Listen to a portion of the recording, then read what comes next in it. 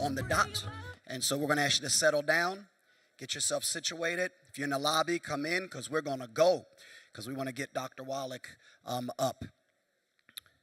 And so let's open in prayer. Let's open in prayer. Father, we bless you today. We thank you for this day you allowed us to see. Thank you for watching over us as we slept last night and touching us and rising this morning. And God, we thank you for this moment. It's in this moment that we declare you're good, you're awesome, we love you so much. And God, nobody in this room makes noise except me. So I just say I love you so much more than anything else. We love you, Lord. We give you praise and glory and honor. We love you, Father. I knew there were other people that loved you outside of me. We honor you this morning, and we give you praise. And so, Father, my prayer is simply this. Help everyone in this room to realize the destiny moment that we're in. Spirit of God, speak to us through your servant, this man of God, Dr. Wallach. Have your way now. We declare this will be the worst we feel for the rest of our lives. We thank you for that. We thank you that every sickness and disease will be eradicated. We thank you for that. That God, this time next year, our whole life will be totally different. And we thank you for that. We give you praise, glory, and honor. In Jesus' name, somebody say amen. Amen, amen, amen. Well, I'm glad you're here. I'm glad that you showed up this morning. And I promise you, your life is about to change. Some of you did not realize when you woke up how much your life is getting ready to change, because you're about to hear things that people are very ignorant to. You're about to hear things that a lot of folks don't want you to hear. But how many know you have a right to health and wholeness? You have a right to health and wholeness. And so I'm very excited about today. I want you to listen. I want you to open your heart up, your mind up. Dr. Wallach is going to say some stuff that's going to go against what you've been ingrained with. He's going to say some things that's going to make you go, huh? But hear me, he knows his stuff. And he's going to back everything up with documentation. He's going to show you. And so just open your heart up. You know, at the end of this seminar, if you're just like, well, I just want to stay where I am, well, how many know go ahead and do that, die early, and praise the Lord. But how many know there are those of us, we want our 120.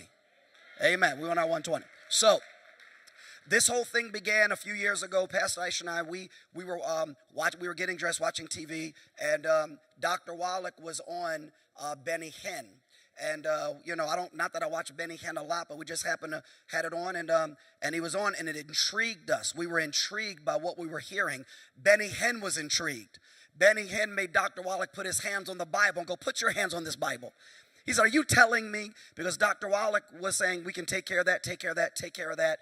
You're going to hear him say today, when we get to Q&A, he's going to tell you, that's easy. We can do this, do this, do this. And so, but it intrigued me. And in Pastor Aisha and I, in our heart, we were like, we want to connect with this man. And we were like, we need to get him to our church. That was 2 years ago. God loves this church so much because, please hear me, Dr. Wallach travels all over the country. He presents over 400 times a year. So that means most of the time he's on the road. He could go anywhere in the world, and he chose to come to Westville. Chose to come to Westville. And so you're sitting in the presence of greatness today. There's no other man on the planet like who you're about to experience on this platform. But when I tell you God orchestrated getting him here, we had never met him, didn't know him, and God orchestrated getting him here. It's just simply amazing that he's in the house today, and he is going to change. God's going to use him to change your life. Pastor Aisha and I, Elder Michelle, Elder Ron, we spent about 3 hours last night in fellowship with Dr. Wallach, with two of his staff people, with Michael. Would you stand, Michael? That is Michael. Everybody clap for Michael. And Kim. That is Kim. And then, of course, Dr. Wallach. Will y'all make noise for Dr. Wallach? Just make noise for Dr. Wallach. And we had a great, great time with them fellowshipping, and got very excited. I could hardly sleep last night. Very excited about today. Dr. Wallach is on a mission to help people experience health the way God wanted them to.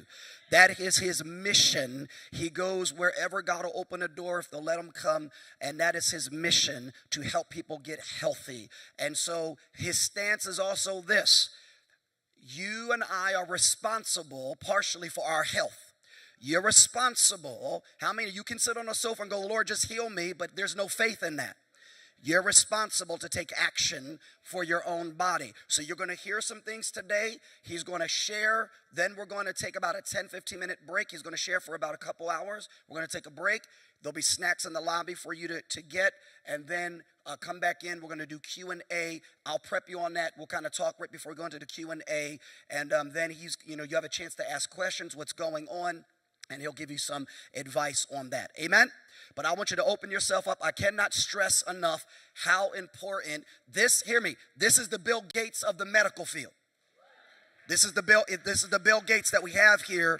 And so I want to get out the way and let Dr. Wallach come up and do his thing. So would you stand to your feet, please? And without further ado, give a warm welcome to Dr. Joel Wallach.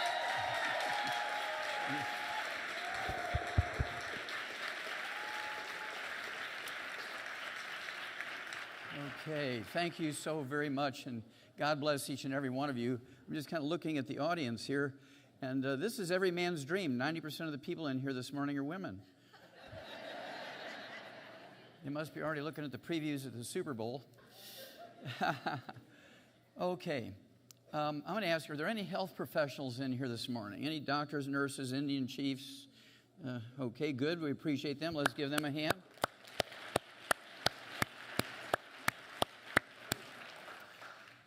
And what you're going to see is an adaptation of a presentation I gave to the United Nations August 7th of this year, or actually last year, a couple of months ago.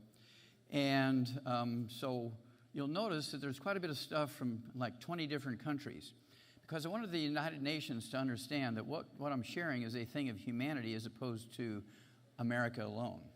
And so, but it all tells the same story.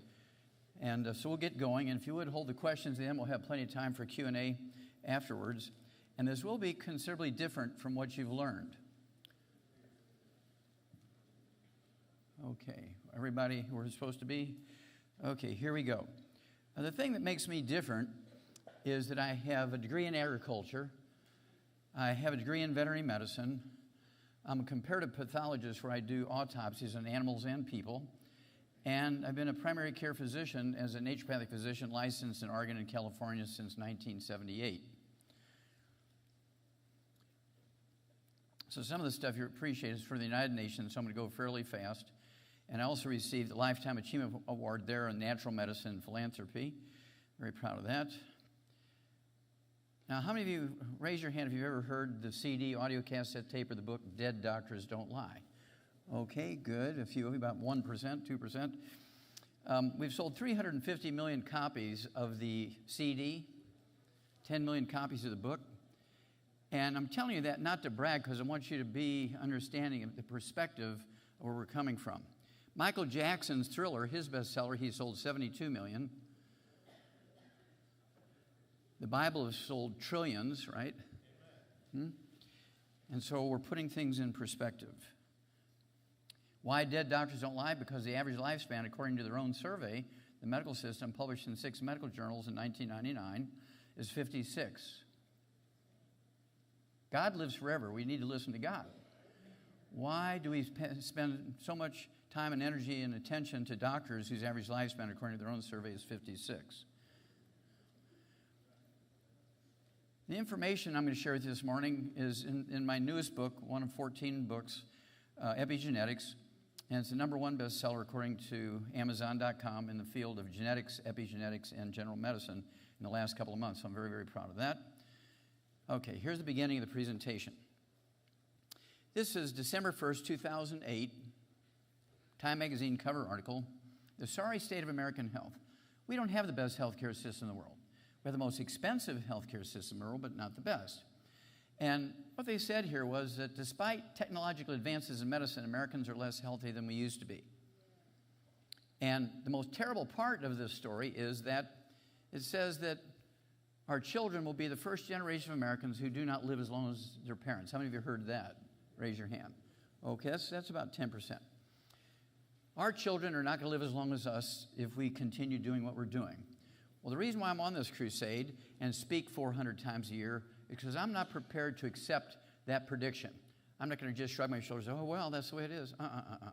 I'm prepared to fight until my dying breath to save as many kids as we can. Okay? And because I believe this is a mission that the good Lord gave me, and I'm going to carry it out. And this is what we're talking about. Grandma died at 92, Mom died at 64, and daughter and granddaughter died at 46. This is a word cloud, obviously, and you have to appreciate that over the centuries, going back 5, 6, 7,000 years ago, in the days of the pharaohs, there's been thousands of failed medical and scientific theories every century, and the 20th century and 21st century are no different. There's thousands of failed medical theories. Let's just look at some of the more common ones. Obesity. How many of you heard of the word obesity? Okay, good. We're in the church, so you do have to answer honestly. And the theory for 125 years in obesity has been that people are overweight and obese, 35 pounds or more of their ideal weight for their height, because they don't exercise enough and they eat too much. That's been the prevailing theory. And that's been used in addition to surgeries and gastric bypass, drugs. But the basic concept to lose weight is to eat less and exercise more. And what did we get that for the last 125 years? What did we get from that theory? We're number one. We're the number one obese nation in the world. We have more fitness centers. People are exercising more than ever, eating less. I mean, you can go on television, they'll fix your meals for you, all that kind of stuff, and yet we're still the number one obese nation in the world. Well, it turns out that obesity has nothing to do with how much you exercise, and it's only secondary how much you eat, because the symptoms of a deficiency of a class of nutrients will cause you to have the munchies. If you choose poorly and eat things that have lots of easy calories, you're going to gain weight. If you choose things to eat that don't have easy calories in them, you won't gain weight. Exercise effectively has nothing to do with you're obese or not. It's a deficiency. You take the nutrients and it goes away at the rate of half a pound to 2 pounds a day, whether you exercise or not. Now, let's look at Alzheimer's disease. Alzheimer's disease, when it was first recognized 45 years ago, never existed even by another name. It's certainly not genetic. The big theory originally was it was caused by aluminum. How many of you heard of the aluminum theory of Alzheimer's disease? Well, that's a failure. It turns out that aluminum is an essential nutrient for a succinase enzyme required for metabolism in your mitochondria inside your cells. So then, if it's not genetic and it's not aluminum, what causes Alzheimer's disease? It's a simple deficiency disease was caused by medical doctors who took, if you will, a bribe from Procter & Gamble to demonize cholesterol and saturated fat to sell another product. And the result of demonizing cholesterol and saturated fat and cholesterol-lowering drugs is many, many diseases, which we'll talk about in a few moments. The most egregious one, of course, is Alzheimer's disease. It's a physician-caused disease, easily prevented and easily reversed. We'll talk about that in detail. Cardiovascular disease, raise your hand if you've ever heard it has something to do with saturated fat and cholesterol. Remember, you're in church, and I ask it again. How many of you have heard that cholesterol and saturated fat have something, whether you believe it or not, have something to do with cardiovascular disease? Okay, it's better. All right. Now, it turns out that congestive heart failure, a very common cause of heart death in adults, is a deficiency of a single vitamin. We've known that for 300 years. It was discovered by a Japanese naval surgeon 300 years ago. It's caused by a deficiency of a single vitamin. And it's easily reversed in just a couple of days, 5, 10, 15, 20 days, a month at the most. Very easy to get rid of. You don't have to have a heart transplant. You don't have to be on medication for 25 years. Praise God. And then cardiomyopathy heart disease, the thing that kills athletes suddenly, are people who drop dead while they're doing hard physical work, is caused by deficiency of a single mineral. I've personally done 1,700 autopsies on kids under the age of 10 that have died of that one. Big government project. And then there's coronary artery disease, where you have plugged arteries. That is not caused by cholesterol and saturated fat. That's caused by inflammation. How many of you heard of the inflammation kind of concept? Okay. Well, inflammation causes your arteries to react and put out scar tissue to protect themselves from this irritating, like pouring acid through your veins and arteries. And the scar tissue plugs your arteries. When you do special stains on the plaque in your arteries, there's no cholesterol and saturated fat in there. It's all scar tissue. It's easily gotten rid of, easily prevented, without surgery, without bypasses. You may need a stent once in a while for an emergency sort of thing. And then coronary thrombosis, where you get a blood clot in the coronary artery. It has nothing to do with cholesterol or saturated fat. It's actually a deficiency of an omega-3 essential fatty acid deficiency, or a ratio problem in your diet of omega-3s, 6s, and 9s. And you see so many omega-3 products advertised on radio and TV because of this, and in the newspapers. And that's one of my 9 lawsuits against the FDA, in which I prevailed in all 9 cases. Hypertension is not a genetic disease, even in the black community. It's a simple deficiency of nutrients, easily eliminated very quickly. Arthritis is not genetic, has nothing to do with age. Babies are born with arthritis. It's a combination deficiency of vitamins and minerals.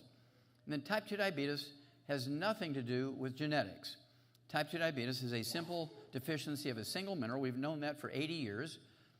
I actually, back in the 1960s, discovered a type 2 diabetes in crocodiles and alligators. And I was wondering, how did a crocodile from Africa get a human genetic disease? He must have been eating Baptist preachers that had diabetes in Africa or something.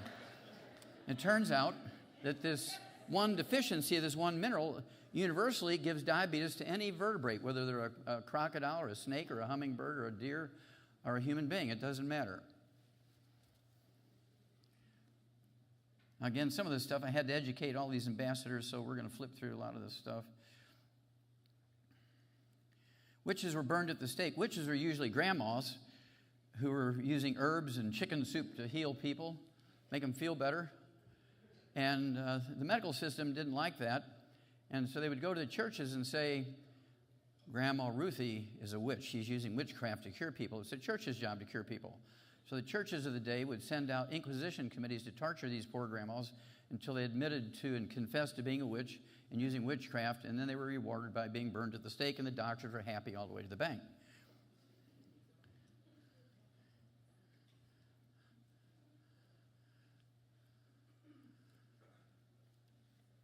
The FDA and the medical system, their limit of nutrition is the 4 food groups. For a long time, for about 50 years, we used a 7 food group pyramid. How do you remember the 7 food group pyramid? Okay, well, that was too complicated for the FDA, the government, and medical doctors, so they reduced it to the 4 food groups. Now, remember, this is what we're doing, and this is why we're sicker than we've ever been. This is why we're dying younger and younger, and this is why your children will not live as long as you. You cannot get everything you need from the 4 food groups because the nutrition is not in the food anymore. We'll talk about that in a moment. The original pharmaceuticals, where the doctor would give you something in his office, was homebrew, was whiskey, and good Kentucky bourbon and that kind of stuff. One of the big ones was Coca-Cola.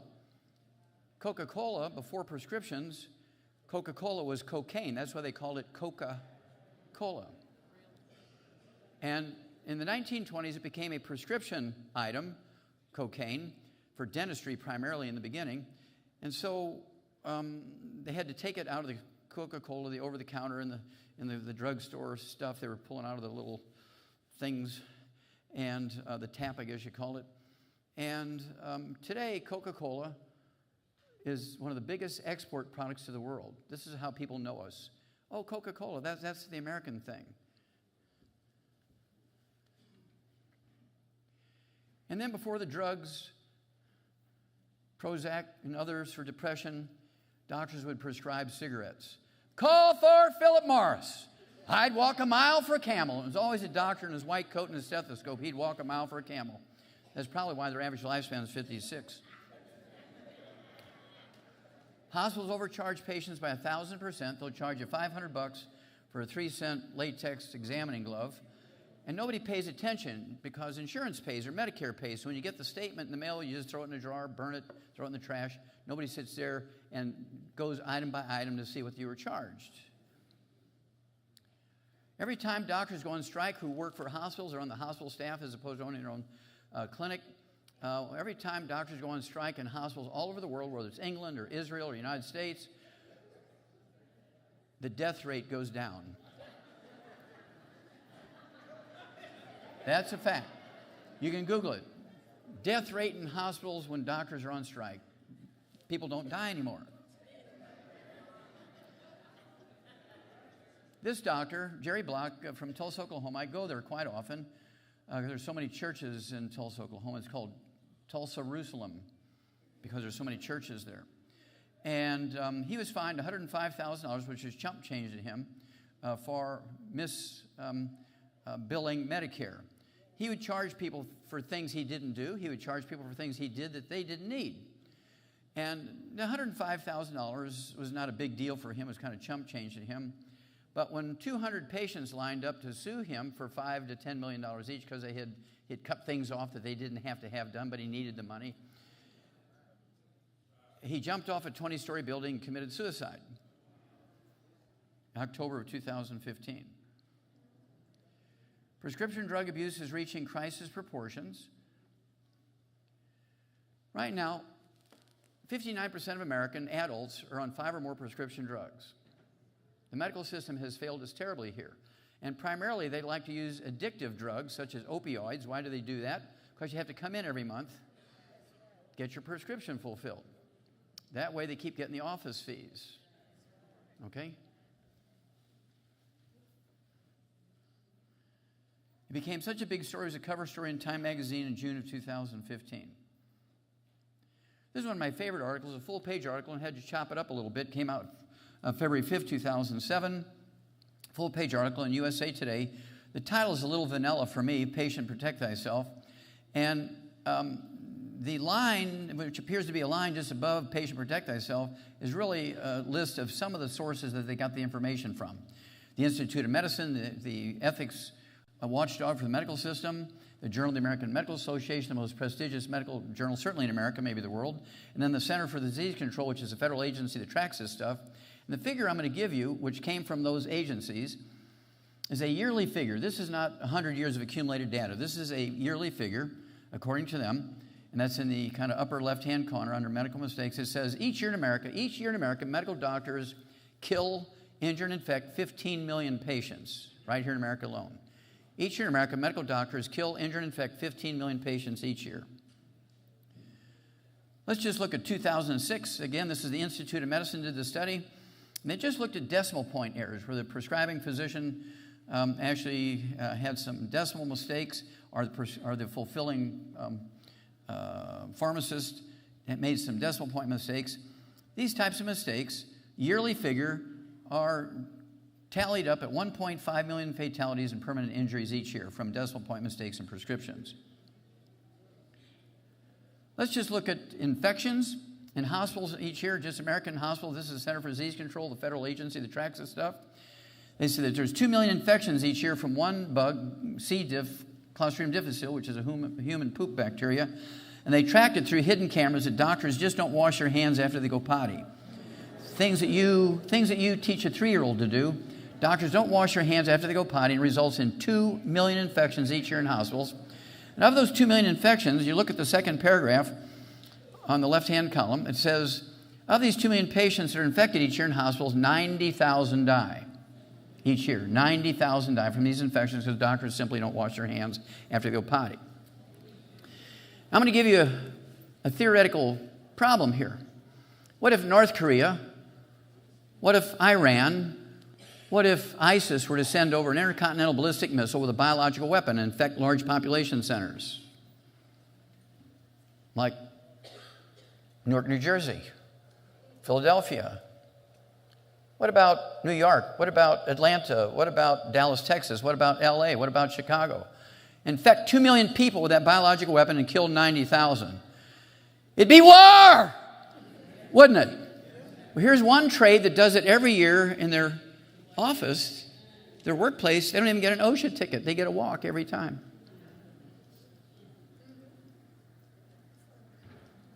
And that's because people make the mistake of loving their doctor more than they love God.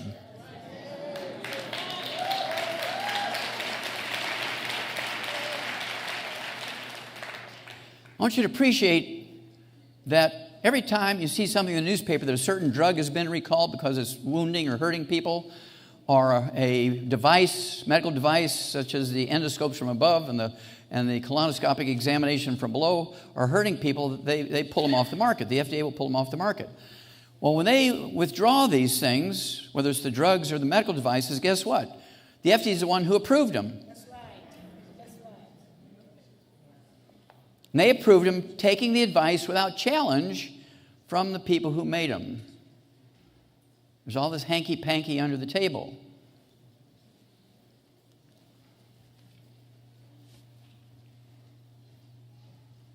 Death rates rising for middle-aged white Americans because they're all getting on these opioid drugs from the doctors.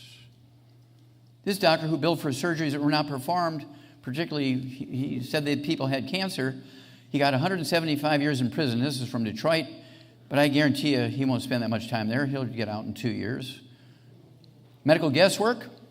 When doctors don't know what you have, they won't say, you know, I really don't know. I'm going to give you another appointment next week for free. And you come in, and in the meantime, between now and then, I'm going to contact the university, I'm going to contact CDC, and I'll have some answers for you in a couple of weeks. Instead, they'll always say, you have an autoimmune disease, your body's attacking itself. And I can help your symptoms, but I can't totally deal with this disease because your body's attacking itself. Or he might say, did your mom or dad have this? Because he's looking for genetics, right? And did your brother and sisters have it? No, no. And then he gets desperate and he'll say, does your dog have it?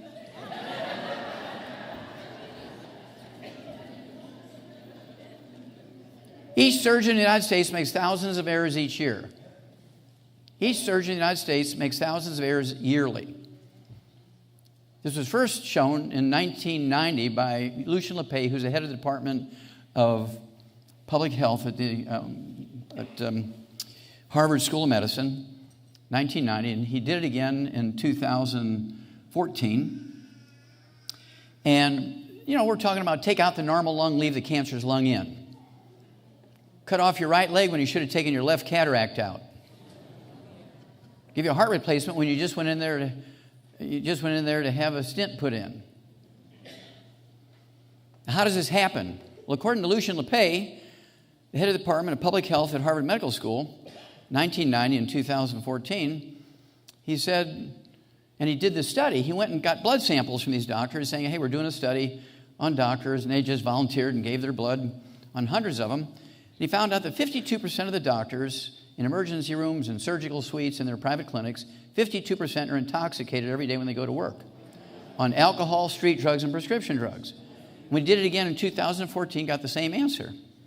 Now, what I want you to do is email your federal and state representatives, your federal and state senators, your governors, your presidents, and ask that doctors have to breathe into a breathalyzer test before they're allowed, their key won't work in their office if they're not sober.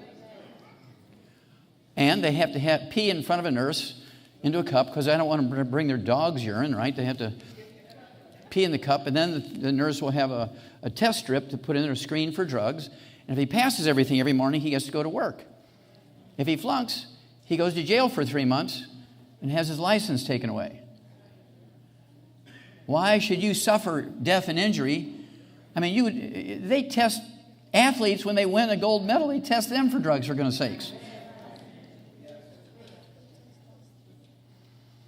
CAT scans cause cancer. One CAT scan gives you the radiation of 500 chest x-rays. Even the government says don't get them. There's a procedure called a high-resolution ultrasound, which will give you the same information as a CAT scan, but the doctor only makes $50 for the high-resolution ultrasound. He makes $2,500 from a CAT scan. Mammograms are not prevention. One mammogram gives you the radiation of 500 chest x-rays, ladies. And so your doctor insists that you must have a mammogram. What I want you to do is this. Doctor, I've been your patient for 10, 15, 20 years, whatever it is, and I really appreciate you, and that's why I keep coming to you. And I know you're probably insisting that I do this mammogram because you're concerned about my health. But I'm concerned about the safety. I've been reading a lot of things in the papers and seeing things on TV and hearing on the radio, and there's a problem with the safety of mammograms. So I want you to prove to me that it's safe, and then I'll do it. If you can prove to me it's safe, I can do it. And the doctor, if he's smart, will say, well, okay, how can I help you? What can I do? What question can I answer for you to help you feel comfortable about the safety of a mammogram? And ladies, here's what you say. Sir, if you'll put your testicles in that machine,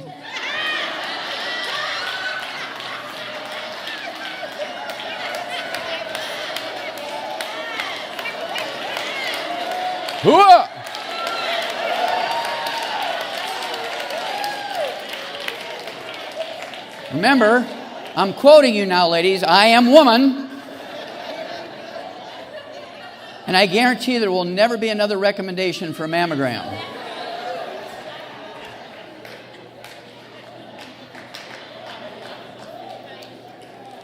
This is obviously a Canadian story, and it deals with an American story that was put out in 2011 by the U.S. Department of Health and Human Services, a presidential cabinet post supervises this, the U.S. Surgeon General, and it became a Canadian story. And what they're saying is that each month in America, medical doctors kill 15,000 seniors over the age of 65 because they send them in for unnecessary screening tests and what they would call minor procedures. That's 180,000 a year, seniors that are killed by unnecessary testing and procedures because the doctor needs the income to pay his bills.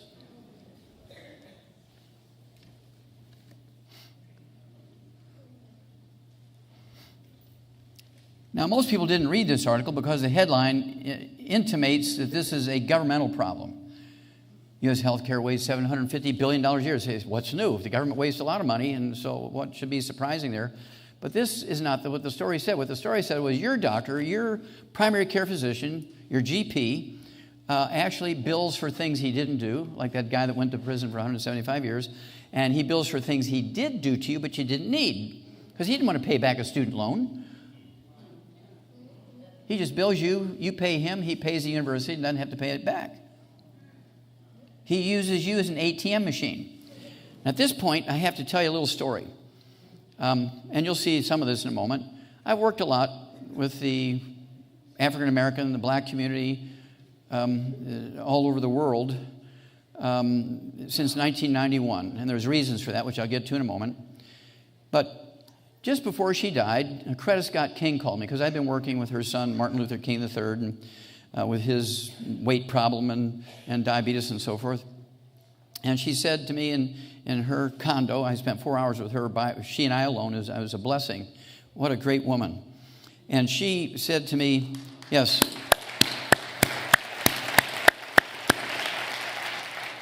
Dr. Wallach, I'm dying of cancer. The universities and the cancer doctors have given up on me. I've only got months to live. And it's time for the march from the Ebenezer Baptist Church to the King Center for Dr. King's birthday. And I want to march one last time. She says, I don't think I can physically make it.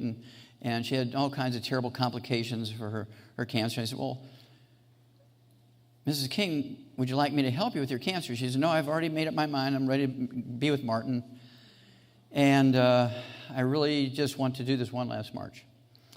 So she shared with me what her complications were, what her restrictions were, and we came up with a program. And praise God, she was able, when the time came, she was able to complete that march. So we give God all the credit on that one, right? But the beautiful thing out of that 4 hours that I spent with Coretta Scott King was this. I said, ma'am, I have one question to ask you, if I may, about Dr. King. She said, oh, please, anything. And I said, well, when Dr. King knew he'd won the civil rights movement, when he knew legislation was coming, did he kind of fold his tent and say, okay, it's time to retire and I can just go back to preaching in my church? Or what was his thinking when he won such a great, great thing? And she said, oh, that wasn't the end for him. That was just the beginning. She said the medical system was next. Because he knew that the medical system in the U.S., and this is all in my newest book, which is the bestseller, as you've seen, it goes into great detail what Dr. King knew. How many of you have heard of the Tuskegee experiment? Okay. That was one of the nicest things that the medical system ever did to the black people compared to all the terrible things that were done to them. And most of them are listed in that book, Epigenetics. And it was a horrible thing. She said Dr. King knew this, and he was going after the medical system next to make sure that the black community was not taken advantage of. Okay? Not being used as an ATM machine, not being used as an experimental animal. In 1980, it was 1 out of 250,000 kids had autism. Now it's 1 out of 45. How'd that happen? Well, there's two reasons. Number one, there's enormous incentive. There's enormous incentive for a pediatrician to diagnose a child with autism because the statistics are over a 5-year period with an autistic kid, regardless of the age, over a 5-year period, the pediatrician will make $2 million. So why wouldn't every kid that comes in have autism? Secondly, the brain requires 90 essential nutrients, 60 minerals, 16 vitamins, 12 amino acids, 3 fatty acids, and our children don't even have half a chance to get that anymore. When I was a kid, for breakfast we'd have beets and we'd have sweet potatoes and we'd have eggs, have steak for breakfast or a hamburger patty. Today they get Fruity Pebbles and apple juice on the way to the daycare center.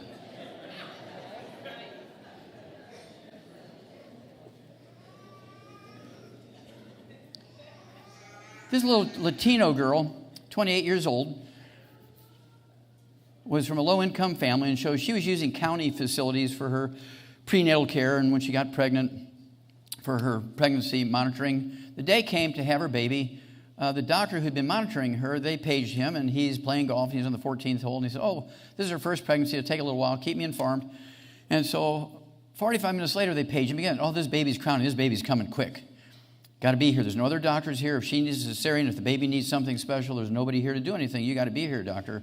We came in 45 minutes later, just as the baby was crowning, and he goes right through the scrub room, didn't wash his hands, cut her arms and legs off, and then delivered the baby.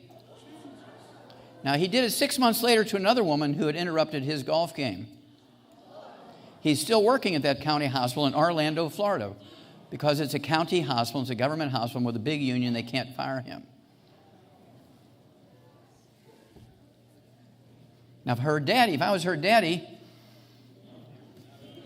I'd have been found guilty of temporary insanity. And that fellow would not hurt anybody else. This is in England.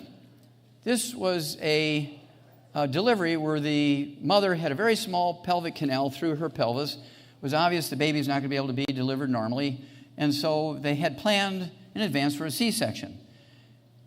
And I don't know why. Maybe he's intoxicated. Maybe he's just in a hurry. But he entered his hands into the birth canal and pulled on the baby's head and pulled the baby's head off from the neck vertebrae. The skin was still there, just holding the head on. So he pushes the baby back in. Then he does a cesarean section. Oh, this baby was born this way. Well, fortunately, a nurse reported him, and I have to find out what the follow-up is. There's not a single disease that's caused by genetics. The concept of disease being caused by genetics is an overreach by the medical system and the scientific community. Back in the days of Darwin, back in the early 1800s, he knew that in Scotland, where the mother had red hair and the father had red hair, all babies had red hair. Also in Scotland or Ireland, couples that had black hair, maybe out of every 10 babies, there'd be one born with red hair, and they thought there was hanky-panky going on at the time, right? But they kind of realized by doing animal things in agriculture that there's messages that both the mother and father give the baby, and there was hidden messages. And they could appear sometimes in the babies, whether it was an animal or a human. And then, of course, with Gregor Mendel's pea experiments, he was a priest that did this sort of thing. They began to think of genetics. And then every time a baby's born with a problem, they say, "Oh, it's genetic." Well, it turns out that all birth defects, I'm going to repeat that, all birth defects are caused by nutritional deficiency of the embryo. Even sickle cell anemia. I'm finding sickle cell anemia in hummingbirds and deer and antelope. I'm finding sickle cell anemia in white folks, but it's called thalassemia in white folks because you can't have black genes in white folks or white genes in black folks. They give it the same disease, different names. I mean, come on, you got to protect your industry, right? Well, in 1961, on a grant from the National Institutes of Health, actually, I'll take that back. That's not true. I'm ahead of myself here. In 1961, I actually ran into the first mass die-off in America from pollution, 1961. I was a graduate student. I'd already graduated agricultural school at the University of Missouri, was into my third year of veterinary school. And so I was a graduate student, and I was taking pathology courses, and it was December 61 when all the professors were off and the graduate students were in charge of the services, and I was in charge of the services for pathology. And I ran into the first mast cell from pollution, did all the chemistries, got it right, and published it. And so I was published at age 21 with a scientific study in veterinary journals, medical journals, and books. Well, after graduating veterinary school, Marlon Perkins, the old Mutual Omaha Wild Kingdom show on TV, I had worked for him during the summer times as a kid. He sent me to Central and South Africa, what is now Zimbabwe, which used to be Southern Rhodesia and the Republic of South Africa, back in the 60s. And I think it was 66, 67 I was there, 2 years. And my job was to catch rhino, white rhino, because they were on the list where they were going to be rare and endangered and go extinct. There's only 400 left south of the Zambezi River, and I caught 200 of them. Half of them sent them back to the States. So if you see a white rhino in a zoo or wild animal park, it's either one that I caught or offsprings of the ones that I caught. So I'm very proud of that. We saved a species. Now there's 10,000 of them, both in the wild and in captivity combined. So it was a great project. After 2 years of working on that, Perkins sends me letters saying he's got this grant from the National Institutes of Health. And since I had given him a copy of that paper on the mast cell from pollution, he wanted me to be the pathologist on the project because we were going to study pollution. It was called the Center for the Biology of Natural Systems, and the Department of Biology at Washington University, the St. Louis Zoo, the Shaw's Botanical Gardens. And to make a long story short, this was the director, Marlon Perkins was the biologist, and I was a pathologist. And after 10 years, I had done 20,000 autopsies, 10 million chemistries, 10 million slides of special stains, and 17,000 some change of those 20,000 autopsies were 454 species of zoo animals, and then there were 3,000 humans. The data from that provided the information for 75 scientific papers were published in medical journals and veterinary journals and chemistry journals. But also the book contained all the data from these 20,000 autopsies and 10 million chemistries. It's 1,200 pages.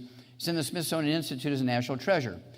When they sold them back in the late 70s when it came out, it was selling for $140 a piece, which was thought to be a great price for a book like that because back then a textbook was $30 or $50. So $140 was just like outrageous. They printed 10,000 copies, the top medical publishing house in the world, W.B. Saunders, and they sold them out in 2 weeks, $140 a piece. Well, today, if you can get one all beat up on eBay or Amazon used books, you can get one that's all beat up and dog-eared and underlined and highlighted and coffee stains all over it for less than $2,000. You better get it. If you can get one that's still in the box and wrapped up and the cover was never opened, they're going for $25,000 each because of the information in it. It's going to cost $1 billion to redo that study, and back then it cost them $25 million to do the study. Today it'd be $1 billion. So universities are prepared to spend $25,000 for the book. So you want to be looking for them in used bookstores and things. You might hit the jackpot. All birth defects, again, are caused by nutritional deficiency of the embryos, have nothing to do with genetics. The double helix structure was proposed in 1953 by James Watson, an American on your left, and Francis Crick, a British guy on your right. They collaborated and came up with the proposal that the structure of DNA was a double helix. By 2003 to 2011, we'd mapped out the human genome. We knew all the human genes, and they had been placed on various chromosomes, and they attributed certain diseases to each of the genes on the chromosomes. And 850 biotech companies were formed, and over a period of 60 years between 1953 and 2013, they had spent more than, I don't know, something like $10 trillion worldwide looking to find a way to genetically engineer stuff to replace the bad genes in people and get rid of disease. Over a 60-year period, they were unable to do this. And what we learned because of my study, and this is why the book is in the Smithsonian Institute as a National Treasure, sickle cell anemia is not a genetic thing. I can take a black woman with sickle cell anemia and a black man with sickle cell anemia, and they can have 10 kids, and not one of them will have sickle cell anemia. Because I'm going to give her everything she needs to make that embryo perfect. Okay, it's an inborn error metabolism, they call it. And what it is, and again, I'm the guy that discovered it, because I'm seeing these things in hummingbirds and deer. It's supposed to be a black genetic disease, but it's in all these animals, all these vertebrates, non-human. It turns out it's a birth defect of the bone marrow. It's kind of like a cleft palate in the bone marrow. And so when the bone marrow was forming in the 3rd to 7th week of pregnancy, there wasn't enough of the right nutrients to form perfect bone marrow, which makes hemoglobin.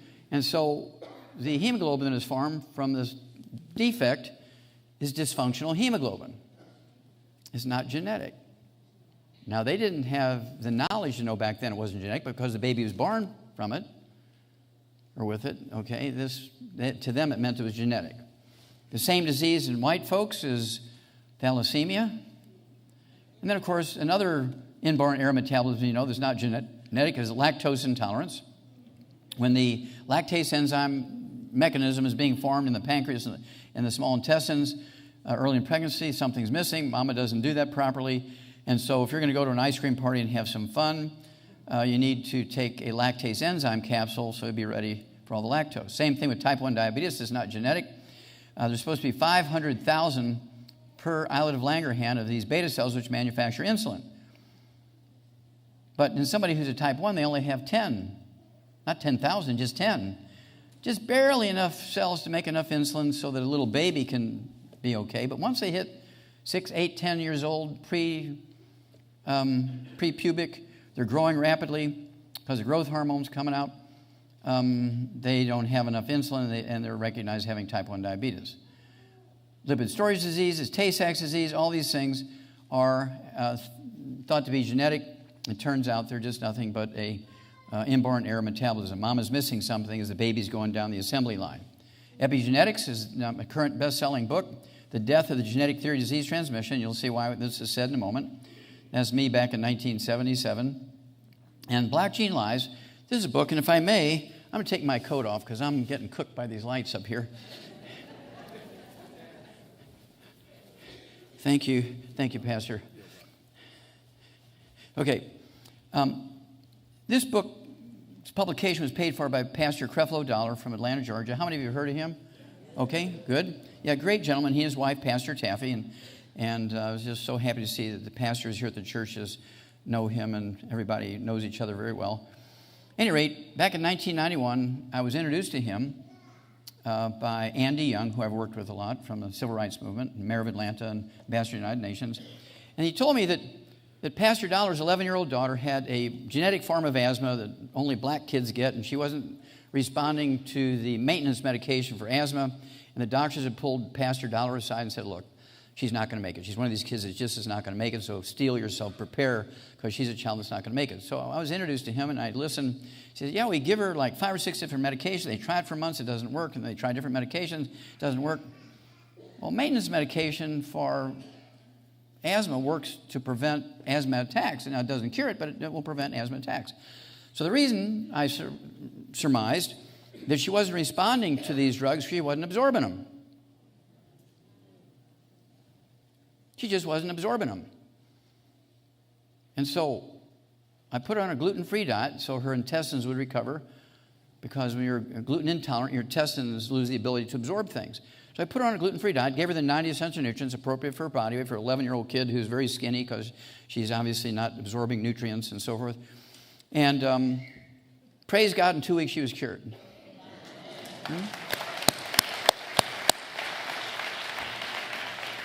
Well, Pastor Dollar, unsolicited, gave me a large sum of money, a check. And I said, well, I didn't ask for anything, Pastor. He said, no, this is not for you.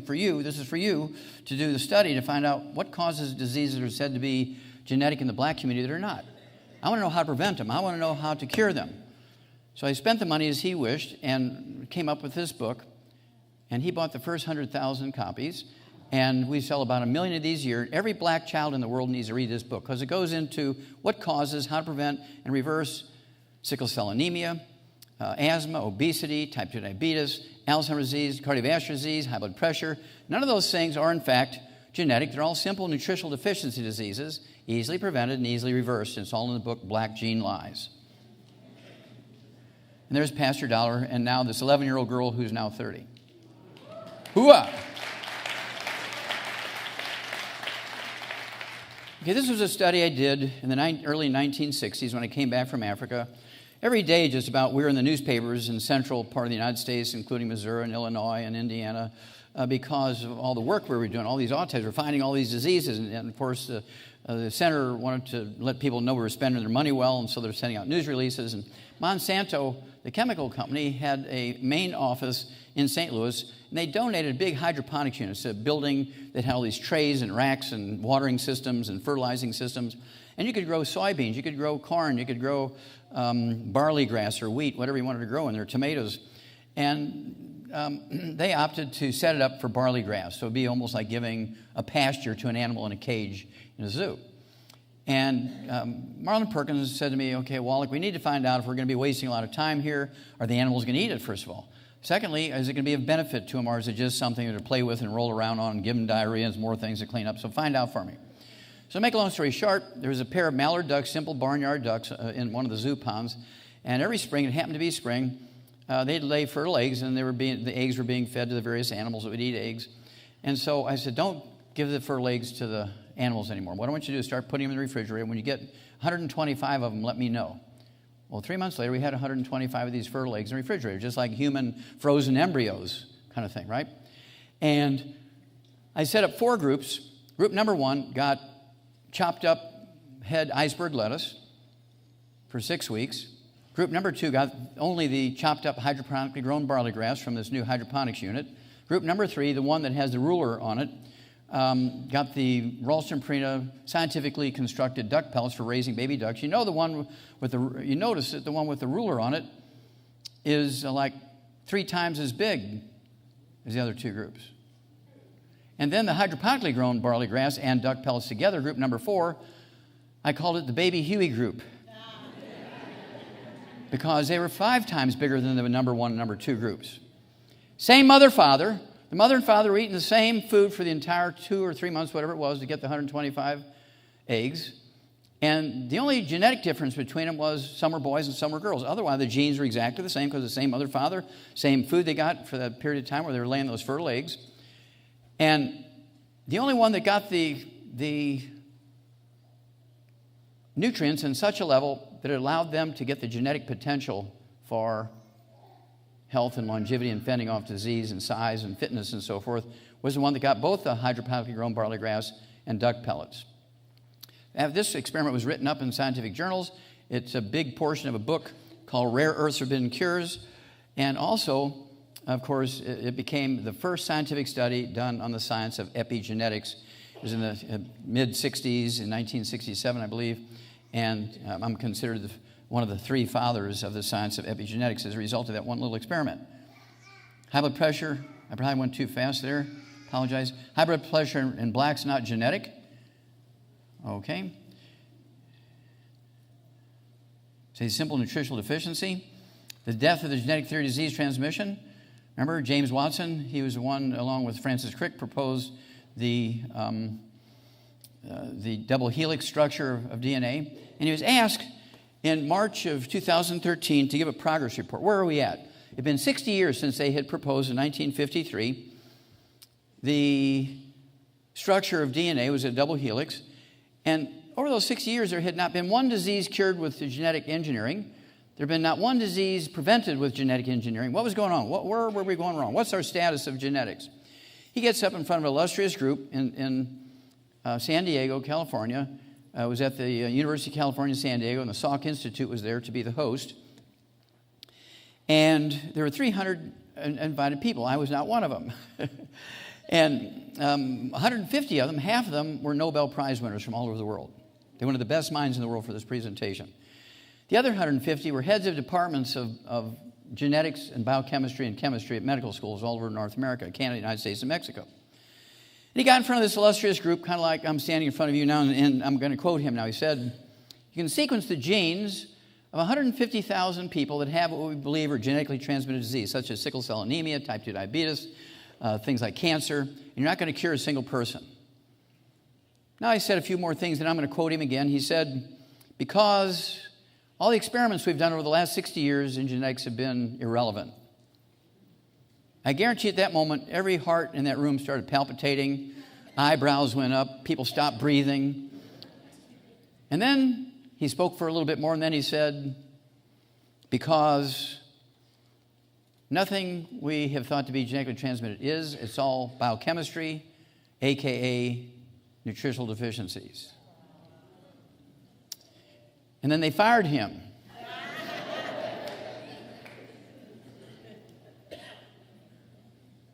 They fired him. The National Institutes of Health, you may remember that, they fired him.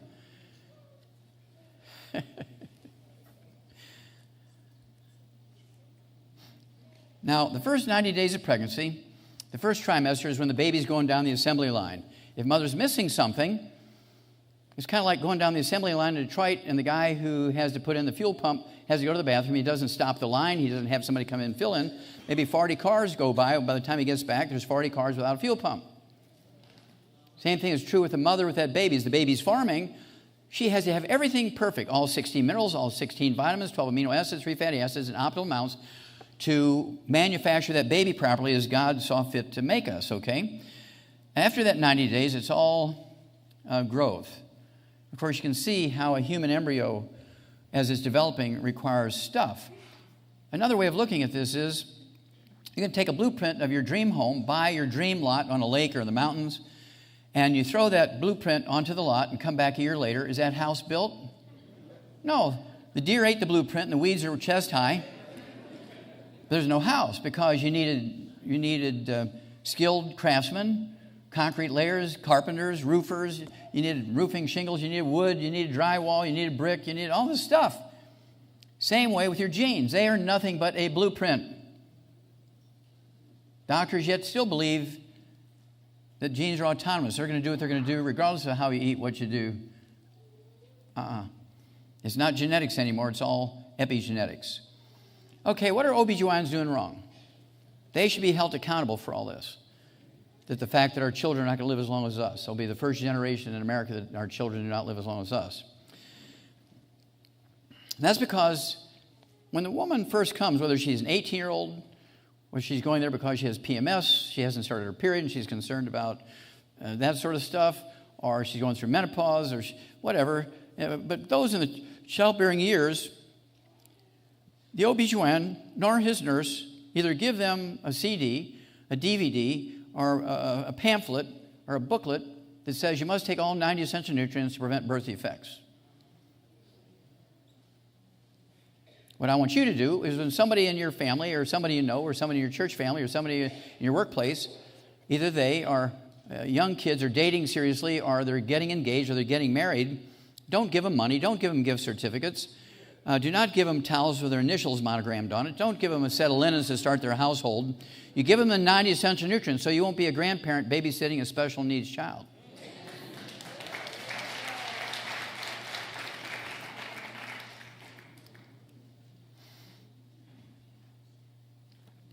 A disease called MS, multiple sclerosis, historically has been a disease of 35 to 50-year-old people when it's diagnosed. Depending on the number of lesions in the brain, how severe they are, you might live another 25 years, gradually getting worse and worse and worse, and doctors try to manage the symptoms. But today, babies are being born with MS, multiple sclerosis, and they die within the first 2 years. Why? Because of free radicals, fried foods, processed meats, things like deli slices, sandwich meat, sausage, ham, bacon, bologna, salami, pepperoni, jerky, corned beef, spam. Things like oils, microwave popcorn, theater popcorn, olive oil, coconut oil, margarines, mayonnaise, salad dressing, cooking oils. These turn into trans fats, which then causes inflammatory damage of the white matter of the brain. This is where you get MS. Circulating around the mother's blood, goes into the baby's placenta, goes into the baby and causes the problem in babies. We didn't have that stuff when I was a kid because we didn't have those types of foods. 2-year-olds get strokes now. They get a blood clot in the brain, get a stroke and die. That never happened when I was a kid. Strokes are caused by omega-3 essential fatty acid deficiency. It has nothing to do with cholesterol and saturated fat. Lupus is a very simple nutritional deficiency disease. It's not autoimmune. I don't care if you've had it for 30 years, it's reversible. You get on a gluten-free diet so you can absorb the nutrients. You get on all 90 essential nutrients with a little bit of what we call the secret sauce so your body can rebuild itself, and lo and behold, God works his magic. Down syndrome, you've all heard of Down syndrome. Down syndrome is caused by a deficiency of a single mineral in the first division after the sperm fertilizes the egg. You're a one-celled human being. If that mineral's there in optimal amounts, the baby won't get Down syndrome. But if there's not optimal amounts of that one mineral, there's a high probability that there'll be a Down syndrome baby. Well, up until about 25, 30 years ago, the word was amongst the OBGYNs and middle-aged women that middle-aged women over age 35 were more apt to have a Down syndrome baby. How many of you heard that? Over 35, you're more likely to have a Down syndrome baby. Yeah, that was the way things were going. Well, today, women in their 20s and teens who get pregnant are the ones more likely to have a Down syndrome baby. Now, Down syndrome is reversible in the first 2.5 months of pregnancy for either an amniocentesis test or an ultrasound. You can see the baby has Down syndrome, and it's reversible at that point. I've done it many, many times. My most famous one was Lauren Knievel, Evel Knievel's niece-in-law. And it's one of those God things I call it. You give the body what it needs, even as an embryo, it will repair itself. Cerebral palsy, you've all seen that in various degrees. It's a disease in which the cerebellum, the small part of the brain in the back, controls the fine motor movement. As it's underdeveloped because mama didn't have everything she needed in optimal amounts for the proper time when that part of the brain was developing. And the degree and the level of severity of cerebral palsy is directly related to how long the mother's deficiency was, how severe the deficiency was, and so forth. This girl cost you $5 million a year to take care of her. Instead of her cerebellum, when she was a 6-pound baby, instead of her cerebellum being the size of a small tangerine, is the size of a grape. Okay? And so she's totally disabled, but she can have perfectly normal babies because this isn't genetic. She can marry a perfectly normal young man. She can marry a boy with cerebral palsy, and they can use artificial insemination or whatever you want to do, how to get them pregnant. They can have a perfectly normal baby as long as she is taking the 90 cents of nutrients. Because this is not genetic. And of course, the cerebellum is that piece that looks like a grapefruit that's been sliced through in the lower right-hand corner of the brain. The smaller it is, the more catastrophic the cerebellum disease, cerebral palsy is. Another one of my lawsuits against the FDA was spina bifida. Women who know about spina bifida or heard of it, you know that folic acid in the prenatal vitamins is one of the things that I forced the FDA to do. There was 3 of us actually that sued the FDA to get folic acid in prenatal vitamins to prevent this. It's a terrible disease, totally unnecessary. It cripples children when it's this advanced. It can occur anywhere along the spinal cord, but 80% of the time it's in the lumbar area. Siamese twins is a nutritional deficiency of the embryo. Why do they wait so long to separate these kids? That's because they only have one liver in between them. Triplets, but there's only 3 sets of legs. The 2 small sets of legs, there's no torso, no head, no arms, and it took a series of surgeries to separate them off safely, but it's totally preventable. Congenital deafness, where the baby's born deaf, has nothing to do with genetics. It's a simple deficiency of a single mineral. We've known that since 1964. But doctors continue to form institutions to raise money to find the gene. And what I would do is say, you know, doctor, I would love to donate money to this fund to find the gene for deafness.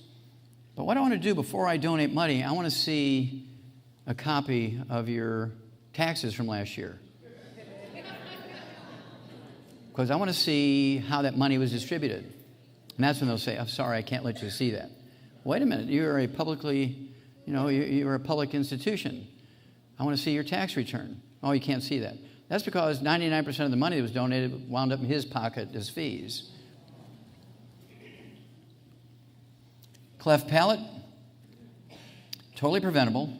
Terrible thing to inflict on a kid because mama's not getting the 90 cents of nutrients. On your left is a typical belly button hernia the size of a walnut, easily repaired with a surgery. The 2, one in the middle, one on the right-hand side is what would be called gastroschisis, where the stomach and the liver and the spleen and all the intestines are hanging out. These 2 babies died during the birth process. They should have been delivered by cesarean section. They were perfect in every way. There was nothing wrong with these babies other than that they had belly button hernias without skin over them. And everything came out during the forceful contractions during birth. And they died of vascular shock. Where was the doctor who was supposed to be monitoring them? Oh, he was in the bathroom giving himself IV drugs. Now, how many of you have heard of thalidomide? Some of you are old enough to remember thalidomide. There were 10,000 babies born in America examples are in the middle and on your left, where the babies were born without arms and legs, or severely deformed arms and legs. This is because the mothers were given a drug during pregnancy for morning sickness called thalidomide. Now, they had never tested that drug on pregnant laboratory animals to see if it impacted the embryo. 10,000 American families suffered from this.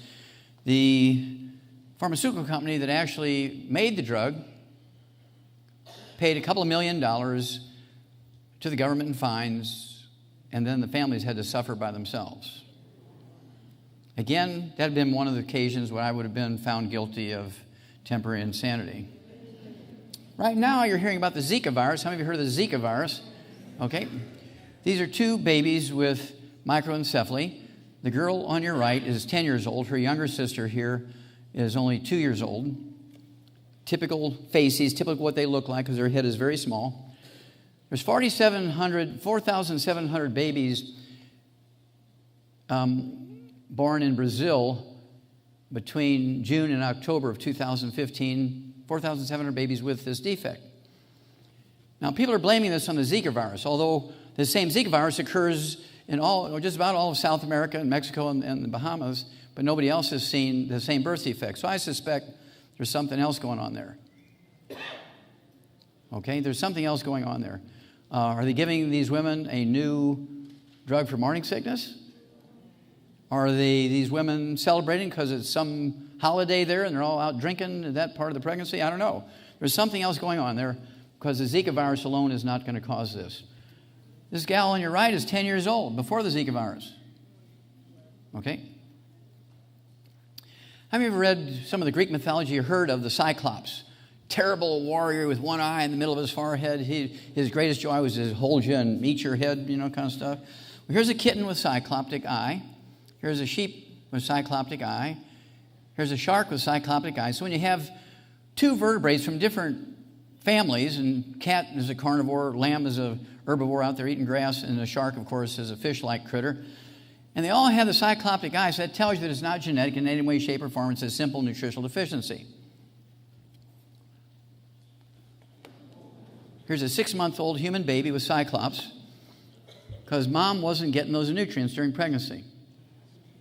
Some of these kids are strong enough that they will grow up. Now, in the third world cultures where they have villages and they're still hunter-gatherers, when you have a baby born like this, they're usually suffocated or drowned because they would be a huge burden, because they're barely making enough living hunting herbs and food and catching rabbits to survive with 10, 12 families in there, let alone have 4 or 5 babies with birth defects. So you usually don't see them in third world cultures because they're dispatched, if you will, when they're born. And animals, farm animals and pet animals, reports cycloptic babies, 1 on 16,000 each year, because we supplement them, so it's a fairly rare defect. In humans, it's 1 in 250. They don't see many of them because almost all of them are miscarried. Almost all miscarriages are cycloptic babies, because they have so many things going wrong on the inside of them, they don't make it. At Yerkes Institute, Emory University in Atlanta, Georgia, in 1977, I found the first non-human case of cystic fibrosis. Did biopsies on the other 24 baby monkeys in that facility that did not have any relationship genetically to that monkey, and they all had cystic fibrosis. So I knew immediately it was a environmental thing. Tracked it down, did the chemistries, figured it out, published, got it ready for publication, took it to Emory University, the powers that be, Grady Memorial Hospital, and the Yerkes Primate Center, and they fired me. Should have been a Nobel Prize, but they fired me. Well, just before they fired me, on the letterhead of experts around the world, they all agreed that my tissues from this one monkey, which I didn't tell them was a monkey, I just said, "What do you think this is?" And they said, "Oh, this is a classic example of cystic fibrosis." And so when I originally turned it in, Emory University made a news release. "Hey, we're wonderful," and they beat their chests. "We found the first non-human case of cystic fibrosis. We're going to have laboratory animals. We can study it," and everybody's excited. And then when I did the rest of my research and found out that it wasn't genetic, that's when they fired me. That was 1978. In 2005, the scientific journal from the U.S. Department of Health and Human Services, and they came out with this International Laboratory Animal Research Journal, and the federal government had defunded in June of 2005 primate research, had defunded it because it's too expensive, $10,000 a day per monkey, whereas for a mouse it's 10 cents a day. And so they said, you have to use mice. If you want to use monkeys, go to Warren Buffett or Bill Gates Foundation, get the money there, we're not going to give it to you. So this particular issue, they spent the entire issue looking at primate research projects that benefited human health over the years. So they took the 20th century as the example, the 20th century, and they picked the top 10 research sections in primates, top 10, which showed benefit to the humans. Number 2 out of the top 10 was my project on the cystic fibrosis monkeys back in 1977. This is 2005. The last sentence in the part on cystic fibrosis said, in brackets, Emory University refused to release the name of the young pathologist who made the discovery. Now, why did they put that in there? Because they wanted people to know they weren't that stupid, because Emory University had made a news release. It went out everywhere. Every newspaper in the world had that story when it first came out. Every newspaper in the world had that story. Well, they told these guys, if you put Wallach's name in there, we're going to fire you. And so they kind of put their toes on the free throw line as far as they could go and hope somebody else would follow up on it. And of course, nobody did. But the story's in the book, Epigenetics. These are the kids you see with cystic fibrosis. Now, 1989, I went to Qishan province, China, where I did those 1,700 autopsies on kids under the age of 10 that died of Qishan disease, which is cardiomyopathy heart disease, that sudden heart attack death that occurs because of a deficiency of a single mineral. And that deficiency of that same mineral is what causes cystic fibrosis. A deficiency of that same mineral is what causes muscular dystrophy. And that's not unusual. There's 147 different diseases that are caused by a calcium deficiency. Okay? So I went there to do 2,000 autopsies on these kids, and because of delays and political and national things, hoops I had to jump and so forth, it cost me a week, and so I was only able to do 1,700 instead of 2,000. But I was hoping to find 15, 20, 30 babies that had cystic fibrosis to show that there was a relationship. Well, I failed at that. I didn't find 20 kids with cystic fibrosis. I found 595. Fully 35%. I found 100% of those kids that died also had muscular dystrophy. And 200 of them had SIDS, sudden infant death syndrome. Now, what was the theory for SIDS, ladies? Oh, the baby suffocated because he's sleeping on his belly instead of sleeping on his back. No. Another group of doctors said, no, they were sleeping on their back and should have been sleeping on their belly. But none of them looked, they didn't do the special stains to see the damage in the heart, which I did, turned out to be SIDS. The same deficiency that causes cystic fibrosis, the same deficiency that causes muscular dystrophy. Oh, yeah, I found 100% of those 1,700 had muscular dystrophy also. 15 years later, after dealing with thousands of Amish kids, because the Amish children have 10, 15, 20 times more muscular dystrophy and cystic fibrosis than non-Amish families, because their lifestyle is very similar to the lifestyle of these people in Qishan province, China. To make a long story short, I picked 100 of the best records over 15 years where their doctors said the baby was cured of muscular dystrophy. Gave them to Jerry Lewis 6 years ago now. And he was excited. I said, Jerry, these are Jerry's kids. You deserve the right to make the announcements. We have found the cause, prevention, and cure of muscular dystrophy. He took it to the Muscular Dystrophy Association, and they fired him. That's why he hasn't done the telethon for the last 5 years. They should have their nonprofit standing taken away from them, and all the people who were on the board at that time should be put in jail. Because every kid that's born now with muscular dystrophy or dies from it is on their head. May God forgive them. Congestive heart failure, deficiency of a single vitamin, cardiomyopathy heart disease, which we just discussed, which is Qishan disease, deficiency of a single mineral, coronary artery disease is caused by inflammation, microwave popcorn, fried foods, processed meats, salad dressings, these kinds of things. Coronary thrombosis caused by deficiency of omega-3s, essential fatty acids. Cholesterol is not part of the whole deal.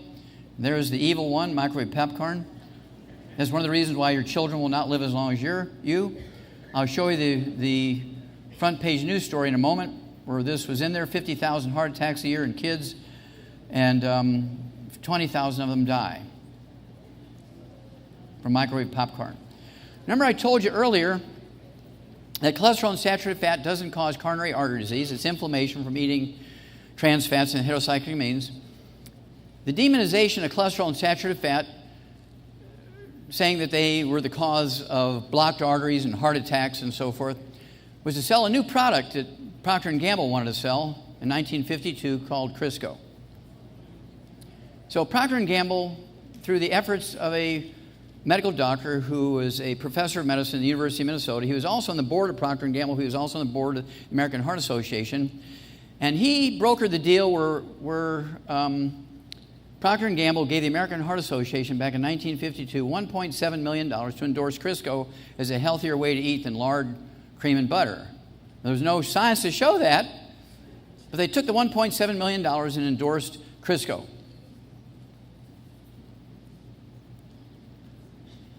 Oh, I have to tell you, Crisco started out in 1901. The German Navy went to a German chemist by the name of Wilhelm Norman and said, look, we need a smokeless, synthetic, diesel submarine lubricant.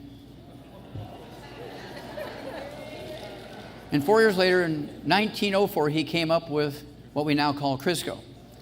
After this First World War, they didn't need it anymore, so they sold the patent to a soap manufacturing company in England, which owned it until after the Second World War, and they couldn't sell very much soap because everybody's making their own soap. And then after the Second World War, Procter & Gamble bought it through again, the efforts of Ansel Keys, that medical doctor, and they gave the American Heart Association $1.7 million to demonize cholesterol, saturated fat, lard, cream, eggs, and butter so they could sell Crisco. Now, I looked for 35 years to find the paper.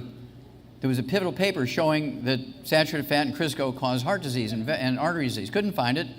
And then about 3 years ago now, a billionaire who I'm helped with his health, I was up in Canada. He shipped me a copy of the Wall Street Journal. It was a 2 full-page article on the story of how Procter & Gamble paid the American Heart Association $1.7 million to demonize cholesterol and saturated fat so they could sell Crisco.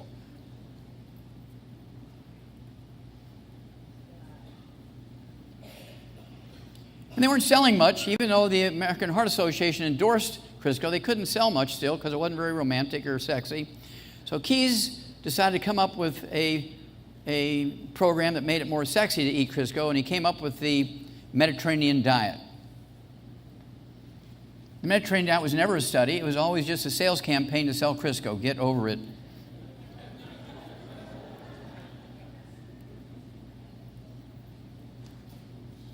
There's Qishan, China. And of course, in January of 2015, another one of our lawsuits with the FDA, we got selenium being approved to put into infant formulas. Sometime in the next couple of days, I want you to go by a pharmacy or go by a grocery store and look at infant formulas. Look at the analyses label on the infant formula, the ingredients label. There's going to be 3 to 5 minerals in there. We need 60. Where's the baby going to get the other 57 to 55?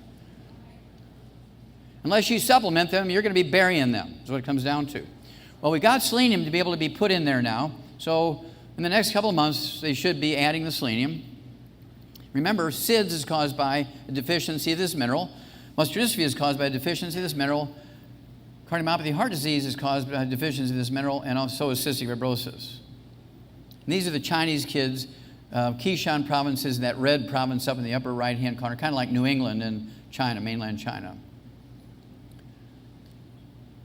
Fred Kern, professor of medicine, University of Colorado. Normal plasma cholesterol in an 88-year-old man eats 25 eggs a day. Came out March of 1991 in the New England Journal of Medicine, a publication from Harvard Medical School. And he's examining this guy and showing newly graduated doctors how to examine a senior. And he says, wait a minute, all your blood tests there says you're in your 50s and you look like you're 50 and your birth date says you're 88. Is this you? He says, yeah, that's me. He says, everybody says that. What do you attribute your youthful looks to and your health, which we can document according to the blood work? He says, well, he stood up and he threw his shoulders back and puffed his chest out. And he said, I eat 25 eggs a day. And of course, that mortified the doctor. That was not what he wanted these students to hear. And he says, okay, sir. I could see him fanning himself. That wasn't in the report, but I could see him fanning himself with a clipboard. Very nervous. He said, okay, why did you eat 25 eggs a day? And he said, that's because it made me more studly. I want you to think about this. Testosterone, estrogen, progesterone, and adrenal hormones are 4 steroid hormones. And they're 95% by weight cholesterol. So you go on a cholesterol restricted diet, you take statin drugs to lower your cholesterol, there ain't nobody home anymore.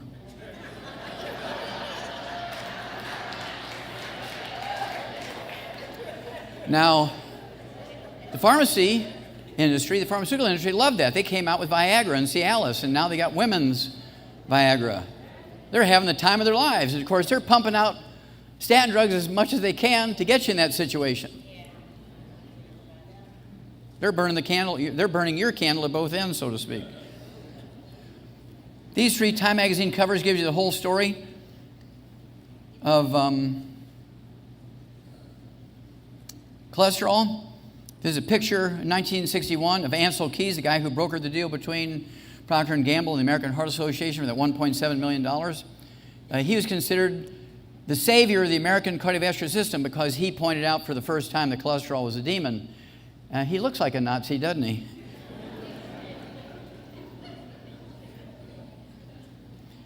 In the Time magazine cover in 1984, again demonizing cholesterol, was a paid ad. Then, 2014 cover article, Time magazine, eat butter! Why scientists labeled saturated fat the enemy and why they were wrong. It was a 5-page story on Ansel Keys and how he brokered the deal for $1.7 million to get the American Heart Association to endorse Crisco without one scientific article on it. The culture on earth that has the fewest cardiovascular events, they have no heart attacks, no strokes, are the Inuit Eskimos above the Arctic Circle. They actually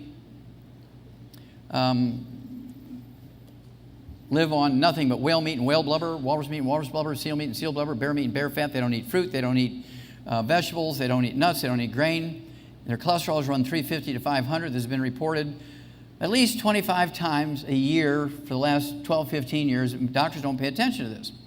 They're the ones that came up with the concept of sit around the fire and chew the fat. See, they're all eating raw whale fat right here. Now, the only time they're going to get a heart attack or a stroke is if they come to New Jersey and eat like you. Bam! You're dead. Salt is not bad. In fact, salt has 2 very, very, very essential nutrients, sodium and chloride. And doctors in their ignorance have demonized, again, sodium and chloride. They're both essential nutrients. And any doctor who tells you you need to restrict salt, you got high blood pressure, you should immediately get up, walk out, go home, and on the internet fire them immediately, because they have shortened your life by about 25 years if you get on a salt-restricted diet. 1982, salt a new villain. 2014, salt doesn't cause high blood pressure. I said that in 71 in some of my publications.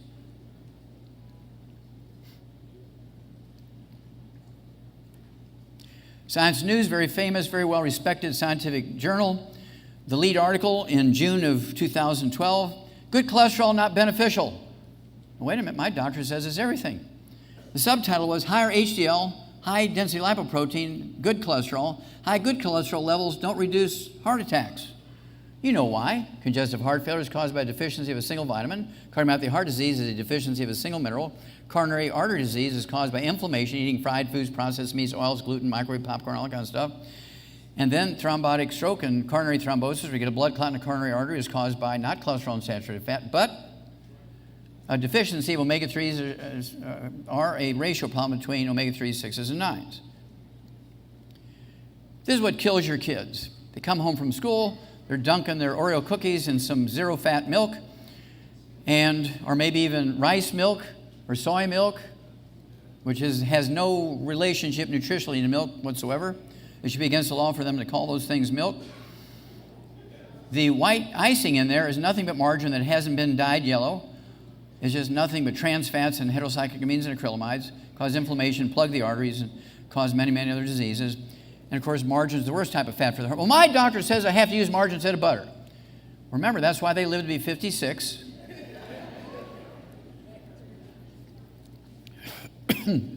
Okay, now this is where we got that statistic which said that microwave popcorn and theater popcorn causes 50,000 heart attacks in kids every year in America and 20,000 deaths in kids. You know, we sent them a note saying, look, We're going to sue you for the 10th time now, and this is on trans fats. It's been long enough. You need to get this stuff out of the food. That was in January of 2015 when we got that nod from the FDA that we could demand that legally that they put selenium into baby formulas. Okay, we're going on to the 10th lawsuit now. The FDA, 6 months later, in June of 2015, said the FDA is now to trim trans fats out of food. Well, that's not good enough. They should have done it immediately. You have 30 days to get trans fat out of your product, or we're taking your product off the market. But they're going to give them a grace period of 6 months or a year, whatever it is. And so I feel that that's okay, because there's no statute of limitations on murder, is there? Now, raise your hand if you've heard that exercise is good for you. If you don't raise your hand, remember, this is a house of God. Whether you believe it or not, how many of you heard that exercise is good for you? Okay, that's better. That's better. Okay. Well, it turns out if you take all professional athletes from all sports and combine the data, the average lifespan is 62, except for football players is 51. Professional footballers 51. That's according to insurance actuaries. And there's never been a professional athlete ever lived to be 100. Now, the top professional athletes, they make $5, $6, $8, $10 million a game. The top athletes get pampered. They get massages 10 times a day. They get the best food. They get the best personal trainers. I mean, it'd be like you ladies who your whole life is around knitting. You just love to knit. I mean, some grandmas, that's it. Their whole life they want to knit for all their grandkids and great-grandkids. And you never see them without their knitting needs. Man, they are just going at it, right? What if you got paid $5 million every Saturday when you're knitting, for knitting? Would that be cool? I mean, what a great profession. And yet there's never been a professional athlete ever lived to be 100. Some of those you know of, Jim Fixx, top runner. In fact, he was a professor of economics in one of the Ivy League colleges up here. I don't remember which one.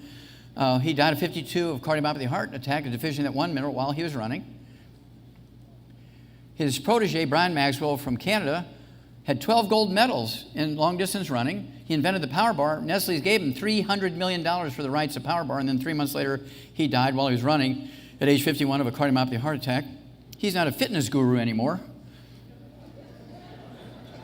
He's just goo.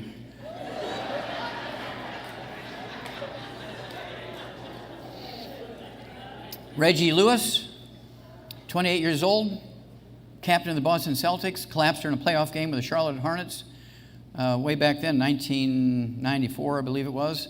And he survived, and the top cardiologist in America, he was a cardiologist for the astronauts and NASA. He was the head of the Department of Cardiology at Harvard Medical School, gave him a minimum exercise regimen. He could just stand at the free throw line and throw free throws, and he put him on like 6 different drugs for his cardiomyopathy heart disease, and 2 weeks later he died from a second cardiomyopathy heart attack because nobody gave him 2 cents worth of selenium.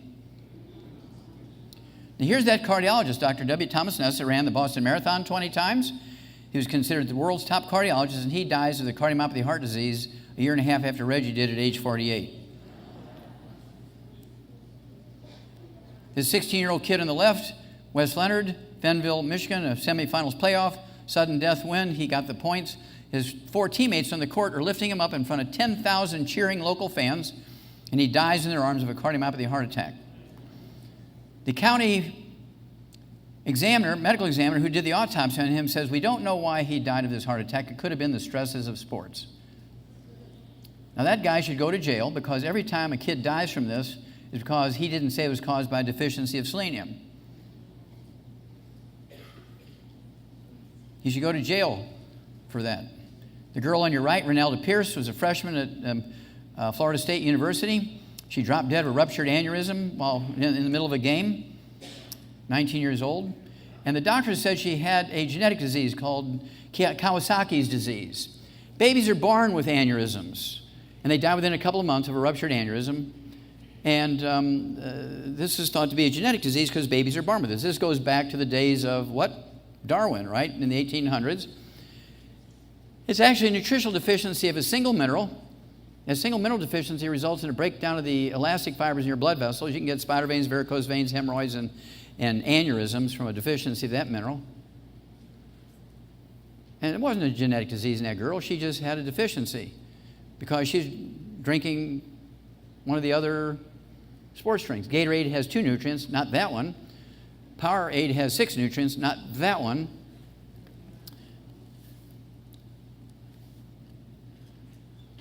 So these are kids, top 10 obituaries in the first couple of months of this year and the first couple of months of last year. These are all kids that died under the age of 15 from cardiomyopathy heart attacks right here in America.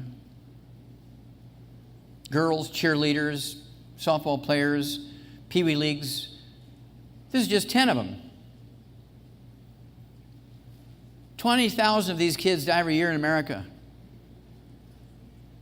from a cardiomyopathy heart attack or ruptured aneurysms because nobody's told their parents or grandparents that they need the 90 essential nutrients. Somebody needs to go to jail. A hockey player, 16 years old, died of cardiomyopathy heart disease. The doctors up in Canada said they still don't know the cause of his death. Here's some of your favorite professional athletes.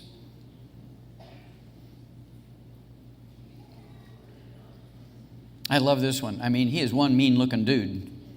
Look at that. Look at his six-pack. Look at the biceps. I mean, his biceps were bigger than Schwarzenegger's, and he died of a deficiency of a single mineral.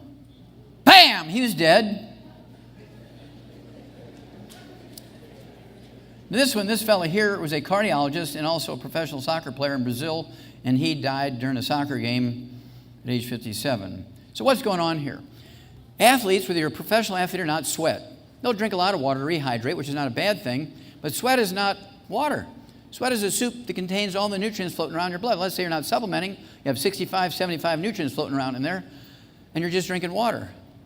You'll get a breakdown in your tendons and ligaments, you'll have muscle tears, your disc will blow out, you'll collapse during a game and die.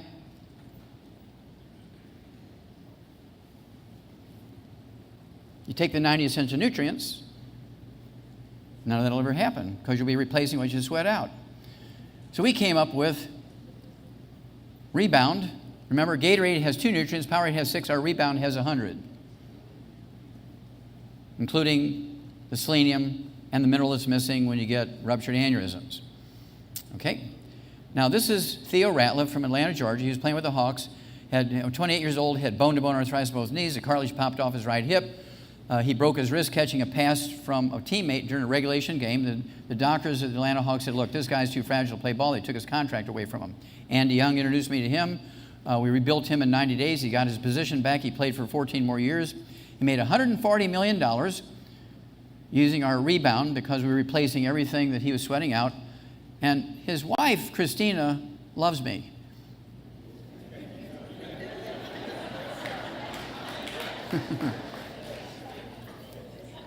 Now, we're going to change subjects here a little bit, but very, very, very important subject. This is in the news all right now. This is one of the fastest growing problems in the United States because there's more and more young kids who are gay or lesbian or bisexual, transgender, asexual. And this is not a choice. This is a congenital event, I'll call it. It's a congenital event. Mom is missing something at the time when the preoptic hypothalamus of the brain is forming. There's 2 things that happen when the sperm fertilizes the egg.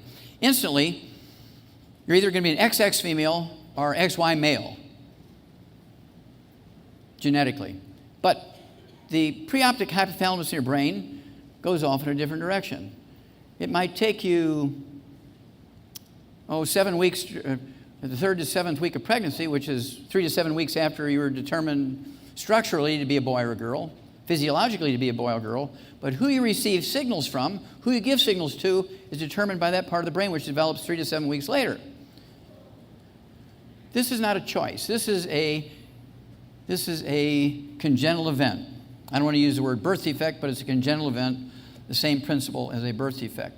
When you look at the holy books, the Old Testament, the New Testament, the Quran, you look at the holy books for the Hindus and the holy books for the Shintos in Japan, all these holy books talk about 2 categories of disease.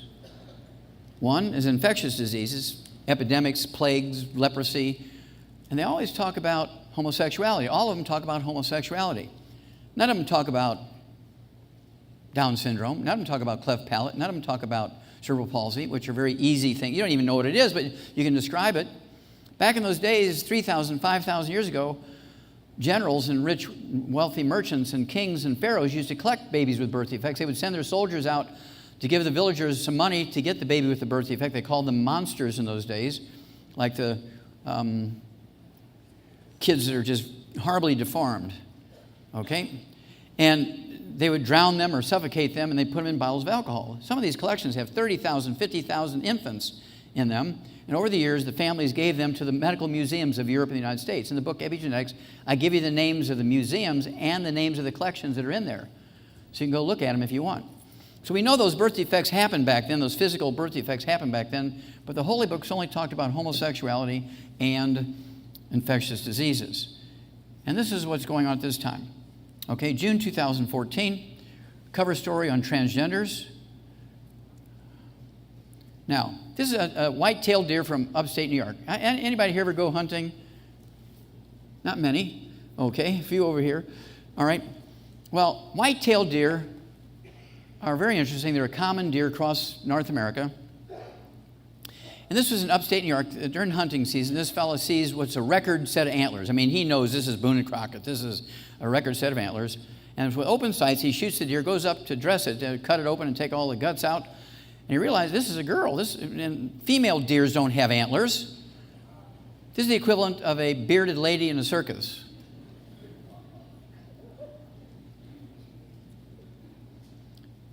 And in that same area where those transgender deer are, they have the highest rate of transgender humans in America because the food that they're eating from that same soil up there is deficient in these nutrients.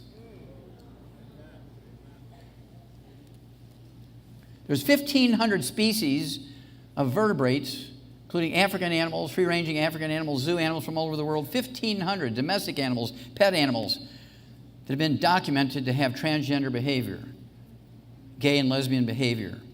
You know, Sonny Cher Bono, they had Chastity became Chaz, and then there was Angelina Jolie, and Brad Pitt had Shiloh, who became John. And those are common things. Right now, there's 700,000 registered transgender in America. There's 50,000 transgenders serving with honor in our military. Now, this fellow here on your left, Dr. Richard Raskin, was a very famous eye surgeon who invented the laser surgery to tack down torn retina so he didn't have to cut the eyeball open. He also was the top-ranked tennis player, amateur tennis player in the world. When his last child reached 18 years of age, this is 35 years ago. This is 35 years ago. When the last child reached 18 years of age, he went to Denver and became Renee Richards, 35 years before Bruce Jenner became Caitlyn. But the thing that made this a big story that went on for a couple of years was that Renee Richards wanted to keep the top ranking in the tennis, amateur tennis thing as a girl. Wanted it transferred from the boy to the girl. And in the end, the Supreme Court awarded Renee Richards the title. Then, of course, you know the story of Bruce Jenner. You need to read Vanity Fair if you haven't read it. There's 25 pages. It's essentially his biography.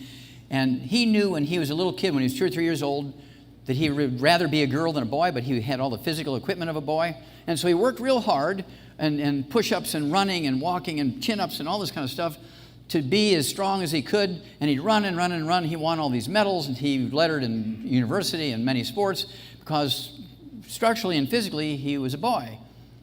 But in his preoptic hypothalamus, he was a girl because mother didn't eat the right things or didn't get the right things during that part of the pregnancy. And of course, this pink pinwheel in the middle of the brain there, that's the part. That little peninsula hanging down the size of your little finger is the preoptic hypothalamus. There's supposed to be 450 cells in there by actual count to be a heterosexual. If there's no cells in there, and this happens many times, no cells in there, guess what? You're a asexual person. Crazy Aunt Ruthie, who never would get in a car alone with a boy, she would be the one to wash all your clothes and babysit your kids when you're on vacation. Everybody loved her. She's the best cook in the family. She'd send out all your Christmas cards for her and lick all the stamps, but don't get her near a boy. And then there's crazy Uncle Frank, who never would sit in a car with a girl. All you want to do is rotate your tires and work on your carburetor. Mow your lawn, that sort of stuff. Trim your trees. Weed your garden. But he did not want to be around girls. Those are asexual people. They have no cells in that part of the brain. And then you have, say, 200 cells in the brain, and 100 cells say chase boys, 100 cells chase girls, you're bisexual. Let's say you have those 200 cells, and they all land on the side that says chase girls, and you're an XY boy genetically, and chase girls, you're girl crazy. That's good. But if you're a girl, XX, and it says chase girls, you're a lesbian. Now let's say all those 200 cells fall on the side that says chase boys. If you're a girl, you're an X girl, you chase boys, you're boy crazy, that's a good thing. But if you're a boy and you're XY genetically, and this part of your brain says chase boys, you're gay. Then if you have your 450 cells, you're straight, you're heterosexual. So we're in command of this. After the fact, can't be reversed. Now, there may be some time when we can genetically engineer cells and put the right cells in the right place and change things. But right now, we don't have the technology. But it's totally preventable.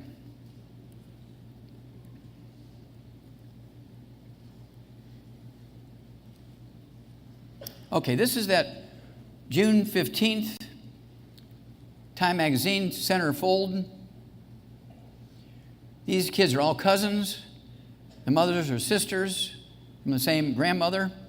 One mother is the mother of the two children that have the pink outfits. The second sister is the mother of the child with the yellow outfit. The third mother, all three sisters, is the mother of the child with the blue outfit.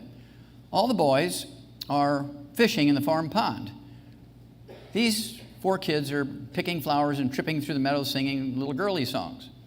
Obviously, by looking at the one in the blue on your right, physically he's a boy, XY. But in his brain, in his preoptic hypothalamus, he's a girl. We already talked about obesity being a deficiency of a single category of nutrients. Experts say 70% of our kids under the age of 12 are overweight.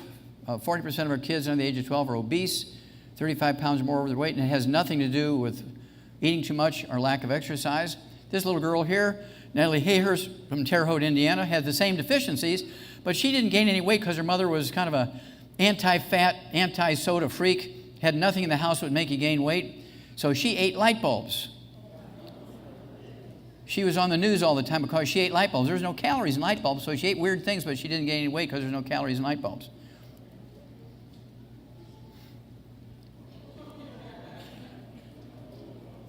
Malabsorption can be a cause of obesity because even if you supplement with those nutrients, you can't absorb them, you're going to gain weight because the symptom of a deficiency of these nutrients is the munchies. Now, this is Newark, New Jersey in 1920. These girls were told that exercise is going to help them lose weight. Well, they're having a lot of fun and some sisterhood stuff there, but guess what? They're going to be disappointed. Loyola University School of Medicine, Chicago, January 2009, they did a 10-year study. Exercise will not make you lose weight. 8 months later, in August of 2009, cover article, Time Magazine, the myth about exercise, it won't make you lose weight. Okay, and Pastor, you may know this individual, Ivan Ledbetter from Charlotte, North Carolina. I met him almost 4 years ago now. He weighed 423 pounds. He's in the picture on the left in the pink shirt. And on our program, he lost 17 pounds in the first week. First time in his whole life he'd ever lost any weight. We added what we call ASAP. It's a kind of an accelerator. It's an acronym for as slim as possible, as soon as possible. And he lost 60 pounds in the first 30 days, 2 pounds a day. Went from 400 pounds, and then in 7 months he dropped down to 165. And in the right-hand picture, he is the one looking at you over his right shoulder. Same guy that weighed 423 pounds when I met him. He has not gained a half ounce back because he stayed on the 90 essential nutrients. It's a simple nutritional deficiency. And it's not unusual to lose a half a pound to 2 pounds a day. And some people need to lose more than 100 pounds. I see people who are 400, 600, 800 pounds. They'll lose 4 pounds a day. They never have to have any surgery because they're getting all the nutrients, and the skin tightens up as they lose the weight, and they never have to have any surgery for loose skin. Now, this is a horse barn, an Amish, horse and buggy Amish horse farm in Adams County, Indiana, just south of Fort Wayne, Indiana. And I was there to see muscular dystrophy kids, but they were late, and so being a veterinarian and a physician, I went into the barn to look around the animals. And this is called cribbing in animals. It's called munchies in people.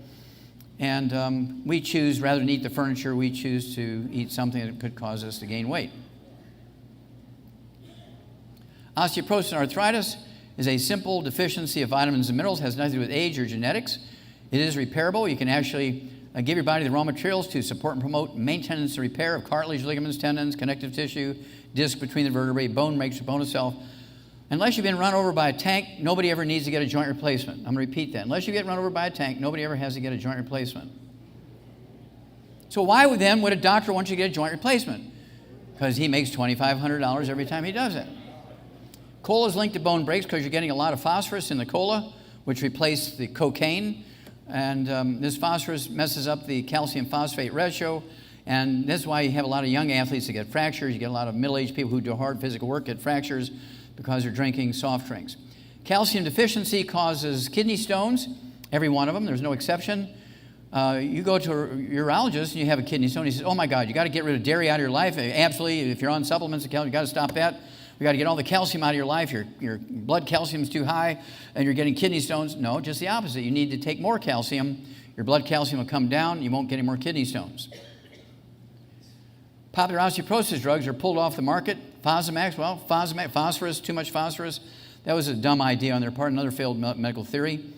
And they wanted you to believe, ladies, that women got osteoporosis when they went through menopause because they didn't have enough estrogen. Raise your hand, ladies, if you ever heard that one. Well, you were duped on that one. Men get osteoporosis more frequently and more severely than women. Now, that was a failed medical theory because little girls got osteoporosis. But when little girls get osteoporosis, they call it osteomalacia in kids. It's just osteoporosis in kids called osteomalacia. Gave it a different name because it's a different age group. You take the 90 essential nutrients with some secret sauce to rebuild not only the rebar in the bone, but also help you put more minerals in your bones.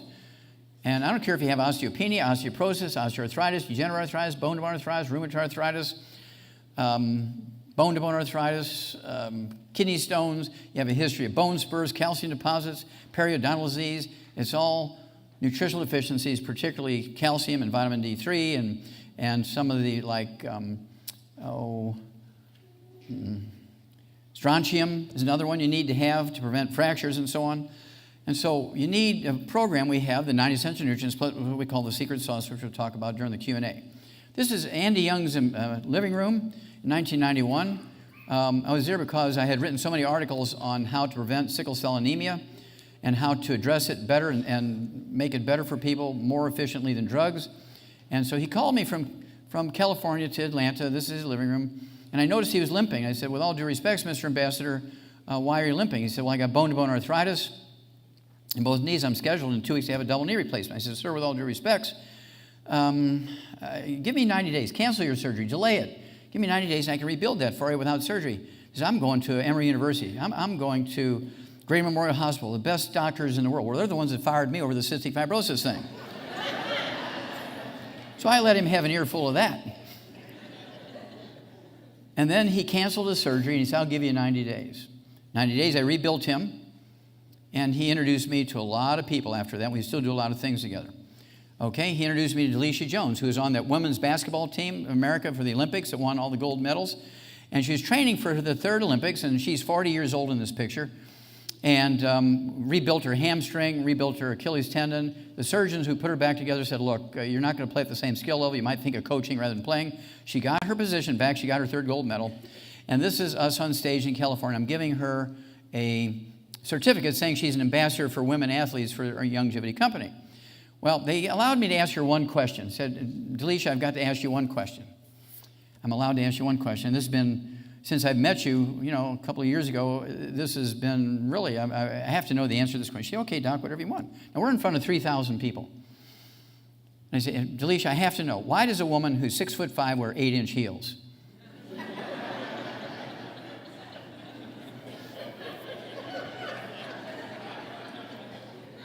And she says, well, Doc, it's simple. It makes you more sexy. This is a Harvard Medical School. It was published in the New England Journal of Medicine, then abstracted in newspapers. Knee surgery for arthritis is worthless. They looked at the records of 300,000 people who had knee replacement surgeries and hip replacement surgery, and they found out that this knee replacement surgery for arthritis is worthless because the bone continues to deteriorate, doesn't stop the problem. And so that's where Andy Young, of course, this came out after I had talked with him. Okay, I had talked to him in 1991, and here he came and said, see, Master, we're way ahead of this. He said, yeah, you're right. Okay, so even Harvard Medical School now agrees with me. Give me 90 days before you have any joints replaced, okay? You won't get the surgery. Same thing with the back. 4 years later, they looked at the same 300,000 records, but this time they looked at the back, and they looked at the disc in between the vertebrae and peripheral neuropathies and sciatica and lower back pain. Do not get surgery. Give me 90 days first. And doing God's thing, guess what? You won't need the surgery. Thank you.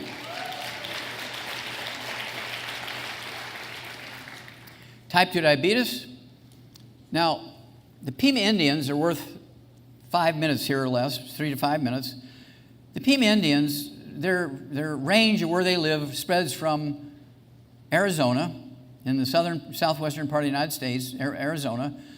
And you can look and you can see that line, which is the border of United States and Mexico, going underneath the I and then through the middle of the P under Pima.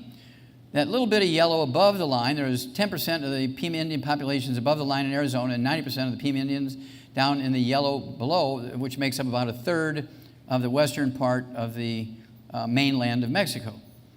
Okay, they're all the same gene pool. They're the only Native Americans who never mixed with anybody else. Every other Native American tribe mixed with other Native Americans. They mixed with the slaves when they were freed after emancipation because they wanted the skills in farming and industry and so forth. But the Pima Indians are the only ones who didn't even mess around with the explorers, okay? They're perfect 100% Pima Indian genes. The ones that are left here, the Mexican Pima Indians, are kind of like the Amish. They don't participate in anything we think of as being first world. They're sort of subsistence farmers. And they're on the side of the road here selling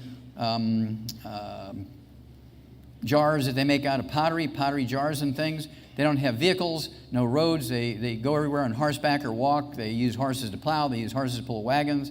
They have no utilities, no doctors. I mean, they just sort of say to themselves. Okay, these are the Mexican Pima Indians. That's below the line. They make up 90% of the population of Pima Indians. Above the line, 10% of the Pima Indians in America, in Arizona, they work in the RV assembly factories in Arizona. They're all obese, including the kids. They all have a car, a van, a pickup truck. All use doctors. Now let's have a look. Let's look at the Mexican Pima Indians, the diabetes rate, type 2 diabetes rate. They have the lowest rate of diabetes in the entire world, 6% or less. Let's look at the Pima Indians above the border in Arizona. Bam! 46%. They have the highest rate. They have the highest rate of diabetes of anywhere in the world. Same genetics. Same genetics. Of course, this mystifies doctors, but I'm going to show you why in just a few moments. The cases of type 2 diabetes are doubling every year now. It's going in a geometric proportions. 3-year-old babies are now weigh 77 pounds. They weigh as much as 10-year-olds. More blacks lose legs to diabetes than whites. That's not because it's a genetic thing. That's because the black community is enslaved by the medical community.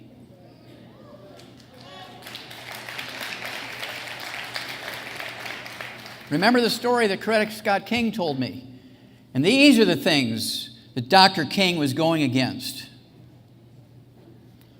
Because they say the outrageous things that doctors do to the black population pale the Tuskegee experiments. When you read that book, Epigenetics, you will cry. Cancer is a self-inflicted disease. It is not genetic in any way, shape, or form. All of the studies on chemotherapy cannot be duplicated because none of it's true. The FDA relies on research done by the pharmaceutical companies that makes it. They don't say, we're going to do an experiment and see if we can come up with the same results before we approve it. They just approve it based on what the companies tell them. 1971, I said, genetics has nothing to do with cancer. It has to do with trans fats, heterocyclic amines, acrylamides, inflammation from eating things like deli slices, sandwich meat, sausage, ham, bacon, bologna, salami, pastrami, pepperoni, jerky, corned beef, Spam. And everybody laughed at me in 1971. Well, here the World Health Organization came out in October 2015, not the FDA, not any medical association of any state or nationally. The World Health Organization came out and they called me from England and they told me, Doc, wait till you see your newspapers on Monday. The World Health Organization is agreeing with you, what you said in 71. The World Health Organization now says that eating these types of processed meats are as great a threat or greater for creating cancer as smoking 2 packs of cigarettes today or working in an asbestos environment. You will be bearing your children if you let them eat that stuff. And so Time Magazine says, report links meat with cancer. That's not true. It's processed meats. All 20 of the top longevity cultures in the world, according to National Geographic, and Pastor, if it's okay, I'm going to go to 12:30. Is that okay? Okay. Are meat eaters. There's not a single vegetarian or vegan bunch in the top 20 longevity groups or cultures, according to the National Geographic. Not me. I'm just reporting what they say. So let's get rid of this. They're never going to find a cure for cancer looking where they're looking, because they're looking at genetics. Oh, I went too fast. It's going to kind of do this. Well, let me share with you that you can prevent cancer in your family. Very simple. Don't eat any of the bad stuff. Take all the 90 essential nutrients. Just be like that baby Huey group. Give your body everything it needs to maximize your defenses against horrible diseases. Well, this was the first attempt at a prevention. 4 universities got together and gave people who they felt were high risk of having cancer, long-term study, they gave them 200 micrograms of selenium, about 1/5 of a milligram, very small amount. And they couldn't get it published in medical journals, even though it showed that you could reduce your risk of colon cancer by 95% by supplementing with selenium. You reduce your risk of prostate cancer, guys, by 69%. You reduce your risk of breast cancer, ladies, depending on whose data you looked at, anywhere from 32 to 82%. And the medical journals didn't want to publish it, so they got it published in Popular Mechanics magazine in April of 1912. Well, in 1998, the University of Arizona did the same study, the same number of people, got exactly the same result. Got it published in Annals of Medicine, which is a very famous medical journal now. High fiber diets don't cut colon cancer. That's a failed theory. This particular thing, this is a Harvard Nurses Health Study, 90,000 nurses over 20 years. The University of South Carolina was given the piece to look at how the percentages of breast cancer diagnosis varied depending on how women cooked their food. They particularly looked at how women cooked their meat. They found out, and this is published, they said, if you cook your meat very well done where the fat is browned or burnt, you increase your risk of breast cancer, ladies, by 462%, which means you're going to get it. The figure is in the last, let's see, the third sentence from the bottom and the second from the right column there. It says 462% increase in breast cancer if you cook your meat well done. If you cook your meat medium rare, reduce your risk of breast cancer by 462%. That's a 900-point difference between you're going to get it and you don't have to have it. Ladies, never, never, never, never eat anything cooked well done. Okay, again, mammograms. Let's say for every 100 that are found to be positive mammograms, they say, oh, you got a highly suspicious thing, you probably have breast cancer. 61% are false positives. But doctors are going to run you through the biopsies and chemotherapy and radiation, remove your breasts. And when they send your breasts, they just amputated to the lab. They say, well, she didn't have breast cancer. Oh, no, let's go have a martini. Everything's fine. This is my favorite highway billboard. Hot dogs cause butt cancer. They have about 6 of these in the Beltway around Chicago. And they're talking directly to little kids because what does grandma feed the kid on the weekend? And microwave popcorn. And Oreo cookies. Bam! They're dead. Genetics have nothing to do with cancer. Arsenic, which we've known to be an essential nutrient since 1947, in one type of leukemia, acute promyelocytic leukemia, which kills you in 6 months, they did a big study. This is the University of New York City, big study, and After 10 years, this large group of people who had acute promyelocytic leukemia, they're still in remission. Now, wait a minute, this is supposed to kill them in 6 months. They quit the experiment. They said, well, this will go on forever. These people are not going to die. Now, do you think that they said, hey, we found a cure for acute promyelocytic leukemia? No. Well, sort of the rebel medical doctors are saying it looks like arsenic deficiency causes leukemia. Dementia, remember, Alzheimer's disease is a physician-caused disease. 75% of your brain weight is the myelin, the white matter of the brain, which is at 75% of your brain weight, the myelin is, in fact, 100% cholesterol. When it goes away, because you're taking cholesterol-lowering drugs, you're eating egg beaters instead of eggs, you're using margarine instead of butter, you're using lots of salad dressing because some hippie said it was good for you, you're going to get Alzheimer's disease. It's a physician-caused disease. Vascular dementia is caused, the blood vessels in your brain are plugged from the same thing that plug your arteries in your heart. Korsakoff syndrome is a deficiency of a single vitamin. Wernicke-Korsakoff is a deficiency of that vitamin plus MS mixed in there with it. Vitamin B12 deficiency dementia is self-explanatory. Hillary said, Alzheimer's is an irreversible progressive brain disorder with no known cause, prevention, or cure. I will spend $2 billion a year of your tax money to find a cure. Well, in actuality, you can prevent it by 78% right now. Double-blind randomized study by Johns Hopkins. You guys ever hear of Johns Hopkins? You're kind of neighbors with those guys, right? Baltimore, Maryland. Very well-respected medical school. They did the research on 5,000 people, 10 years. Half of them, 2,500, got a supplement. 2,500 of them got a dummy pill. And the ones that had the supplement, guess what? Had 78% less, after 10 years, had 78% less Alzheimer's disease. This is my favorite Alzheimer's story in the newspaper. Mother and son share the bonds of love and Alzheimer's disease. He's 52 years old. He has Alzheimer's disease. That's his mother, 82. She has Alzheimer's disease. They're both on the same statin drugs to lower cholesterol. They're both in the same facility, nursing home. Their doctors are the same guy who wrote them both the same prescriptions for statin drugs, and he owns the nursing home. Somebody needs to go to jail. What would happen to a politician? What would happen to the mayor of your city would give all of the contracts for construction and maintenance and work to his brother-in-law without throwing out a bid? You'd impeach him, wouldn't you? He'd be out right away. But doctors get away with this all the time. This is what made my audio cassette tape in 1991 so controversial. Vitamin E can ease memory loss in Alzheimer's patients. You can take somebody who's advanced Alzheimer's disease, give them a large dose of vitamin E. Within 3 months, they'll be able to find their way back home. You take them around the block, spin them around, they can find their way back home. They can cook simple meals and dress themselves, or before they just sit there like a vegetable, just with one vitamin. This is a news release on the story from Johns Hopkins. It started 2 years later after that study on vitamin E, which was published in 1992. 2 years later, in 1994, Johns Hopkins set up this experiment, and they just added vitamin C to the vitamin E. They said, well, maybe we can actually prevent it. Now, these people were all the same religion, they ate the same way, they avoided the same food, they're all farmers in the same valley.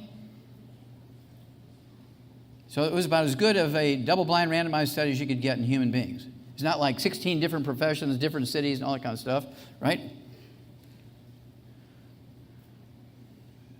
Okay, this is why we have things that are generational in families. It's not genetic. Gluten intolerance. Oh, T-Mobile. Okay, celiac disease, busted. Celiac disease, appendicitis, diverticulitis, irritable bowel syndrome, inflammatory bowel disease, colitis, ulcer colitis, Crohn's disease, asthma, bronchitis, other respiratory ailments like pneumonia every winter, eczema, rosacea, dermatitis, psoriasis, infertility, miscarriages. If you have any one of these things, you don't need to go any further. You have a gluten intolerance. Gluten intolerance causes all these things because these are all caused by nutritional deficiencies. Now, there's 900 different nutritional deficiency diseases. You can get all of them when you have gluten intolerance. And here's why. On your left, on that A, is a cut through the small intestine of a healthy 1-year-old rat. You can see the finger-like villi increases the absorptive surface of your intestines by 95%. On the middle photomicrograph, C there. You can see where they've lost 50% of those villi. Look at all the scar tissue in there. They were on a high gluten diet for 6 months. The ones on your right, and E, were on a high gluten diet for a year.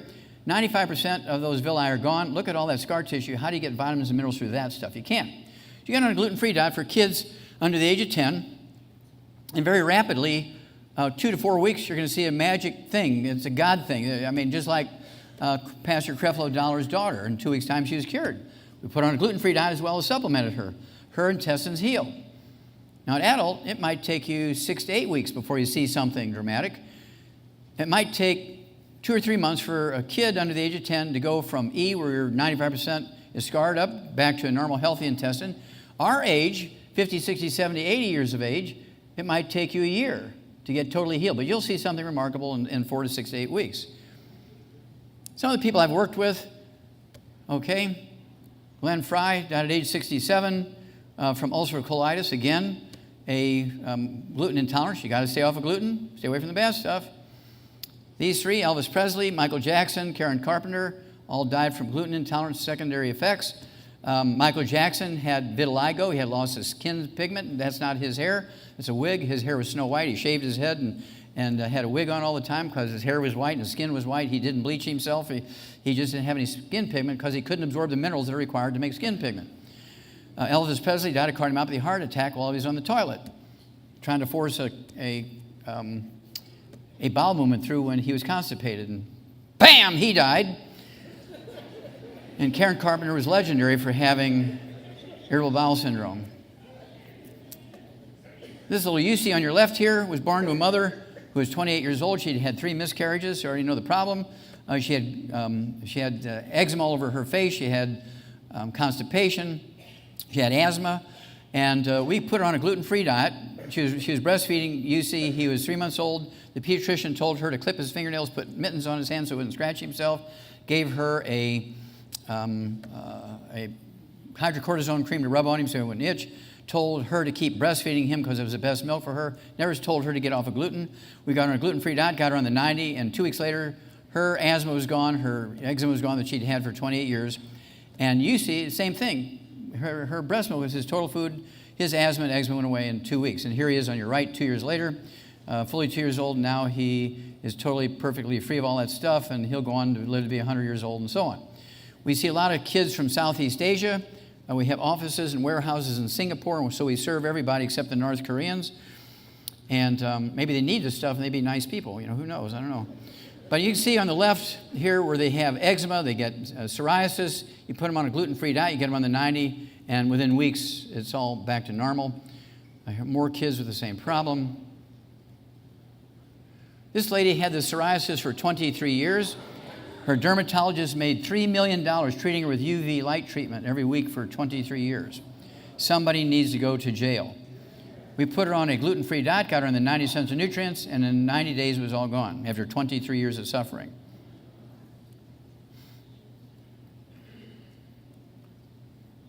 According to Forbes magazine, this is March of 2011. The average lifespan of billionaires is 66. The average lifespan of billionaires is 66. That's because they use the same personal trainers that professional athletes use. Bam! They're dead. They're the most expensive laboratory animals ever.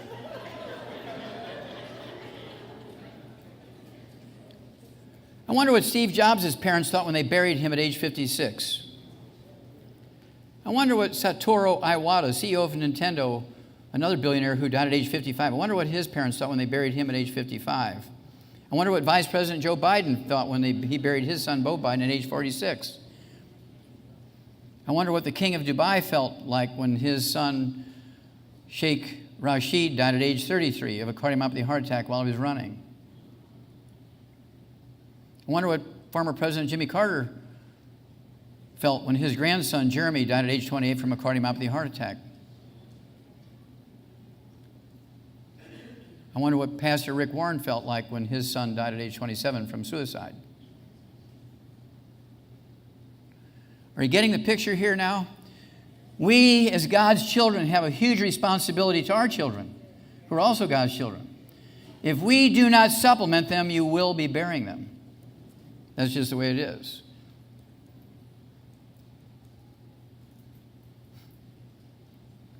These are the 4 books you need to digest and read for longevity. Every black child in the world needs to read this book, Black Gene Lies. Remember, it's paid for by Pastor Dollar. Epigenetics, the death of the genetic theory of disease transmission. Immortality tells you everything the top 20 longevity cultures do to live longer than us. They have 40 times the 100-year-olds we do. They have 100-year-old per 250 of their population. We only have 1 per 10,000. They don't have doctors. They don't have roads. They don't have hospitals or clinics. No pharmaceuticals. They have no health insurance, and yet they have 40 times the 100-year-olds we do. The whole story's in that book, Immortality. Rare Earths and Cures is where those duck experiments for the epigenetics duck experiment was published, and all kinds of stuff you'll need to know.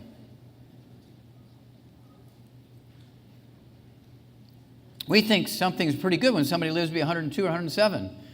Didn't God say that man, all of men and women, 120? Our average lifespan, when you take both men and women, is 74. That's almost 50 years short. Why don't you look at the language on the National Geographics there, on the right-hand cover and the left-hand cover. This baby will live to be 120, the middle one. This baby could live to be 142 years old, Russian Georgian. The little brown baby on your left is from the Nicoyan Peninsula in Costa Rica, Central America, and the little one on the right from Russian Georgia again.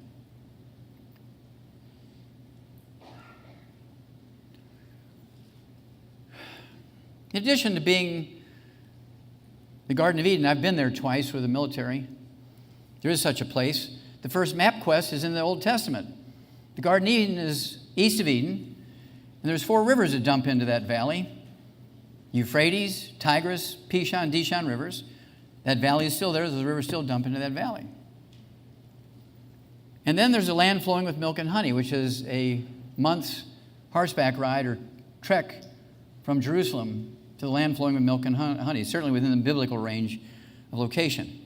It's called Hunza, the Hunza Valley, 13,000-foot elevation. These are the longest-lived people on Earth. They're a third-world culture. And the Giltar Glacier, which is a mile wide, the water that comes out from underneath it looks like milk because it grinds up limestone at 13,000-foot elevation, which is suspended in the water. It looks like milk coming out from underneath the glacier. They have more species of wild bees and more wild honey than any place else in the world because bees like minerals. The land flowing with milk and honey. These are the longest-lived people on Earth. It's documented by everybody, including the National Geographic.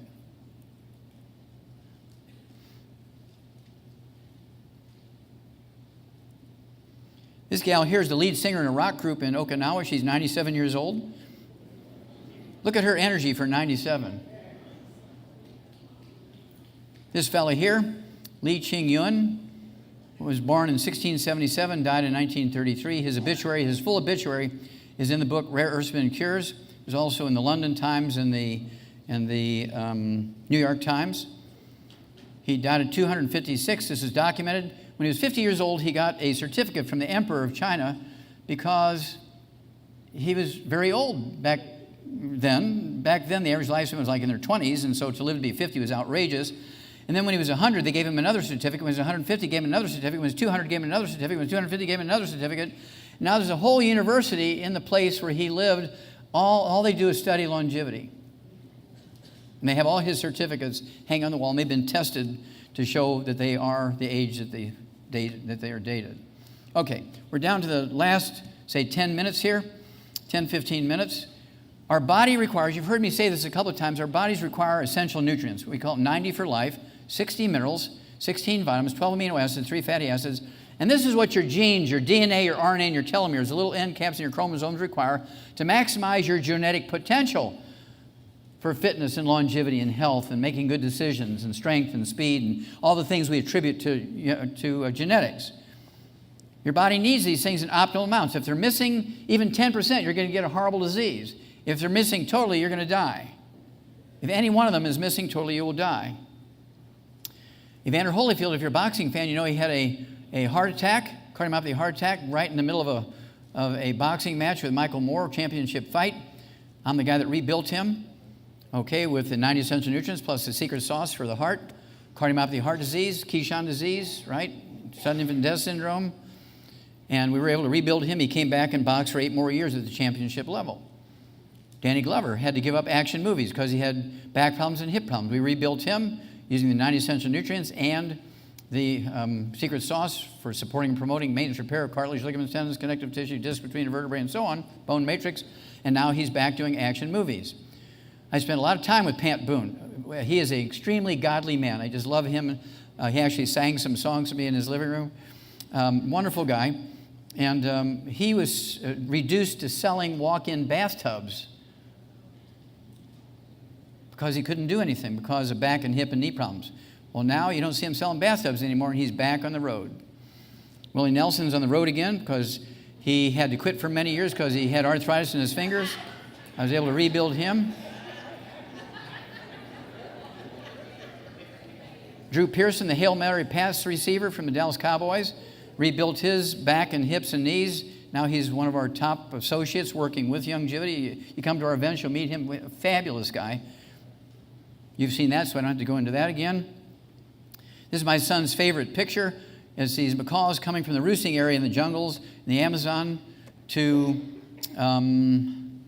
eating the clay on their way out to find bugs and nuts and things to eat.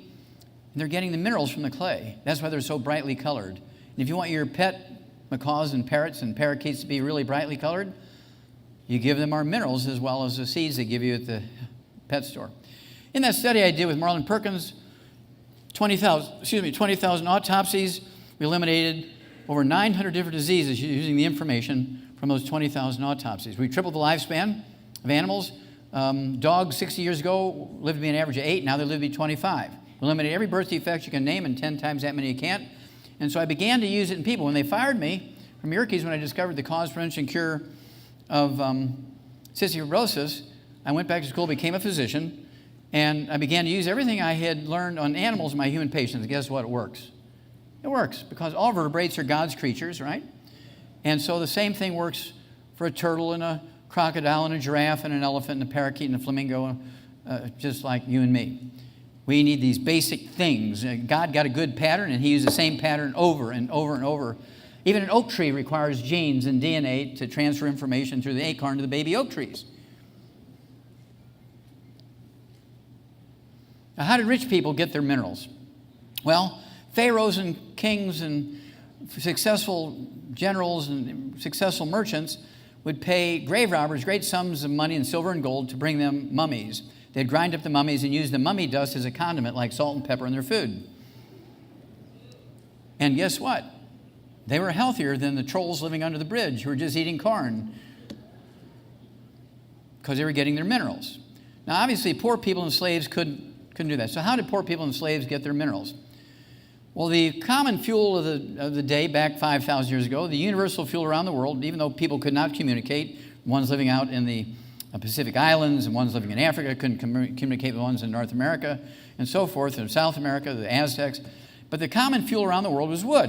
Now, what did they do with the wood ashes every morning? Did they throw them in the recycling bin to save the earth?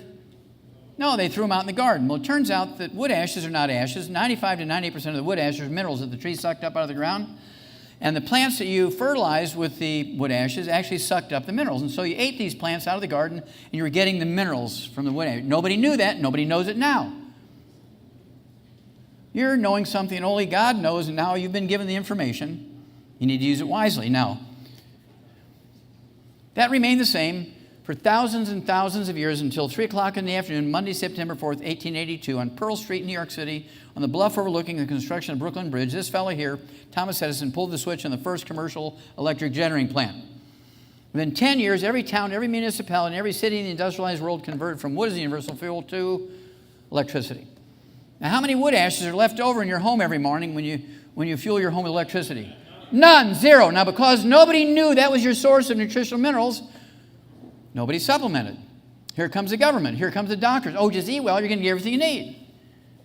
Bam, you're dead.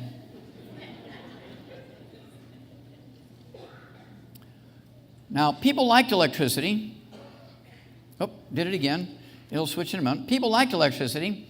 And so politicians jumped in. You vote for me, I'm going to put up a hydroelectric plant. We're going to have electricity in this valley. They did it for the TVA. They did it in the Colorado River Valley in the southwestern 7 nations.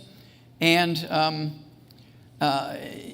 we electrified these things back in the late 1800s, the 1910s, and 1920s. And people had jobs. There was money everywhere. I mean, people were rich, and we had factories, and life was booming. It was wonderful. But there was an unintended consequence. How many of you heard of flood control by these hydroelectric dams?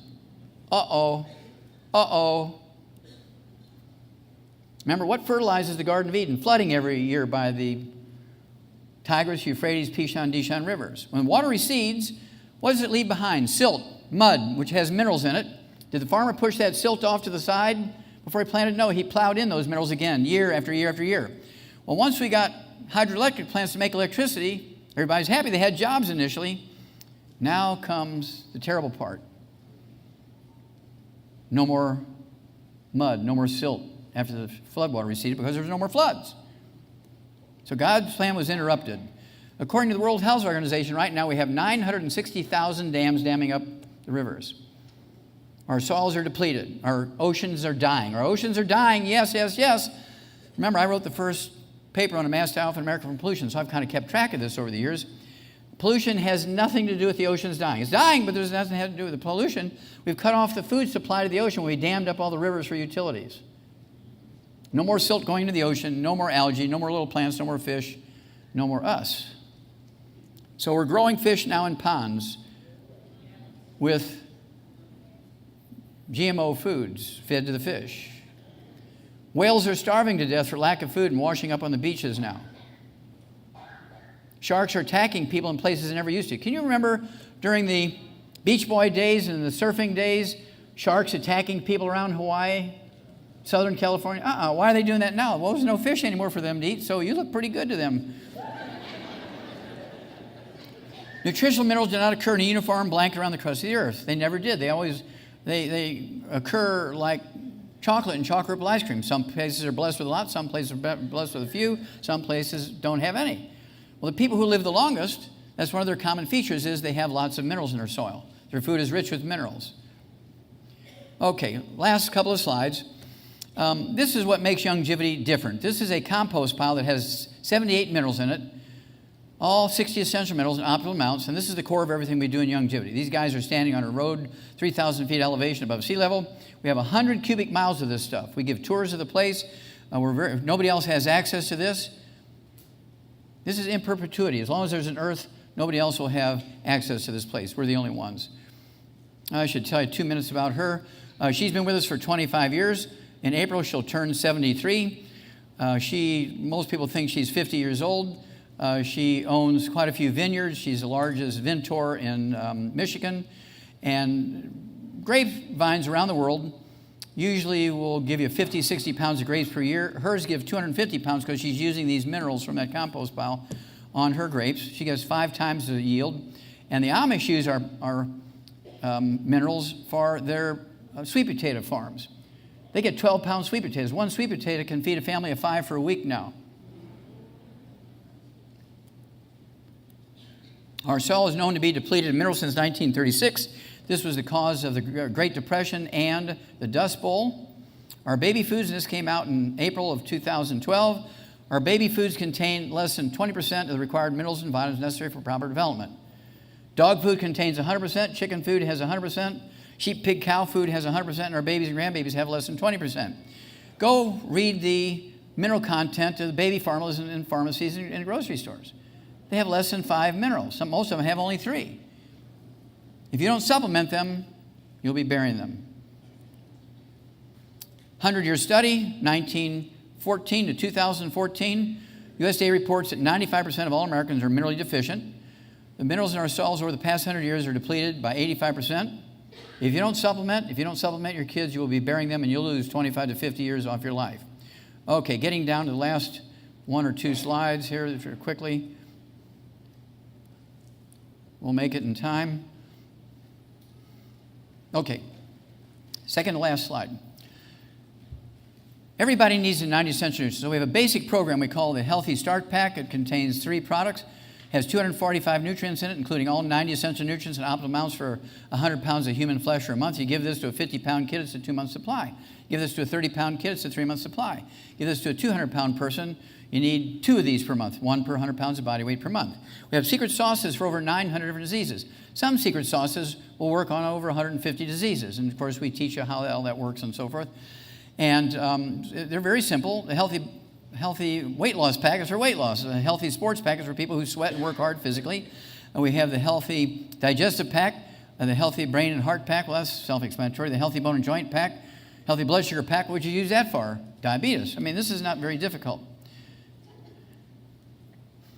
And we have all kinds of products, which I'm not going to get into. This is the last slide. People always ask me, Doc, what do you take?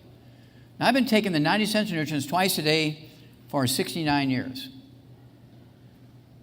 I've been taking the 90 essential nutrients twice a day for 69 years. I have not been sick in 69 years. I haven't been to a doctor, medical doctor, ever. I have never been on a prescription medication. I've never had any surgeries. Now, everybody can do that.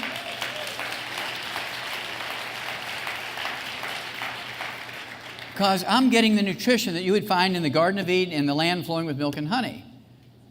Remember, your genes, your DNA, your RNA, and your telomeres require this stuff to do their job. If you were to take dirt from Texas and dirt from Alberta, Canada, because these are where the oil fields are, and say, I'm not going to waste my money on oil. I want to put dirt from Texas and dirt from Alberta in there because everybody knows there's oil in there. Would that car go 300,000 miles by putting dirt in there? No. And if you just eat salads with salad dressings, you eat processed meats on your pizza with a gluten-filled crust, and you're eating fat-free milk and taking statin drugs to lower your cholesterol, and you're eating egg beaters, bam, bam, bam, you're dead. Okay, what you see here on the picture, minus about 6 products, they left about 6 products out. This is a 2-week supply for me. I do this twice a month. This is what I take. I don't expect everybody to do this. But if you just take the 90 essential nutrients and avoid the bad stuff, you'll add 25 to 50 years to your life.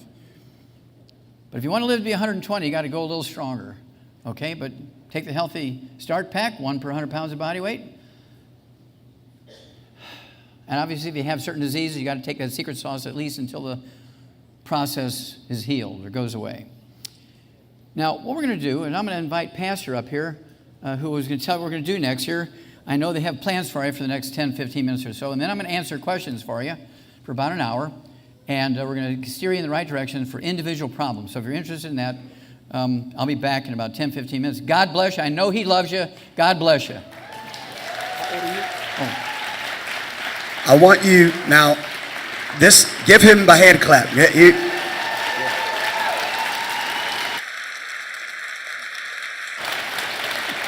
Thank you. Yeah. How many are really glad we did this? Okay. He just lectured for 2.5 hours. Tell them how old you are. Okay, in June I'm going to turn, using American numbers, 76. I'll be 77 using the Chinese terms. All right. He just did 2.5 hours. After I teach 40 minutes, I'm like, I need a break. And so, he's the real deal. Amen? So what we're going to do, we're going to take about a 10 to 15 minute break. So it is 12:25. And so we are going to, let's say by 12:40, okay, 12:45 at the latest, we're going to start. And we're going to do Q&A. Now, if you don't want to stay, that's fine. How many of you are interested in getting some questions answered? Because this is what we're going to do. When we had dinner last night with Dr. Wallach, and, he was ordering his food. I was looking at what he was ordering. And, having a Super Bowl weekend. But I was watching, and he ordered some, and a challenge, and there was some stuff they brought to the table. He was like, don't eat that. I forbid you to eat that. And, but it was, real cool. But we started asking him questions. We started sharing things individually. Just at the table, we were all talking about different things that, we had heard or about our body, questions about aches and pains and all that. And I really asked him about today and go, hey, because, people sometimes get intimidated. This is your time to ask. Because chances are what you're dealing with, somebody else in this room is dealing with.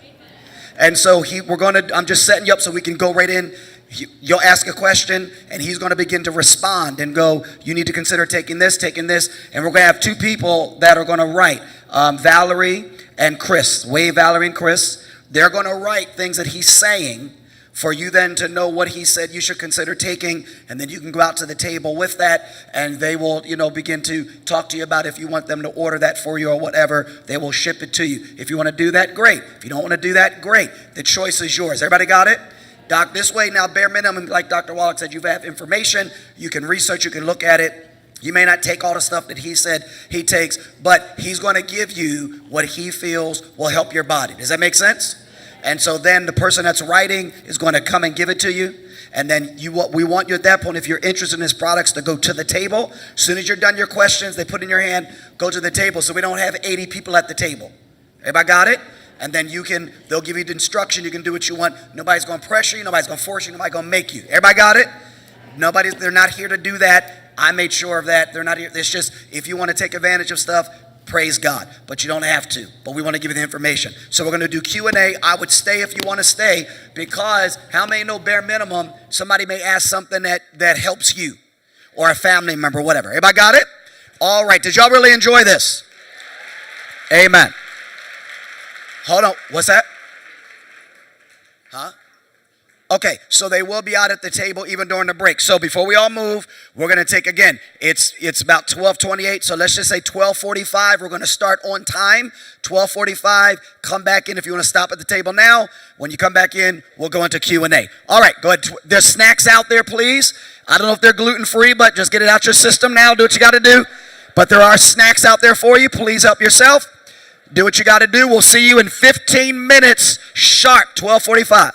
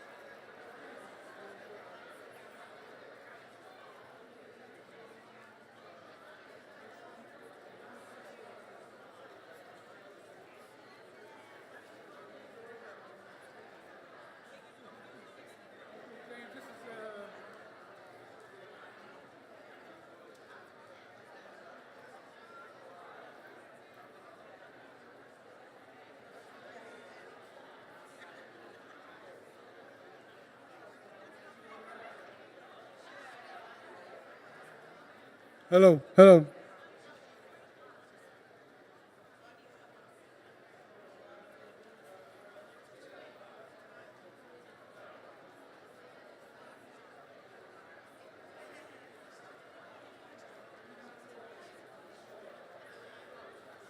Hello, hello.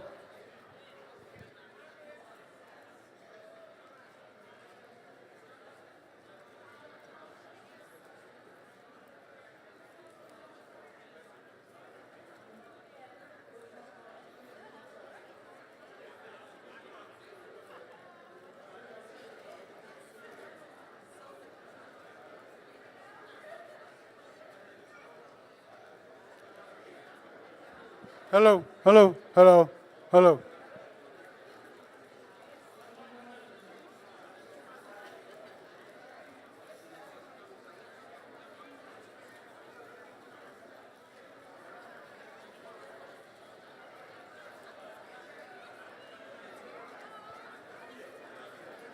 Let me just go get another mic. Okay, try this one. That one's on. You hear it? That's what number? 10? Okay, good enough.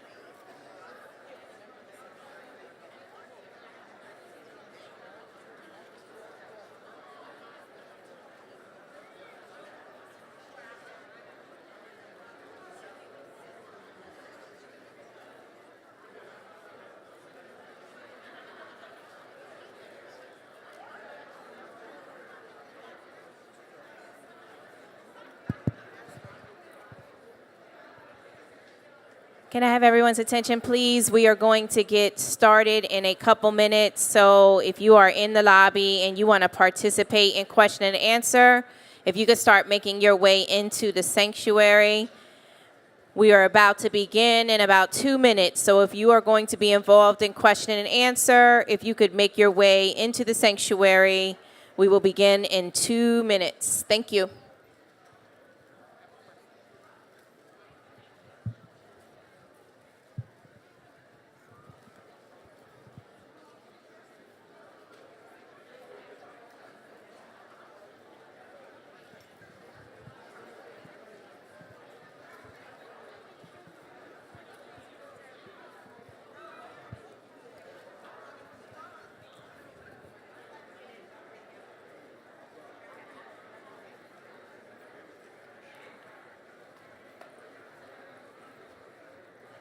Hello.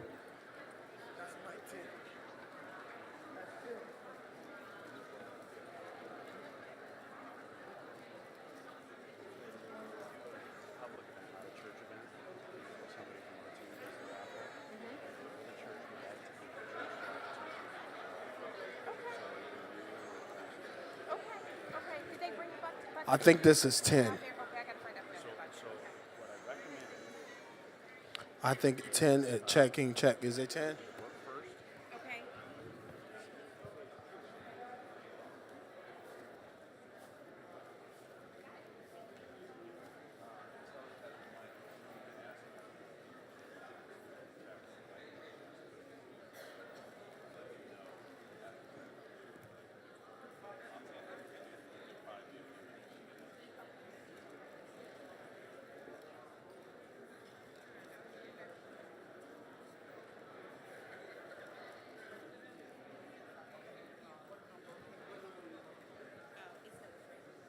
Attention, everyone. We're going to ask that if you do have food in a sanctuary, if you could please take it out of the sanctuary. The snacks are for the lobby, so please, if you are eating food in the sanctuary, if you could just very quickly take that out, finish that, and come back in.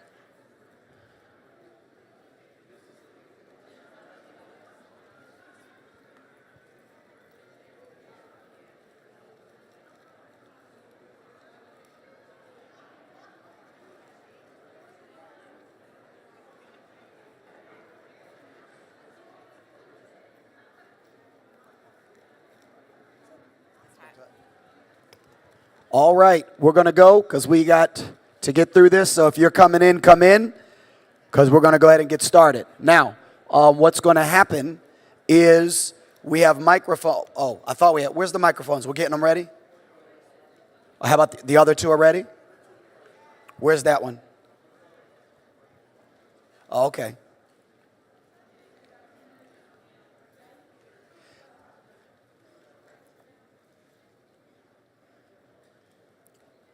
Kim, do you want to use this one? Because we have Pastor Aisha's too. You want to use? Well, what about that one? What about this one? We need one here, though. And where's that one? Oh, I have it. Sorry, turn this one on. Turn Pastor Aisha's mic back on. Okay. All right. So, we're going to ask you to come up, ask your question. Okay, we're going to do this for, we're going to do this for 1 hour, okay? And so you're going to come up, you're going to ask your question. Now, so everybody knows, if someone comes up, and I want you to be liberated to ask your question, okay? I want you, Dr. Wallach's not going to be up here to answer personal questions on and on. So I want you to ask your question that you want to ask. Now, if you don't want to ask it, then that's fine. Maybe somebody will ask it, that's fine. But if someone asks about arthritis, just so you know, somebody says I have arthritis in my right knee or whatever, Dr. Wallach is going to, he'll give direction on, well, whether you have right knee, left knee, back, so that everybody's not coming up, we'll have it in my left knee. We want to be productive in that. Everybody got it? So he's going to kind of lump as he knows the different things that it covers. So just listen. If somebody asks a question, and you may not think it pertains to you, listen to the question, listen to the answer, because it may. Now, again, what's going to happen, we have two people that are going to write. So he's going to, you'll hear him say things like, that's very easy to fix or take care of, and things of that nature. He's going to spout off, you need to take this, take this, take this. He's referring to his products that they don't have, they would ship to you, but he's referring to that. We have individuals that are going to write. Two of our partners over there, they're going to write. They're going to write and take down, and then they're going to put it in your hand. Now, you then can go outside and go directly. As soon as you're done, go outside so that, again, we don't have this huge amount of people at the table. Some of you are trying to get products that you need to wait for the doctor to tell you what you need. Some of you are like, give it to me right now. So that's what's going to happen, okay? Now, if you don't have to get the products. That's not the purpose of it. It's the purpose of Dr. Wallach telling you what he knows that will help you. So you go out. If you want to get the products, get it. You don't have to get it. You want to think about it. You want questions answered. All of that's cool. It's all good. Tell your whole world it's all good. All right. But that's what Dr. Wallach is going to do. You're not up here to, and you wouldn't do that anyway, not up here to debate, none of that stuff. I will shut your mic down. That's not that we'll do that. Ask your question, then listen to what he says. They'll put a piece of paper in your hand, and then you'll be good to go. Okay? Does everybody understand that? Okay. Okay. So, Dr. Wallach, we also have the internet is buzzing. And so one of our producers, who has the mic? Where's Telly is going to ask. So we'll kind of fit that in as well. To ask of someone. Is that all right with you? Okay. All right. Very, very good. All right. Can y'all give another hand clap for Dr. Wallach? Yes, he's back. Can we make sure Dr. Wallach's mic is on? Where's Kim? All right. Hold on. Wait a minute. I'm sorry, Kim. I didn't wait till you were back there. I won't talk about you till I get home. Test 1 1. There you go. You want me to move these for now? No, they're fine. They're fine. So when you ask your question, you'll come to the mic. You want them to get in the line now? Yeah, they can get in line now. Okay. And then, again, once you know what you need, let's say you're sitting in the back row and somebody asks about arthritis, you have arthritis, you don't need to wait. You can go right outside and talk to the people at the tables, because if everybody here, there's only a couple of them out there, and so it's better that people trickle out. Okay, so we're going to start. Since this gentleman may need to sit down here, we'll start with you. Could you do this? This is someone that can't come up. So could you do this one first? Yes. Okay. Can you understand? Okay, yes, I can read it. It says, can you speak about ALS, Lou Gehrig's disease, amyotrophic lateral sclerosis? When I talk about ALS, I also will be talking about MS, multiple sclerosis, and also Huntington's disease, and also Parkinson's disease. All four are approached the same way with nutrition. Parkinson's disease, Huntington's disease, MS, and ALS, Lou Gehrig's disease. All four. So nobody will need to ask about these because it'll be the same approach nutritionally.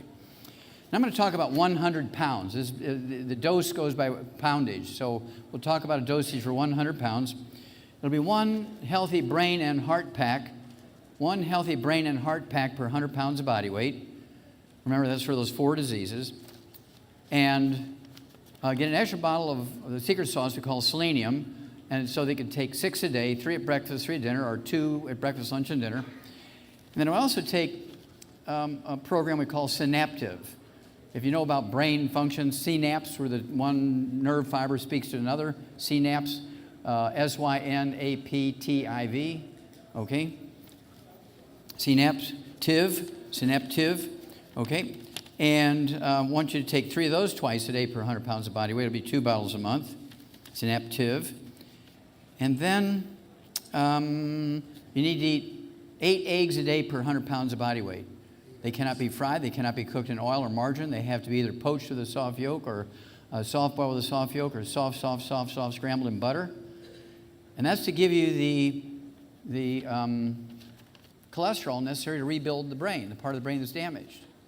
They're all really the same disease. It's just a matter of where in the brain the more severe damage occurs. You get a different symptom based on the different parts of the brain. And they give it a different name. You could have all 4. You could have MS, ALS, Parkinson's disease, and Huntington's disease all at the same time.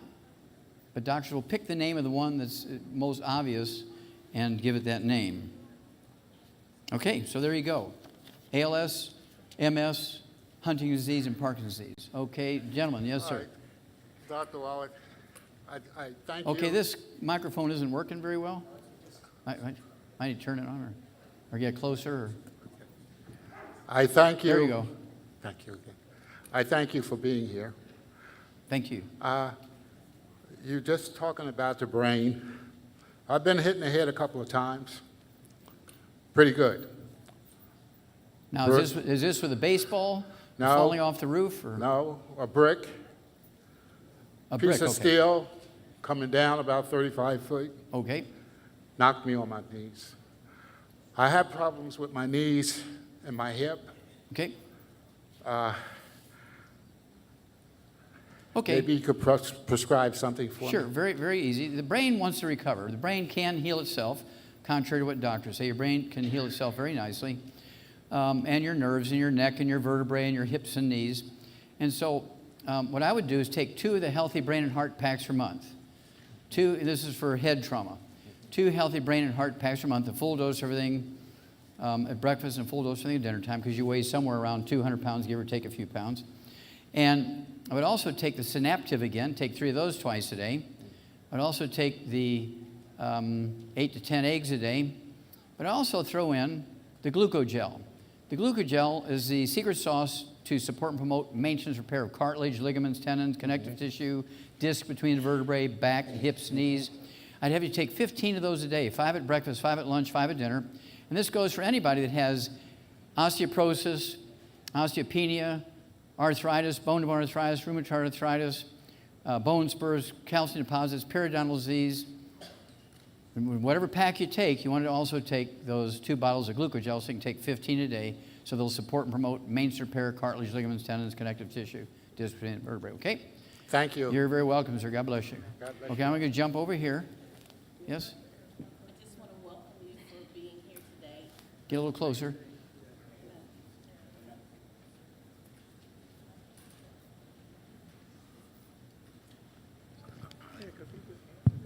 There you go. Thank you, Pastor. Good afternoon. I just Thank wanted you. to welcome you for being here today. Well, It's thank you. our Very pleasure. gracious. Thank you. Also, I wanted to ask you about, I have a history of pulmonary embolism, and it imitates the factor V. You know, if your mother have it, you have it, but it isn't. So I wanted you to give me some Sure. advice on that. Okay, pulmonary embolism is a blood clot, okay, caused by deficiency of omega-3 essential fatty acids, whether it's a blood clot in the brain, heart, or the lung. Pulmonary embolism means there's one of these blood clots in the lung caused by a deficiency of omega-3s or a ratio problem between omega-3s, 6s, and 9s. And obviously, when you take in inflammatory things like fried foods, it makes it worse. It makes the lining of the arteries all inflamed, so it makes the deficiencies worse. And so what I would do is go ahead and take 2 of the healthy brain and heart packs per month, full dose of everything twice a day. I would also take what we call the Ultimate Daily Classic. Ultimate Daily Classic, or tablets. I'd go ahead with 1 bottle a month, and that's going to allow you to take 3 of those tablets twice a day. And what it's going to do is support healthy dilation of the blood vessels in your lungs. It's also going to support healthy blood clotting systems, so you're not going to have a blood clot when you don't need one. And that's the Ultimate Daily Classic. Take 3 of those twice a day. That's in addition to the 2 healthy brain and heart packs. None of the bad stuff, no fried foods, no processed meats, no oils, no gluten. So the next time I say none of the bad stuff, everybody knows what that is. And it's not genetic. The reason why your mom has it and you have it is because she has a gluten intolerance. She's passed that on to you through cord blood. Do you have children? Yes. Did any of them have any asthma? Yes. Bingo! Okay? Yeah. That's because those things are all caused by gluten intolerance. Wow. And so it's a trail from your mom's mother. All her sisters and brothers have it. Your aunties on your mama's side have passed it on to their children. If you have daughters, they better be gluten-free, because if they're not gluten-free, they will pass it on to their children. If they're gluten-free, they won't. Wow. That's Okay. awesome. As a matter of fact, I never was asymptomatic of asthma until now. Mm-hmm. But my kids always like, Mom, you cleaning and that Clorox and, you know, the smells. No, while it's a the-" deficiency. Okay, so Thank now you know you what to very do. much. God bless you. Yeah. God bless you. Thank Okay, you so thank much. you. Okay. Dr. Wallach, side note, for people that, how do we handle, so someone's out there listening, they hear you address someone that has what they're struggling with. How do they handle that in terms of going to the table? Well, if they already know, if they're standing outside, if they're here, they go right to the table. So if they're sitting out there and you address something that they They have, can go right to the and table. just tell them what they have, Mm-hmm. just, if they're streaming, Oh, what if do we they're do if they're streaming? Basically, what I would do is collect some of this information on a piece of paper like you gave me before. We can answer one of those every time we do 2 of these, kind of thing. But you're blessed in having Michael and Kim, because they're very knowledgeable. And so you can email these things to them later. Okay. I mean, you can do this for the next 6 years. You can email these things to them, and they will know what to do. Okay, If they just run not into something tomorrow they on don't, they Super can Bowl contact Sunday. me. Okay. The website. What's the website? Can we give the No, website? well, they have to We'll do it before we yeah, close. get the website from them. Okay. Because we have thousands of websites based on individuals, and so Gotcha. I try not to have any in my head. Okay, so everybody clear, if Dr. Wallach answers a question of what you're dealing with for somebody else, then you can just try to remember what he said, but more so go out to the table and tell them, I have this, and they'll tell you. Oh, yeah. Everybody got it? Okay. Hey, your turn. Hi, Dr. Wallach. What would your diagnosis be for? I'm a 32-year-old woman who's had 2 heart attacks already. Okay, 2 heart attacks. This was a blood clot in the heart, cardiomyopathy, bleeding heart attack. What kind of heart Blood attack? clot in the heart. Say again? Blood clot. I have Blood 4, clot, okay. 4 stents, but my cardiologist doesn't talk about nutrition at all. I'm sorry, I didn't hear that last I piece. said my cardiologist doesn't recommend anything nutritionally for me at all. Well, it's because he knows nothing about nutrition. Okay, so you're kind of a big girl. What do you weigh? 200. 200, 10 okay. pounds. I would take 2 healthy brain and heart packs per month. It's starting to sound familiar. Anytime a heart's involved, blood vessels involved, heart attack, stroke. So you want 2 healthy brain and heart packs per month, a full dose of everything at breakfast, full dose of everything at dinner time. I would also get the ultimate, don't play with your paper. Yeah, put the paper on the floor. Thank you. Okay. You also want the Ultimate Daily Classic. Go ahead and take 3 of those at breakfast, 3 dinner time, a bottle a month, Ultimate Daily Classic. And then I would also throw in the, what we call the Ultimate Cardio Sticks. The Ultimate Cardio Sticks. So you tear the top off, you put them in a bottle of water and drink it. I would go ahead and take 2 of those a day. There's 1 per 100 pounds of body weight, so 1 at breakfast, 1 at dinner time. And they're going to support blood flow through blocked arteries. They're going to support lowering blood pressure. I don't know if you have a blood pressure problem associated with this sometimes. But this is all nutritional deficiencies. It's easily dealt with. And you do have to stay away from the bad stuff, the fried foods, the processed meats, the oils, and gluten, right? Okay? And again, the reason why your doctors don't talk to you about nutrition is because they don't know much about it. It's probably good that they don't talk about it. I have one more question. No, you only get 1. Oh, Apologize. You only get 1. seriously? Okay. There's 1. Yes. Hi, yeah, hello. I just Hi. wanted to clarify, with autism, you said that is it something that's, there anything to do now, or I have a 6-year-old who has autism. I missed that last part? I have a 6-year-old who has autism. Okay, autism. Autism is not genetic. Autism is a nutritional deficiency of the brain. We're talking about autism, ADD, ADHD, depression, manic depression, bipolar disease. Bipolar disease when you're in civilian clothes. When you have PTSD, okay, post-traumatic stuff. This is when you're in a military uniform. It's really just bipolar. And then there's schizophrenia, and then there's psychoses, anxiety attack, panic attack, all caused by the same thing. It's 1 or more deficiencies of the brain. The brain requires all 90 essential nutrients. Now, kids can be born perfectly normal, and then if they're deficient in their formula or the mother's deficient in the breast milk, then the baby will gradually over time, it could be days or weeks, get autism. Or the baby can be born with autism. There's nothing mechanically or physically wrong with the brain, so that it's something that's fixable.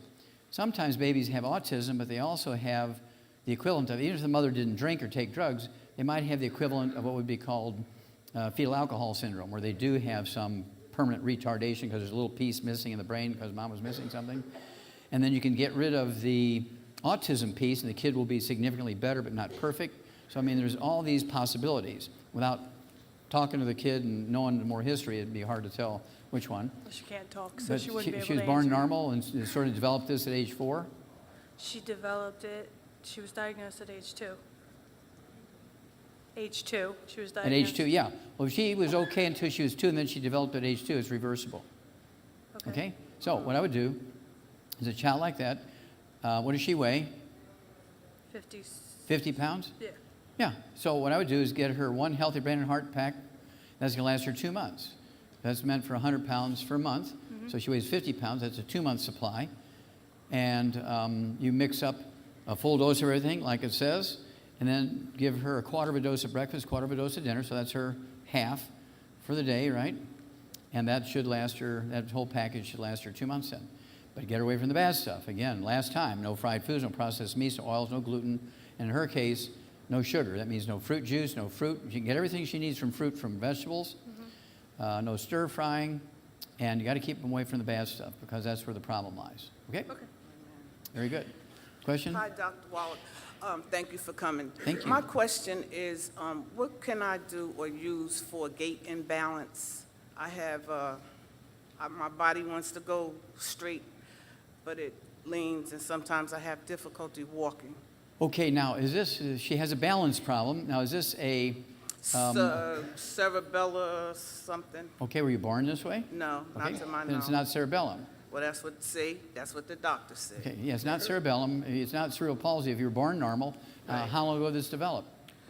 It's been going on for about a year and a half. Okay, so a year and a half. Yeah, so it's not a genetic defect. It's not a congenital defect.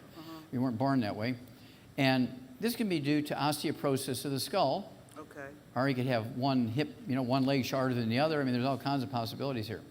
But if it has to do with the brain, doctors forget that you get osteoporosis of the skull, just like you do your legs and your pelvis and your vertebrae. When you have osteoporosis of your skull, the bones get thicker. Oftentimes they call Paget's disease. And when it gets thicker, the canals that the nerves come through, there's 12 pairs of cranial nerves. 12 come out this side from the brain, 12 come out from this side of the brain. And the one that affects your balance, and you feel like you're maybe in motion, do you ever get like motion sickness, a little nausea with it? Yes, Yeah. Do sometimes. you ever get ringing in your ears? No. Or no tone or chirping or anything? No. Okay.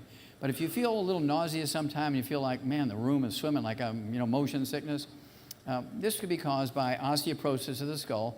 And the canal that the 8th cranial nerve is going through is filling up with scar tissue because you have osteoporosis of the skull. And when you squeeze the vestibular branch of the 8th cranial nerve, in the old days you used to call it Meniere's disease, and today they call it Wallach's vertigo because they figured out what causes it. Right. So what you need to do, you're a tall girl, so you're going to need 2 healthy bone and joint packs per month. Okay. 2 full doses a day, a full dose of breakfast and dinner, 2 healthy bone and joint packs per month.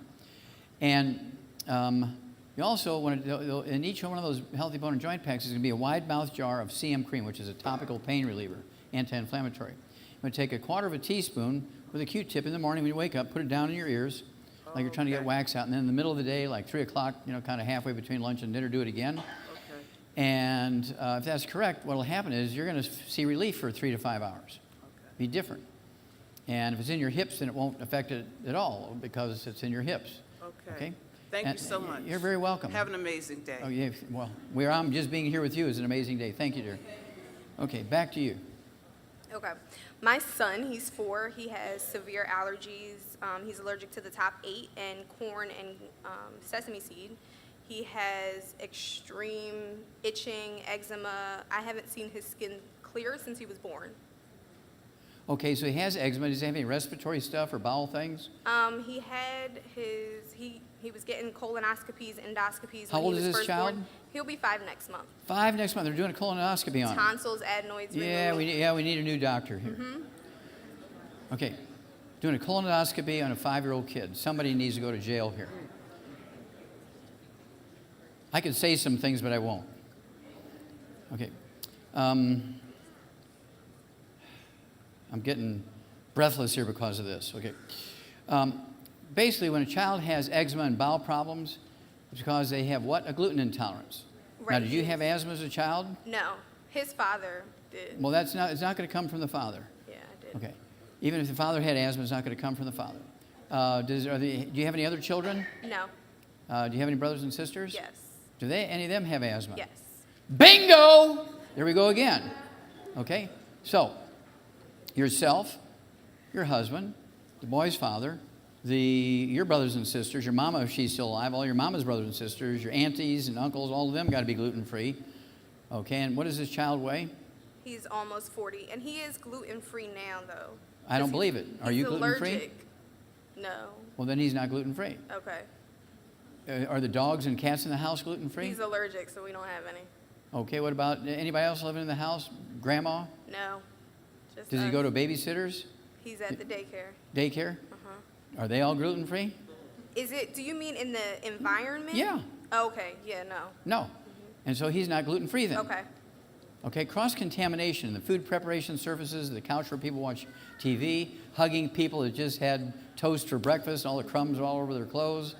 Even the daycare person, Right. they had a breakfast sandwich at McDonald's and they're full of gluten on their hands, and they take the child's hand and the child puts his hands in his face and so Dog food, for those of you who do have dogs, the dust from the dry dog food or dry cat food gets on you. The laundry where people wash their clothes, you wash your clothes in the same laundry as your child. No, I separate that. Say again? I do it separately. I don't care if it's separate, it's the same washer and okay. dryer. Yeah, I was getting Right. cross-contamination. Okay. I mean, you need to clean this environment up. I mean, really be obsessive about it, okay? Okay. And then the child weighs 40 pounds, you say? Yes. Okay, well, approach it as 50 pounds. So it'll be one healthy brain and heart pack. Can last him 2 months. So a half a dose a day for 2 months, right? And then you need to get another one. As he gains weight, the dose needs to go up. And this should go away fairly quickly, okay? But I would get another opinion before you start doing colonoscopic exams on a 4-year-old. I stopped taking him to the doctor. Oh, good. Yeah. Bless you, yes. Okay. Yeah. Okay. Because, you know, how many of you have heard of the trouble with priests who are predators on the choir boys and stuff like that? Well, there's lots of sexual predators who become pediatricians. So think about that. Yes. Yes. God bless you, Dr. Wallach. Thank you. Concerning pain, wherever the pain may be, because I'm a praying man, I haven't taken pain medicine in like 3 weeks, and I feel the same way I felt when I was taking the pain medicine. So what would you prescribe? Okay, now pain, you're talking about muscles, soft tissue, you're Just talking about joints? in the body, in the Every place. Yes, sir. Okay, have you ever had a diagnosis from anybody? Yes. Like fibromyalgia or arthritis? I mean, what did they tell you? I mean, you know you have pain. You didn't need to go to a doctor to say you have pain. So what did they tell you? They're saying that I had the condition, and because What condition? They said I had arthritis. I don't believe Okay, it. so let's say you have arthritis. You're a big fellow. You need 2 healthy bone and joint packs per month, Okay. right? Full dose of everything twice a day, except for the glucogel. You're going to take 15 a day, and all that would be accomplished by the 2 healthy bone and joint packs. You can use the CM cream topically on your knees, your hips, your elbows, or shoulders, or neck, wherever you have the pain. Soft tissue, muscles is fine. And what kind of work do you do? In hospitality, catering. I'm sorry, say again? Hospitality, catering. Hospitality, Food and beverage. Okay, you're not the cook, are you? No. Okay. And you're rolling out flour and bread and stuff. Okay. Yeah, you want to stay away from that kind of stuff. And none of the bad foods, no fried foods, no processed meats, no gluten. And also, you want to stay away from carbonated drinks, even ones you think of as being benign. Things like ginger ale, club soda, sparkling water, because the carbonation actually neutralizes stomach acid. It's going to prevent you from absorbing minerals. And so you got to stay away from all the carbonated drinks too. Okay? Thank you. Your bet. Yep. Question? Hi. I got sick about 3 or 4 years ago. You want to step up to the microphone a little bit? Thank you. Okay, I got sick about 3 or 4 years ago, and I had pain, and before I knew it, I was in the hospital. The kids took me to the hospital, and they examined me just like that, and the doctor said, "Oh, your gallbladder is shot, we're taking it." So he took your gallbladder They out? took my gallbladder. So I want to know, because they're saying I don't need it, I don't believe that. So is there Well, God put it in something- there, you need it. Yes, my point. Yeah. So, I mean, is there something, is there a vitamin I can take? Is there something I can do to offset all Sure. that? Now, the question is, do you still have any discomfort in your belly? No, and it wasn't discomfort. I didn't even know I was sick. I thought I was having a heart attack. It was my first event. It just happened. Oh, he said you had a heart attack. No, I said I thought I was having a heart okay. attack, but they said it was my gallbladder. But I Okay. had never gotten sick before. For that. Okay. Then, do you have any skin problems, any eczema, dermatitis, psoriasis? I've been in remission with the eczema for about 20-some years. 20-something years, okay. Guess what? You have gluten intolerance. Okay. So you need to get off of all gluten. No wheat, barley, rye, and oats. No fried foods, no processed meats and oils, right? All that's got to go. Okay. Now, the gallbladder, 99% of the time, is innocent. The gallbladder is just a bag. And if you had any stones in there, gallstones, they're made in the liver, and the liver drops them into the gallbladder. And so taking out the gallbladder is kind of insane, because that's like amputating a weightlifter's arms because he's got a big arm, because he's been weightlifting, right? And so what I would do is go ahead and take 2 of the healthy brain and heart packs per month, which is very good for the liver, full dose of everything twice a day. And then specifically, we have what we call the gallbladder in a bottle. It's a digestive program, and I want you to take 1 or 2. You'll decide which one's better for you. 1 or 2 of those ultimate enzymes. They're called ultimate enzymes, like 1 to 2 minutes before each meal with a couple ounces of water. It'll be maybe 1 bottle a month. And we call it a gallbladder in a bottle because it has bile in it to help you absorb all the good fats, including fat-soluble vitamins, A, D, E, and K, good cholesterol, all the stuff you need to absorb. You have to have bile from the liver to do that. And your gallbladder just stores the liquid bile. And when you have a meal, it'll kind of squish and all that bile goes in your intestines and helps you absorb those good fats. So you do need that, and so that's why we have the gallbladder in a bottle called Ultimate Enzymes. Take 1 or 2 of those, 2 to 5 minutes for each meal, a couple ounces of water, okay? Okay, thank you very much. You're very welcome. Okay, question? Yes. Dr. Wallace, thank you for being here. You're very welcome. I am diagnosed with macular degeneration. And I do have a spot in that right eye. And that's why I want to know. Okay, she has macular degeneration. Did you drive here yourself today? No, my niece brought me. Okay, can you drive? Yes, I do. Okay. Macular degeneration is free radical damage to the lining, the retina of the eye. And it's easily prevented and it's easily reversed. It's not genetic in any way, shape, or form. It's caused by free radical damage to the eye. So you got to change everything you're doing. No fried foods, no processed meats, no oils, no gluten. All that's got to go. I want you to remember that the eye is part of the brain, okay, and the brain is part of the eye. It's the brain has the optic nerve, goes through the skull, and then the eye is a ball, a ball on the end of that optic nerve. So it's all part of the brain. So you need to get rid of all the bad stuff, and particularly things that produce free radicals. No fried foods, no processed meats with nitrates, nitrites, no oils, no gluten. And you want to take 2 of the Healthy Brain and Heart packs per month, a full dose of everything at breakfast and dinner. And then I would also get your auric points, your antioxidant points up to get rid of that damage. It's kind of like having really severe age and liver spots in the lining of your eye. And so what I want you to do, there's 3 things you can take to get your auric points up. And you kind of mix them up, one this week, another different one next week, and so on. So you can have a little variety, or you can do all the same thing. It doesn't matter. You need to get your auric points, your antioxidant points, above 100,000 per day. Auric is an acronym which stands for oxygen radical capacity, which is a measurement of how many free radicals are neutralized by the antioxidants in the product. At any rate, you can do that with either what's called Cell Shield RTQ. Take 5 of those twice a day. Or you can take triple treat chocolate, which is kind of fun. You take 6 of those a day, 2 at breakfast, lunch, and dinner if you like chocolate. And, or you can take what we call the Beyond Tangerine BTT 2.0 tablets. I'd go ahead and take 3 of those twice a day. It'll be 2 bottles a month. And that's going to get your auric points above 100,000 a day. Now, the BTT 2.0 tablets is a fairly economical way to get really over 300,000 auric points a day. For me, I would do the BTT 2.0 tablets because I'd want 300,000 auric points, although 100 will do the job. But my vision is important to me, so I'm going to go with the BTT. But any one of them will work. You can mix and match them, get over 100,000, and these guys out there will help you do that. And I made a bet with a doctor once who called me a liar who was in the group. And I said, I can reverse macular degeneration even if you're legally blind for 6, 8, 10 years. He jumped up and said, Wallach, you're a liar. I said, well, sir, who are you? He says, well, I'm a medical doctor, eye doctor, and absolutely it can't be done. It's an age thing, and you can't stop it or prevent it or cure it. I said, well, sir, that's not correct. You want to do a little wager. And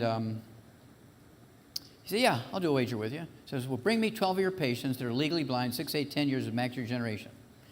And if I could get half of them in 90 days, 6 out of the 12, to read 20/20, would you apologize? He said, if you could get 1 out of 12, I'll apologize. So the next day, he brought me a box of 27 charts, true story. Brought me 27 charts. I had 300 witnesses in the room. And he says, here, pick your 12. And I said, well, who's going to pay for all the supplements? He says, well, let's make that part of the wager. If you win, I'll pay for it. If I win, you pay for it. I said, well, that's fair. I said, if that's the case, let's go for all 27. He says, you're on. So I filled out a form, as you're going to have filled out there. And I personally gave it to each of the 27 patients. I talked to each one because I didn't quite trust him. I didn't know if he was going to kind of purposely deep six it so he could win the bet. I don't know, because I didn't know him. And so I talked to each of the patients and gave them a handwritten thing of how to take the supplements. 90 days later, all 27, praise God, could read 20/20.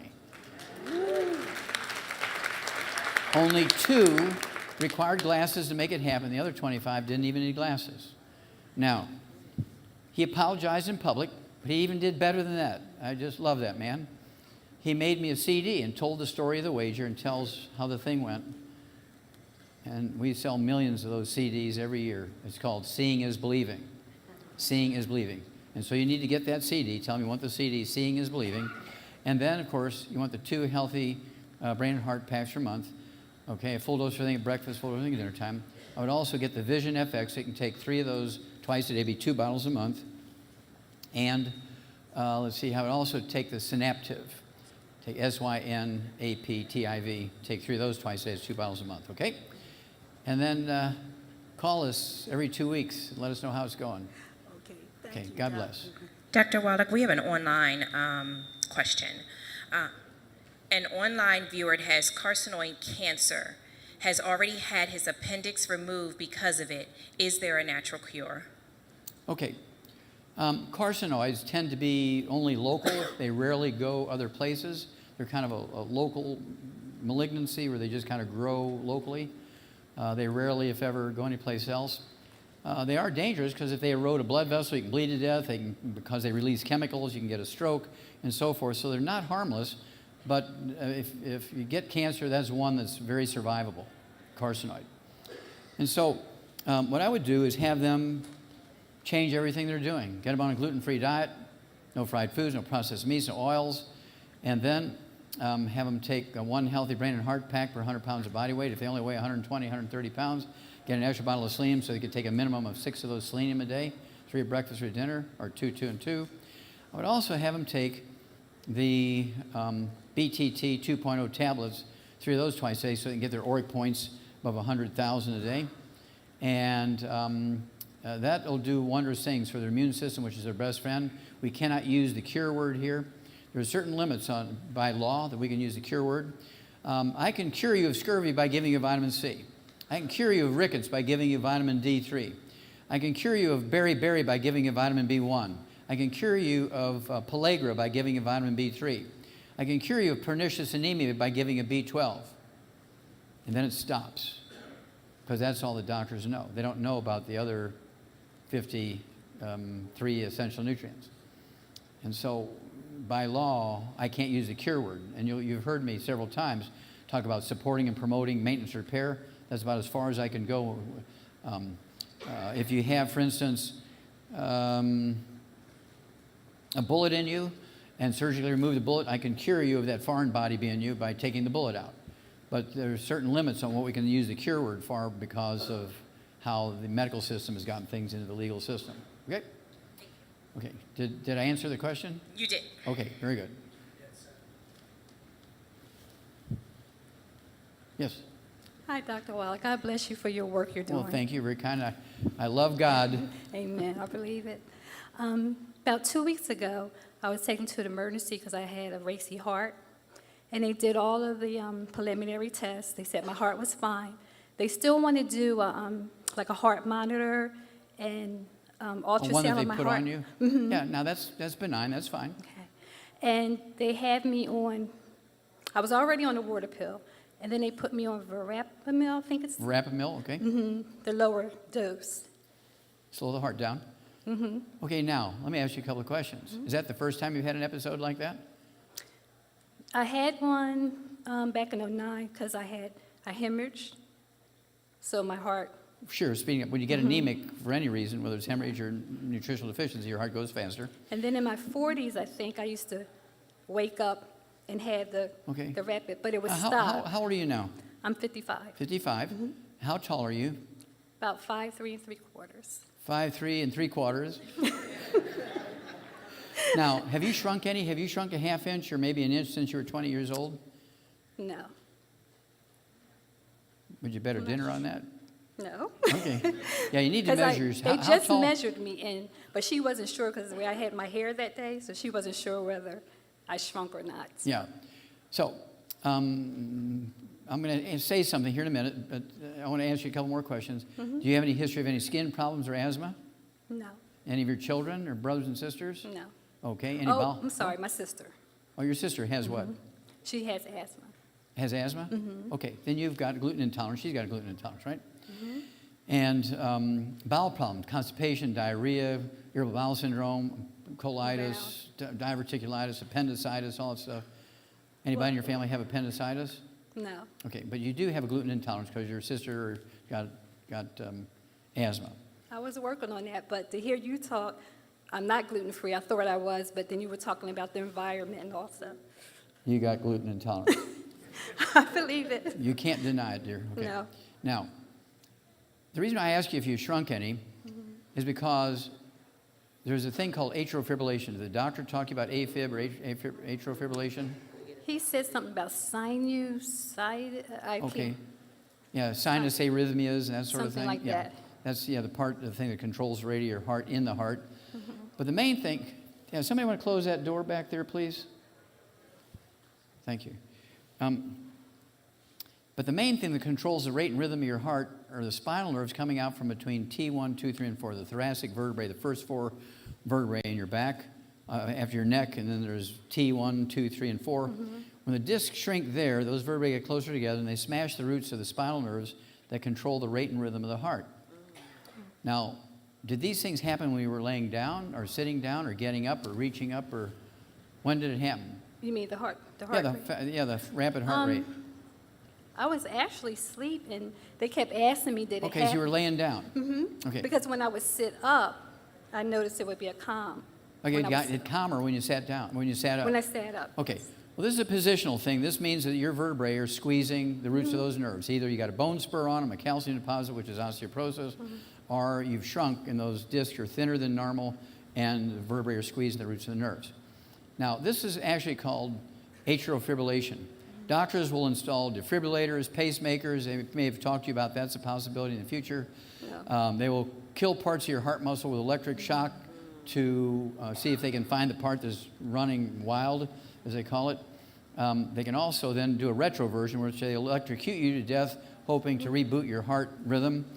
And then they can do a heart transplant, none of which is going to work because it's a back problem, not a heart problem.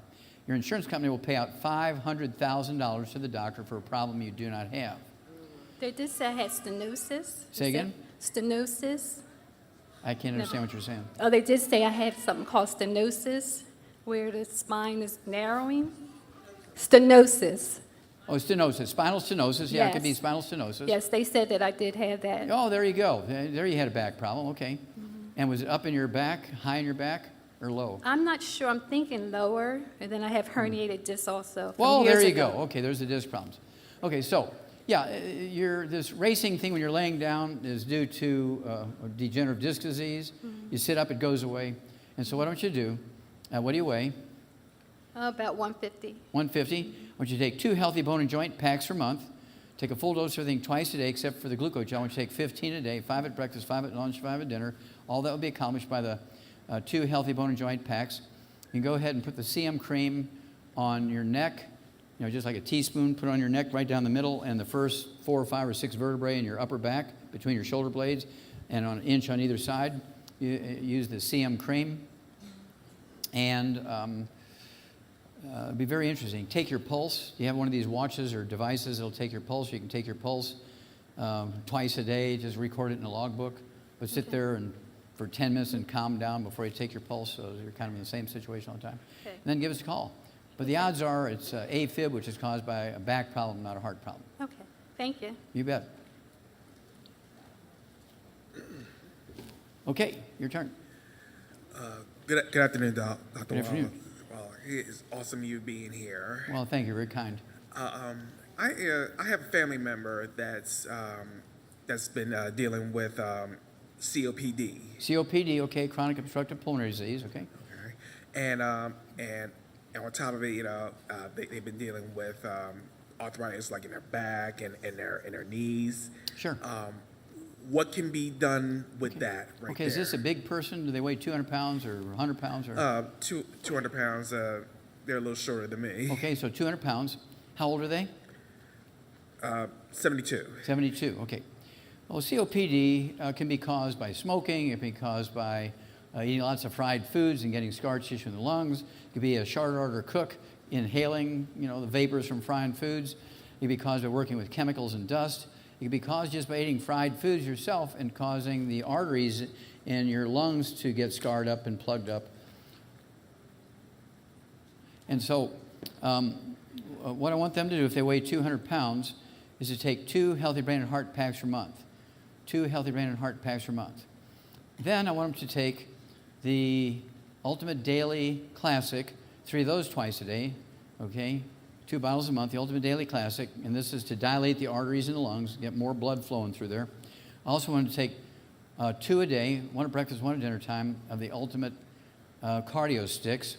Tear open the top, pour in a bottle of water, let them drink it at breakfast and dinner time. And, of course, none of the bad stuff. Got to get rid of all the inflammatory things that have done this. No fried foods, no processed meats, no also gluten. I would also throw in one more thing, which is an oxygen supplement. It's called Youngevity. They can take an ounce an hour before each meal. If it's a financial problem, you know, they don't have to do it, but it'll speed things up. They can take an ounce like an hour before breakfast, an hour before lunch, hour before dinner, or not at all. But it'll help things go faster because it's an oxygen supplement. That's what it is, Youngevity, okay? Comes in quart jars. Okay, God bless. Okay, back to the center here. Thank you for coming. Well, you're welcome. My question is very simple. I was diagnosed with a thyroid disorder about 20 years ago. Okay, low thyroid or hyperthyroid? I lost weight. I I'm sorry? I lost a lot of weight. Oh, you lost a lot of weight. Okay, it yes. could be hyperthyroidism. Yes. Okay. So they put me on Synthroid, and I was told I would have to take this pill for the rest of my life, and that's what I Did wanted. they take your thyroid out or kill it with? They shrunk it with the iodine. They shrunk it with radioactive iodine. Mm-hmm. Okay, but you still have it in there. I think Or is it I gone? do. You tell me, you're the doctor. Okay. But they shrunk it with the iodine. That's what they did, opposed to surgery. Okay. So I'm taking this Okay. pill, and I want to know, do I And have so we don't know if it's functional I guess I don't. because you're taking hormones, right? Right. Okay. Okay, and? So I wanted to know, do I have to take this medication Okay. for the Well, rest? I would have them do a blood test and see what's going on, you know, with the hormones in your thyroid, the hormones for your pituitary, TSH and thyroxine and stuff. And they could give you a clue whether your thyroid is dead or alive, so to speak. But in the meantime, what you want to do is get rid of all the bad stuff out of your life, the fried foods, the processed meats, the oils, the gluten. And you also want to get rid of cruciferous vegetables. Anytime you have anything wrong with your thyroid, you want to get rid of cruciferous vegetables. That means no broccoli, no cabbage, cauliflower, Brussels sprouts, or kale, because they interfere with thyroid. And then you want to take, in addition to 2 healthy brain and heart packs, one full dose at breakfast, 1 full dose at dinner time. That'll last you a month, 2 full doses of the healthy brain and heart pack per month. You also want to throw in what we call the Ocean's Gold. Go ahead and take 3 of those at breakfast, 3 at dinner time, 2 bottles a month. And that was how long ago they did that with the iodine? About 20 years. 22 about years? 20 years ago. Okay, 22 years ago, okay. And so the problem hasn't come back or anything? They just check my levels, tell me if I need more or less. Okay, Yes. sure. Okay, well, let's just do that. Okay? Thank you. You bet. Okay, Hi, question? good afternoon. I was diagnosed with alopecia, and I was told that because of my thyroid condition, I take the Synthroid, that it would be irreversible. So I wanted to know if there's some possibility so that you that have can... alopecia universalis, kind of loss of hair loss everywhere? kind of Not thing? everywhere. Primarily here? Yeah. Okay. Well, interesting, the Japanese have done lots of research on male pattern baldness. I am very interested in that, obviously, in the research. And they say that male pattern baldness, primarily the head, is due to a tin deficiency. So the nice thing about our minerals is it has a lot of tin. And I'd say 12, 15 years ago, I mean, I was like Yul Brynner. There was nothing up there. So I've grown a lot of hair since I've been really upping my mineral intake, probably because of the tin. But I've also been gluten-free so I can absorb stuff. Okay. And so are these your real eyebrows? Yes. Okay, that's good. Yes. Very good. And so I would go with 2 of the Healthy Brain and Heart packs per month, a full dose of everything twice a day, 2 Healthy Brain and Heart packs per month. And then we have what we call hair, skin, and nails. Go ahead and get 2 bottles of that a month, take 3 at breakfast, 3 at dinner time, and get rid of all the bad stuff. All righty? So that biotin, is that something that's biotin? Have you heard of that? Biotin? Many people have suggested that for hair, nails. You're talking about eating buffalo meat, bison? No. Biotin. No? Okay. All right. Yeah. Thank you. Okay. Thank you. Okay. Yes. Thank you for being here. Very sweet. Thank you. I've been diagnosed with PMR, polymyelitis rheumatica. Okay. And I had a triple bypass 8 years ago. I still have ongoing cardiac issues, so I'm on Brilinta and several other medications. Sure. So my question is, the PMR is kicking my butt, and I want to know how to ease some of the pain and the discomfort from that disease. Okay, BMR? Polymyelitis rheumatica. Okay. Yeah, another name for it is fibromyalgia. They told me that it was different from fibromyalgia because they said it was worse than, I don't want to be worse, but I had 2 doctors tell me that there was a difference. The rheumatica piece is more in the joints than the soft tissue, but it's a similar disease. It's both. Yeah, and both of them are related to lupus and kind of things, kind of a cousin to lupus also. Oh. And so what you want to do is get off of gluten, no wheat, no barley, rye, no oats. I'd go ahead and take 2 of the Healthy Brain and Heart packs per month, a full dose of everything at breakfast and full dose of everything at dinner time. Get yourself 2 bottles of the large glucogel, so you can take 15 a day, 5 at breakfast, 5 at lunch, 5 at dinner. And for the discomfort, what you need to do is take what we call the CM Plus capsules. Take 3 of those twice a day. And it's going to be a universal anti-inflammatory, analgesic, pain-relieving thing. And don't cold turkey off of any medication, particularly the pain stuff. And so what you want to do is, like, how often do you see the doctor? Every couple of months. Every couple of months, okay. Yeah. So you start this now, and again, no fried foods, processed meats, oils, or gluten. And then when you go see him, say, you know, I'm feeling pretty good. I've been changing my diet and taking some supplements.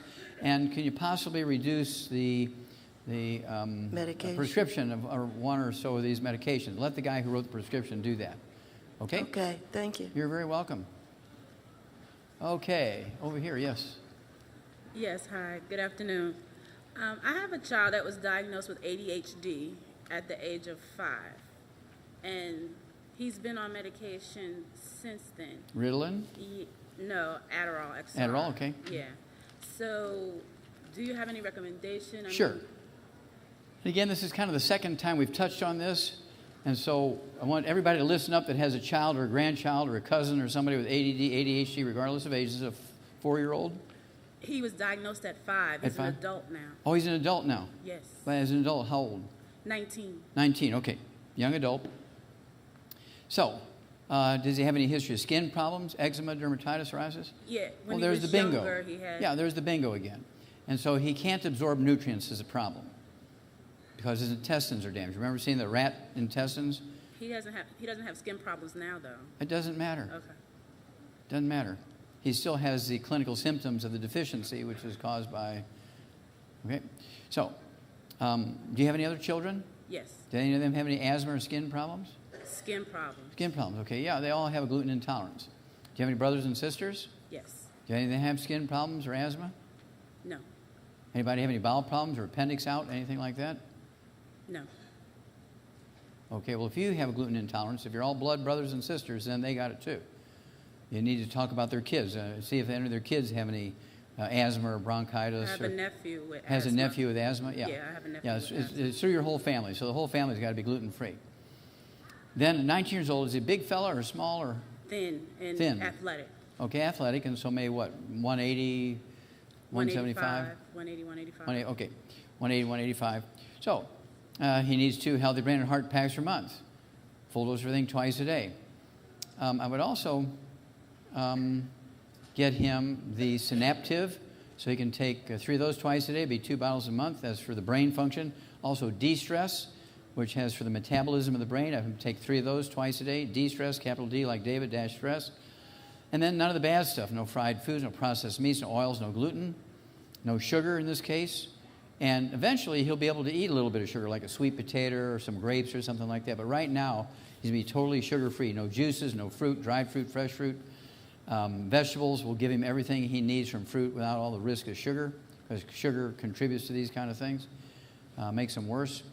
But this is a easily fixable thing, but the underlying problem is a gluten problem.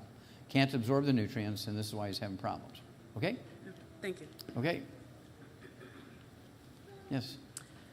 Good afternoon. I Hi. don't know where to start. The pain goes all the way through my body. I have narrowing here, degenerating spurs all the way down my spine. Okay, bone spurs up and down your Bones spine. hurt. And is that contributing to my legs? Okay, yep. The arthritis, where there's times I can't walk. Okay. And when you lay down, is it worse or better? Or the It's same? kind of the same. Kind of the same, I okay. sleep on like an angle. So you find a place that's most comfortable. Yeah, because they're Okay. trying to give me injections, and I don't want to do the injections. Okay. Do you have any history of asthma, bronchitis? No, just heart. Okay. Anything going on with skin? No. Okay. Anything going on with bowels, like constipation, diarrhea, irritable bowel syndrome? No. Appendicitis? None. Kids have any of that? Brothers and sisters have any of that? No. I'm still going to put you on a gluten-free diet anyway. Okay, no gluten, no wheat, barley, rye, and oats, no fried foods and processed meats and oils, no gluten. And then you want to take 2 of the healthy bone and joint packs per month. 2 healthy bone and joint packs per month. A full dose of everything twice a day except for the glucogel, 15 a day, 5 at breakfast, 5 at lunch, 5 at dinner. And you can use the CM cream that come with those 2 healthy bone and joint packs. Apply that to your knees, okay? And if you get, the pain is 50% better but not totally gone, we have what we call trauma oil. It's a blend of aromatherapy oils. You can apply 4 or 5 drops of that and a teaspoon of the CM cream and apply that to your knees or hips or your backs. Have somebody put on your back for you. Those spurs will go away without surgery. They'll just go right back into the bone. Bone spurs always occur whether in your heel, your vertebrae, your neck, your elbows. Bone spurs always occur where a tendon or ligament hooks into the bone, and as you move your muscles and bend over and twirl around, those tendons and ligaments pull on the bone, and the spur kind of comes up, or a calcium deposit comes up. You take the right nutrients, it'll support and promote maintenance repair, they go right back into the bone. Okay. Okay, do not get surgery for that stuff. No, they were trying to do all that. I want. Yeah, no, don't get the surgery. Don't let them put rods or wires or plates or anything. Stay away from all that. How about the injections? Well, have they worked for you? No. Okay, have you ever heard that insanity is doing the same thing over and over and expecting a different result? That'd Albert be- Einstein said that, and I'll take his word for it, right? Okay. Yeah, and so just remember, your doctor has to make a living. Well, we go at it all the time. Good. Well, I'm very if you go combative at with it all that. the time, Yeah. I'd stay away from that doctor. Yeah. You can fire him online. The phone book is full of hungry doctors. Yeah. So I ended up leaving without taking the shot. So the whole staff is like looking at me like, really? And I'm like, yes, really. Yeah. No. Yeah, No. well, see, when they get somebody on a trail, and again, this is what Dr. King was going after, just like a mammogram. Okay, well, it's all highly suspicious here. We're going to err on the side of conservatism here. We're going to do a biopsy. Well, the biopsy is unequivocal. We can't quite tell for sure. We're still going to get you on chemotherapy and radiation and do a mastectomy because that's a prudent thing to do. Okay? And so they're going to run you through hundreds of thousands of dollars worth of treatment. Yeah, and you but really I- didn't need yeah. it because they need the income to get their kid through college. Well, I asked the questions that people don't want to ask. Okay. So it's great. Yeah. Thank you. So, yeah. Thank you. You're very welcome.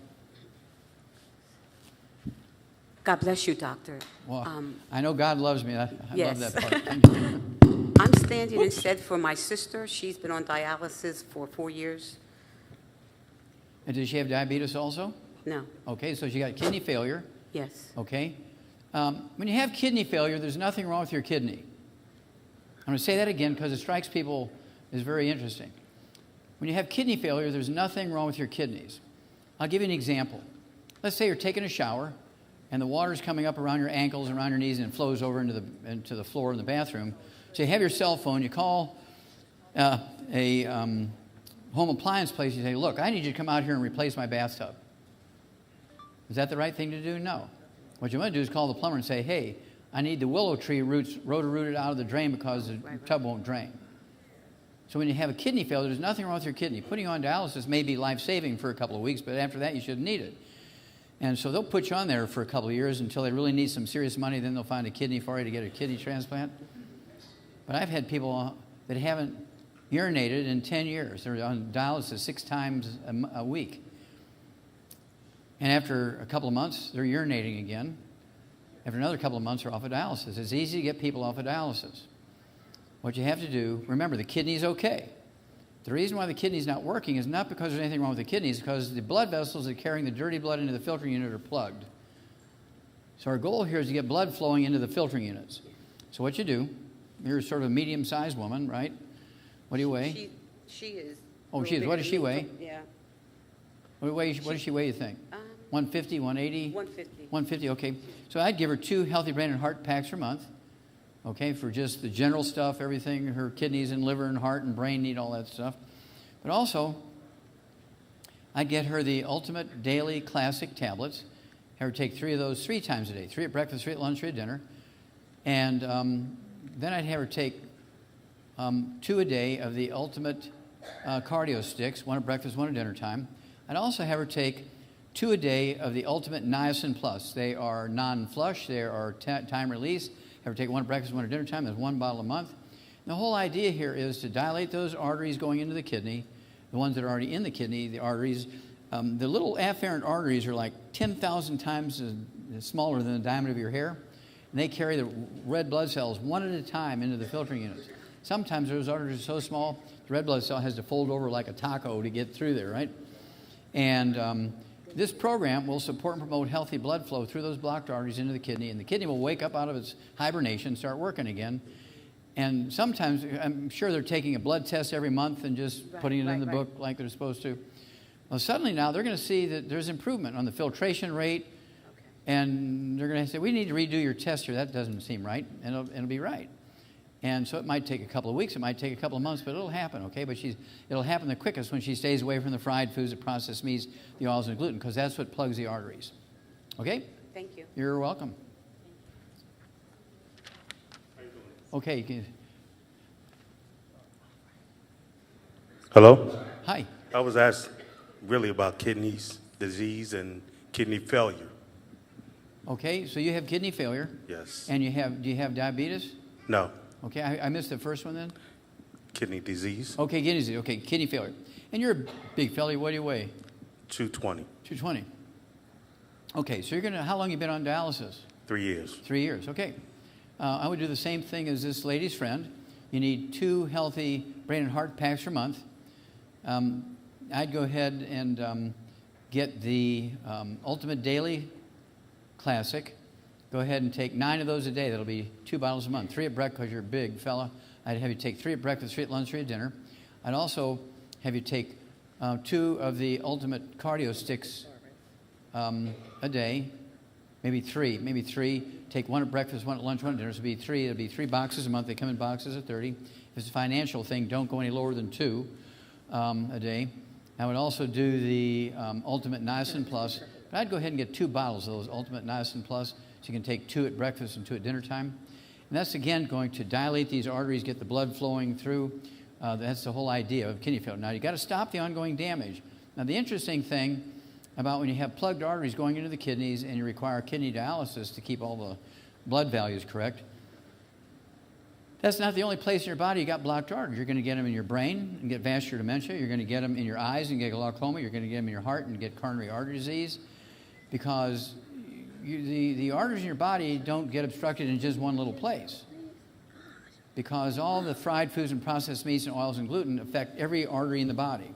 So you're getting a warning that there's something bad happening in other places, right? And especially being a male, being a man, we tend to have worse results than women when it comes to these things. And so you need to appreciate that. You need to be really serious about keeping away from the fried foods and processed meats, the oils and gluten. That includes dog food in the house has to be, dry dog food has got to be gluten-free. It's got to be rice and lamb. The first 4 ingredients cannot be wheat, barley, rye, and oats. Cat food, bird food, fish food, spouse, mother-in-law, kids, everybody in the household. If you have any brothers and sisters, if your mom's still alive, auntie's still alive on your mom's side, everybody's got to be warned. If you have sisters, blood sisters, their children will have the same problem. Okay, so it's important. Thank you. Okay, you're very welcome, sir. Good afternoon. Hi. I'm a 48-year-old mother of 6, Okay. and I'm having trouble just keeping my body temperature to stay warm. I'm usually cold all the time. When everybody else is hot, I'm usually cold. I had blood work done. Only thing my doctor said I need was vitamin D. Your doctor said? I just need vitamin D, to take vitamin D. I'm missing that body. Your doctor says you need... I'm usually always cold all the time. Yeah, I understand. The doctor just told me I need to take vitamin D. They did blood work. Vitamin and all D? that. Yeah, just to take vitamin okay. D. I got you, okay. How much do you weigh? About 150. Okay. And you have children? I have 6. You have 6, okay. Yes. Any of them have any health problems, asthma, bronchitis? Yeah, skin we all have asthma. Oh. Okay, what's the problem, ladies and gentlemen? Gluten. You got it. You got a gluten intolerance. Okay. Your brothers and sisters, your mom if she's still alive, all your babies need to be gluten-free, man living in the house, spouse, or... Okay. He the babysitter. Babysitter, okay. But man, spouse, mother-in-law, kids, what do you work outside the home? Yes. And what kind of work do you do? I work as an ambassador and I do security. Oh, your mom's an ambassador? I said me. You said what kind of work do I do? Oh, okay. Okay. Do you know karate and all that stuff? No, sir, I do not. Okay. But if I had to take somebody down, I could. Yeah. Okay. Okay. That's an equalizer, isn't it? Okay. Okay. Okay. So, at any rate, yeah, at 150 pounds, I'd go ahead and have you take, again, 2 healthy brain and heart packs per month. Okay? And I want you to take the Ultimate Dailies Classic, Ultimate Daily Classic. Take 3 of those twice a day. And I also have you take, just try something as simple as the Ultimate Niacin Plus. Take 1 of those at breakfast and dinner. There'll be 1 bottle a month. Keep the cost down for you. Okay.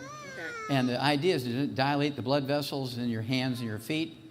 Have you shrunk any in height since you were a child? I may have. Okay. Possible. Okay. So, yeah, you want to measure yourself now and go back and think, how tall was I when I was 18? And how tall am I now? Have I shrunk an inch or a half inch or something? Because that can impact, because you can actually smash some of these nerves, which will, in your back, which will clamp down on the blood vessels going into your feet and hands and have cold hands and feet because of a back problem. That's also a possibility. And so, but it's going to be imperative to get the whole household gluten-free, okay? And be aware of that when you're around people, when you're doing your security job and stuff. Be real careful about shaking hands with people you just saw. Oops. Oh, she needs to be a pitcher. That was pretty good. Okay. Okay? All right, thanks. Okay, thank you for your service. Okay. Good I think we've got about 5 more minutes. Is that right, Pastor? Would that make it an hour? Is that correct? How much more time we have? I'm sorry? How much more time do we have to make it an hour? 5 minutes, okay. So we're going to take 1 here, 1 here, 1 there. I apologize, we'll have to end it there, but you can still have a relationship with Youngevity. We're going to be around for generations and generations and generations. And these folks out at the table will be able to help you. I don't know how long they're going to stay out there and do that. But you can write things down, and you can call us. They'll give you toll-free numbers and internet and so forth. And so you'll find that we're going to help you. It might take a couple extra days, but we will help you. Okay, yes. Good afternoon. My husband just recently had heart surgery to replace a heart valve about 3 weeks ago. And he also got a pacemaker. So when he came home, he's on about 7 or 8 different medicines. So I was wondering, is there anything that we could do to maybe reduce the amount of medicine he'll be taking ongoing? Okay, well, let me ask you a couple of questions. Before he had the valve replacement and the pacemaker installed, did he have any diagnosed heart disease other than the valve thing? Did he have congestive heart failure? That's why we went to the hospital, because he was having trouble breathing. Okay, fluid in his lungs? Said, yes, and so they did tests, and they came back and said it was congestive heart failure. Yeah. Okay, well, remember, congestive heart failure is caused by deficiency of a single vitamin. And I would have opted for a couple of weeks on the, maybe diuretics, get the fluid out of his lung and get him on the supplement program. Well, now they put a valve in, which now we got to deal with that. And so, now what does he weigh? Is he a big fella or medium size? When he went in, he was about 230. Now he's down to about 218. Okay, so 12 pounds of that was fluid.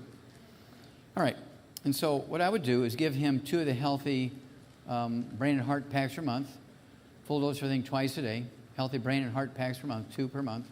I would also give him the de-stress capsules. I'd have him take 9 of those a day for a couple of months and then drop it down to 3 twice a day. But 3 times a day, that'll be 3 bottles a month, because that has that vitamin that's necessary for the congestive heart failure.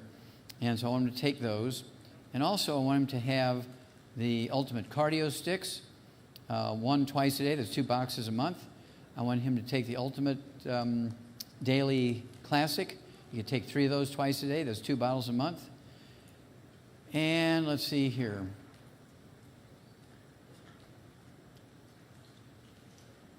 I want to make sure that he's off all the bad stuff. In his case, fried foods, processed meats, oils, and gluten. But he also has to stay away from sugar. Sugar is one of the evil things when people have congestive heart failure and you're deficient in that vitamin. It can also result in dementia and other problems. So we want to make sure that he's taking those 3 of the de-stress capsules 3 times a day. And no fried foods, no processed meats and oils, no gluten, no sugar. No sugar from fruits either? No fruit. Okay. No fruit juices. He can have all the vegetables he wants. You can melt butter and put them on the steamed vegetables. Don't cook them in oil or anything like that because that's going to contribute to the problem, okay? Okay, thank you. Our goal here is to tone his heart up so the heart kind of tones up to its optimal size. Usually when you have congestive heart failure, it's bigger than normal and those valve leaves don't meet. Right. And so when you tone up the heart and it gets smaller and it's the right size, suddenly all those valves meet. Oh, okay. Okay, so that's why I say I would have wanted to have been given a month before surgery would have been an option. Okay. And so anyway, we're at now, and so we'll do great with him, okay? Okay, thank you. Okay, God bless. Okay, last one. Yes, ma'am? Hi, good afternoon, doctor. As a medical professional myself, I just wanted to know... I'm sorry, I apologize. Are you a nurse or a doctor? No, I'm actually a medical assistant. I'm Okay. furthering my education with hopes to become a doctor. Okay, let's give her a hand. And after hearing what you said and stuff, I was wondering if you had like any mentorship programs, any educational programs, and where do I go from here? Okay, what you want to do is talk to those folks at the table and let them know you're interested in going further, because we're looking for everybody to join us in this mission because it's a God mission. And we do have, actually, I'd say a couple of dozen pharmacists who work with us. We have a couple of dozen PAs, physician's assistants. We have maybe 100 chiropractors, 100 naturopathic physicians. We have quite a few Chinese traditional medical and doctors. Lots of nurses, every kind of nurse you can think of, probably hundreds of nurses. Yeah. So we're very, very proud of the medical professionals who do associate with us. And as a medical technician, you're going to see things in the clinic and the hospital and stuff. Yes. And, in all professions, there's always room for improvement, right? Only God is perfect. And so it pays for us to be kind of a watchdog on behalf of the public and, keep the doctor's feet to the fire, so to speak, so they're doing all the right stuff. And a doctor, are you sure you want to give that dose to that 3-year-old kid? That's the 300-pound man's dose. Oh, thank you. Yeah, I got the wrong decimal point. And so we want to be watchful for people because we can save lives by doing that. But also, our goal is to educate as many medical professionals as possible. But I will tell you that I have probably about 250,000 what I call PAs that I pay every month. Yeah. 250,000. These are not physician's assistants. They're my personal assistants, so I call them my PAs. And I have people who are 9th grade dropouts that know what to do for congestive heart failure and get rid of it, get them off the heart transplant list they've been on for 3 years and 2 weeks. Okay? These are high school dropouts, 9th grade dropouts. I have people with high school educations who are in charge of 500,000 people, who take care of 500,000 people each month, all with the internet and so forth. And they feed me information, but they're using these pre-programmed packages that we have for these 900 different diseases. And so you don't have to go to school for 8 years to become a brain surgeon or something like that to do these things, although we appreciate brain surgeons who do come with us. And so I was saying those things for the rest of you out here.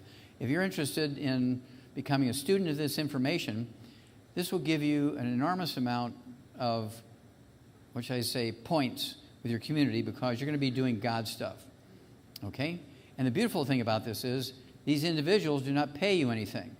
I pay you. See, we're a very large publicly traded company. I'll just tell you that much. You can look us up and you can look up our income and everything. We're a very large publicly traded company. I've been doing this for 38 years. And I personally have never taken a single penny from the corporation.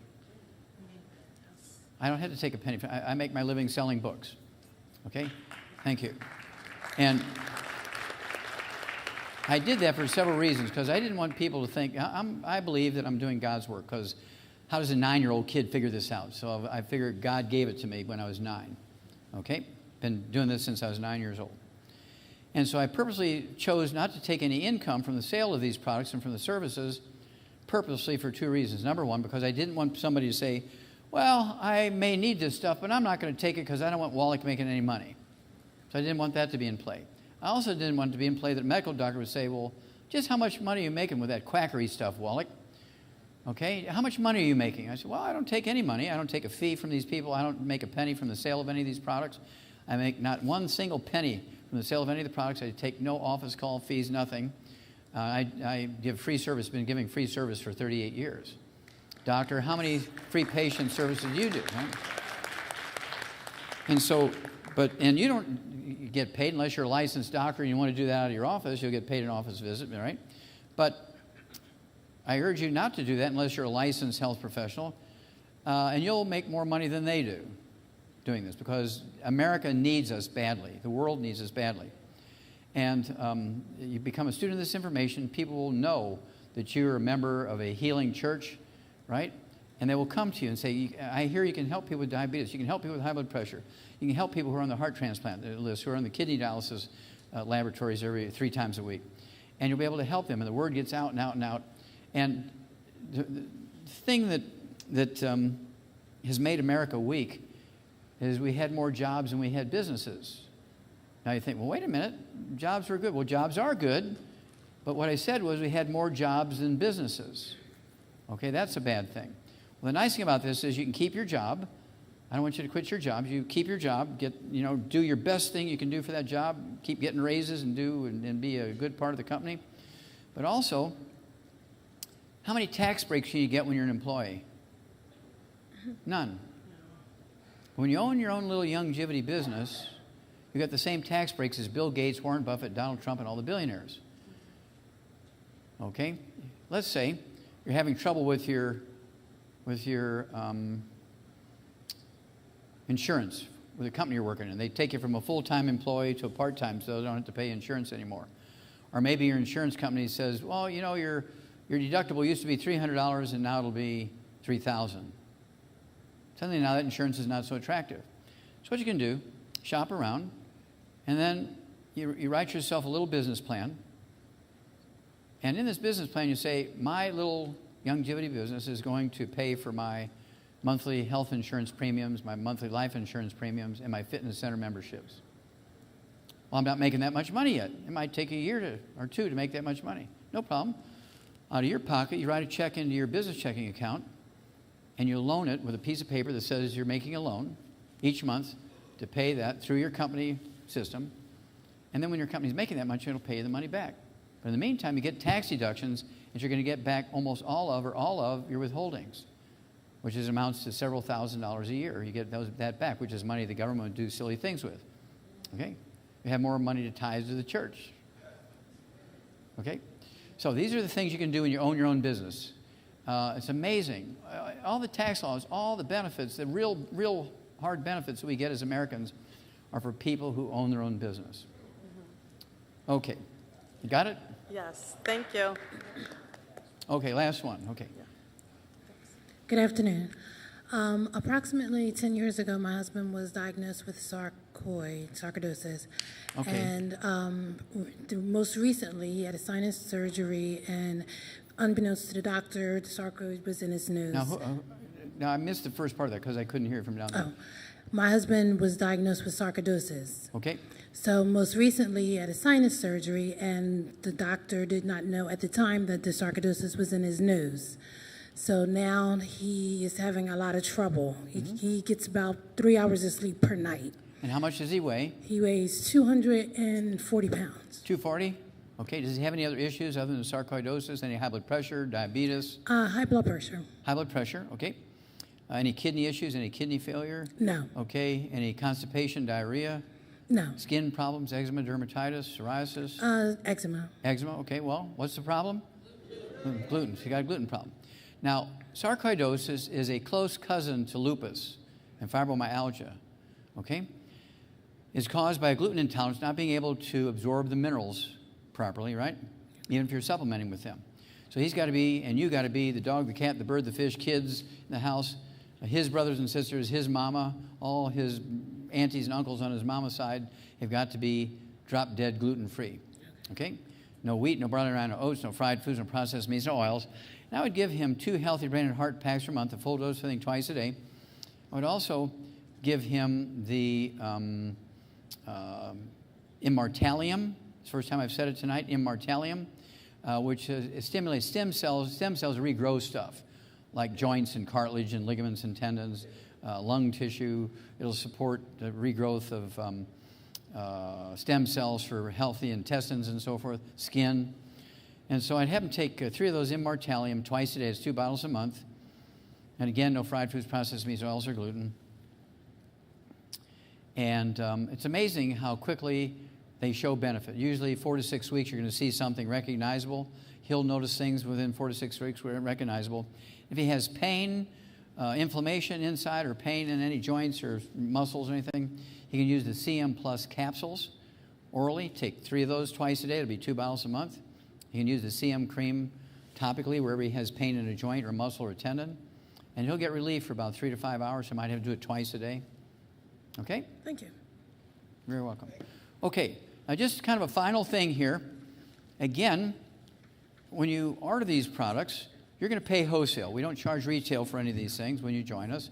You're going to pay wholesale. You're going to pay the same thing I pay when I buy my products. The company doesn't even give me products. They set up, I have to buy my own products. So everybody who buys from our company, you're going to buy only wholesale. You can get free shipping if you get on what's called auto ship, because the computer generates everything and out it goes. It saves us a lot of time, money, and energy, so we pass that savings on to you. We'll pay the shipping if you get on auto ship. You can always change it. If you want to reduce this, add this, you can always do that without any penalty or fees. And so you want to consider that. Also, every time you get 3 people started, let's say you get 3 people started just on the basic program, the Healthy Start Pack, just the 90. You have 3 people in a month do that, I'll give you a Healthy Start Pack for free. If you just get 3 new people started, you'll get 1 for free. If you do that every month for 100 years, you get 1 every month free for 100 years. Okay, it's not just a one-time deal. And this is for everybody. You don't have to be a distributor. You don't have to even pay the $25 one time. It's free, even as a preferred customer, we call it. And so you can go as fast or as slow. You can be a customer for 100 years. We love you. We don't force anybody to become distributors. It's there if you want it. You don't have to be involved in it if you don't want to be. Okay?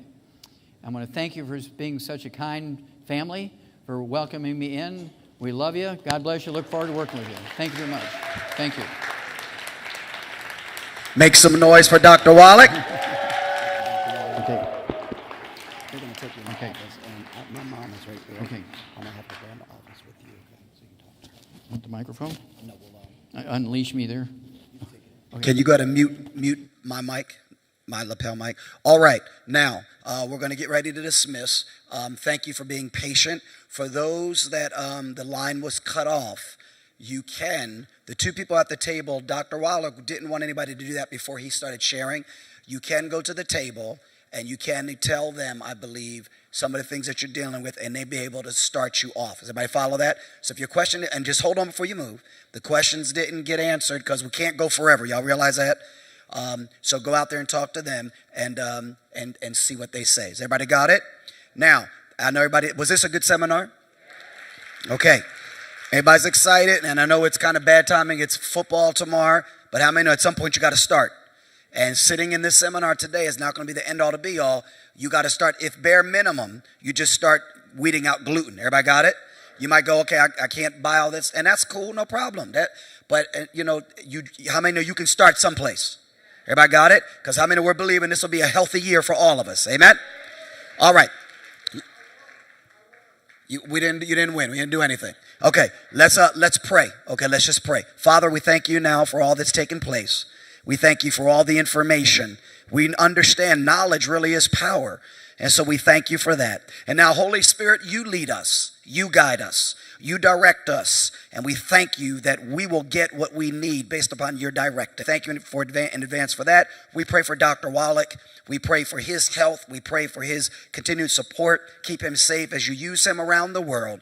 We thank you for all that was said and done today. We now speak to our angels, go before us, get around our vehicles, get us to our next destination safely. We declare no accidents, hurt, harm, or danger. We thank you we'll rest well tonight and we'll rise tomorrow to do your will. In Jesus' name. name, amen.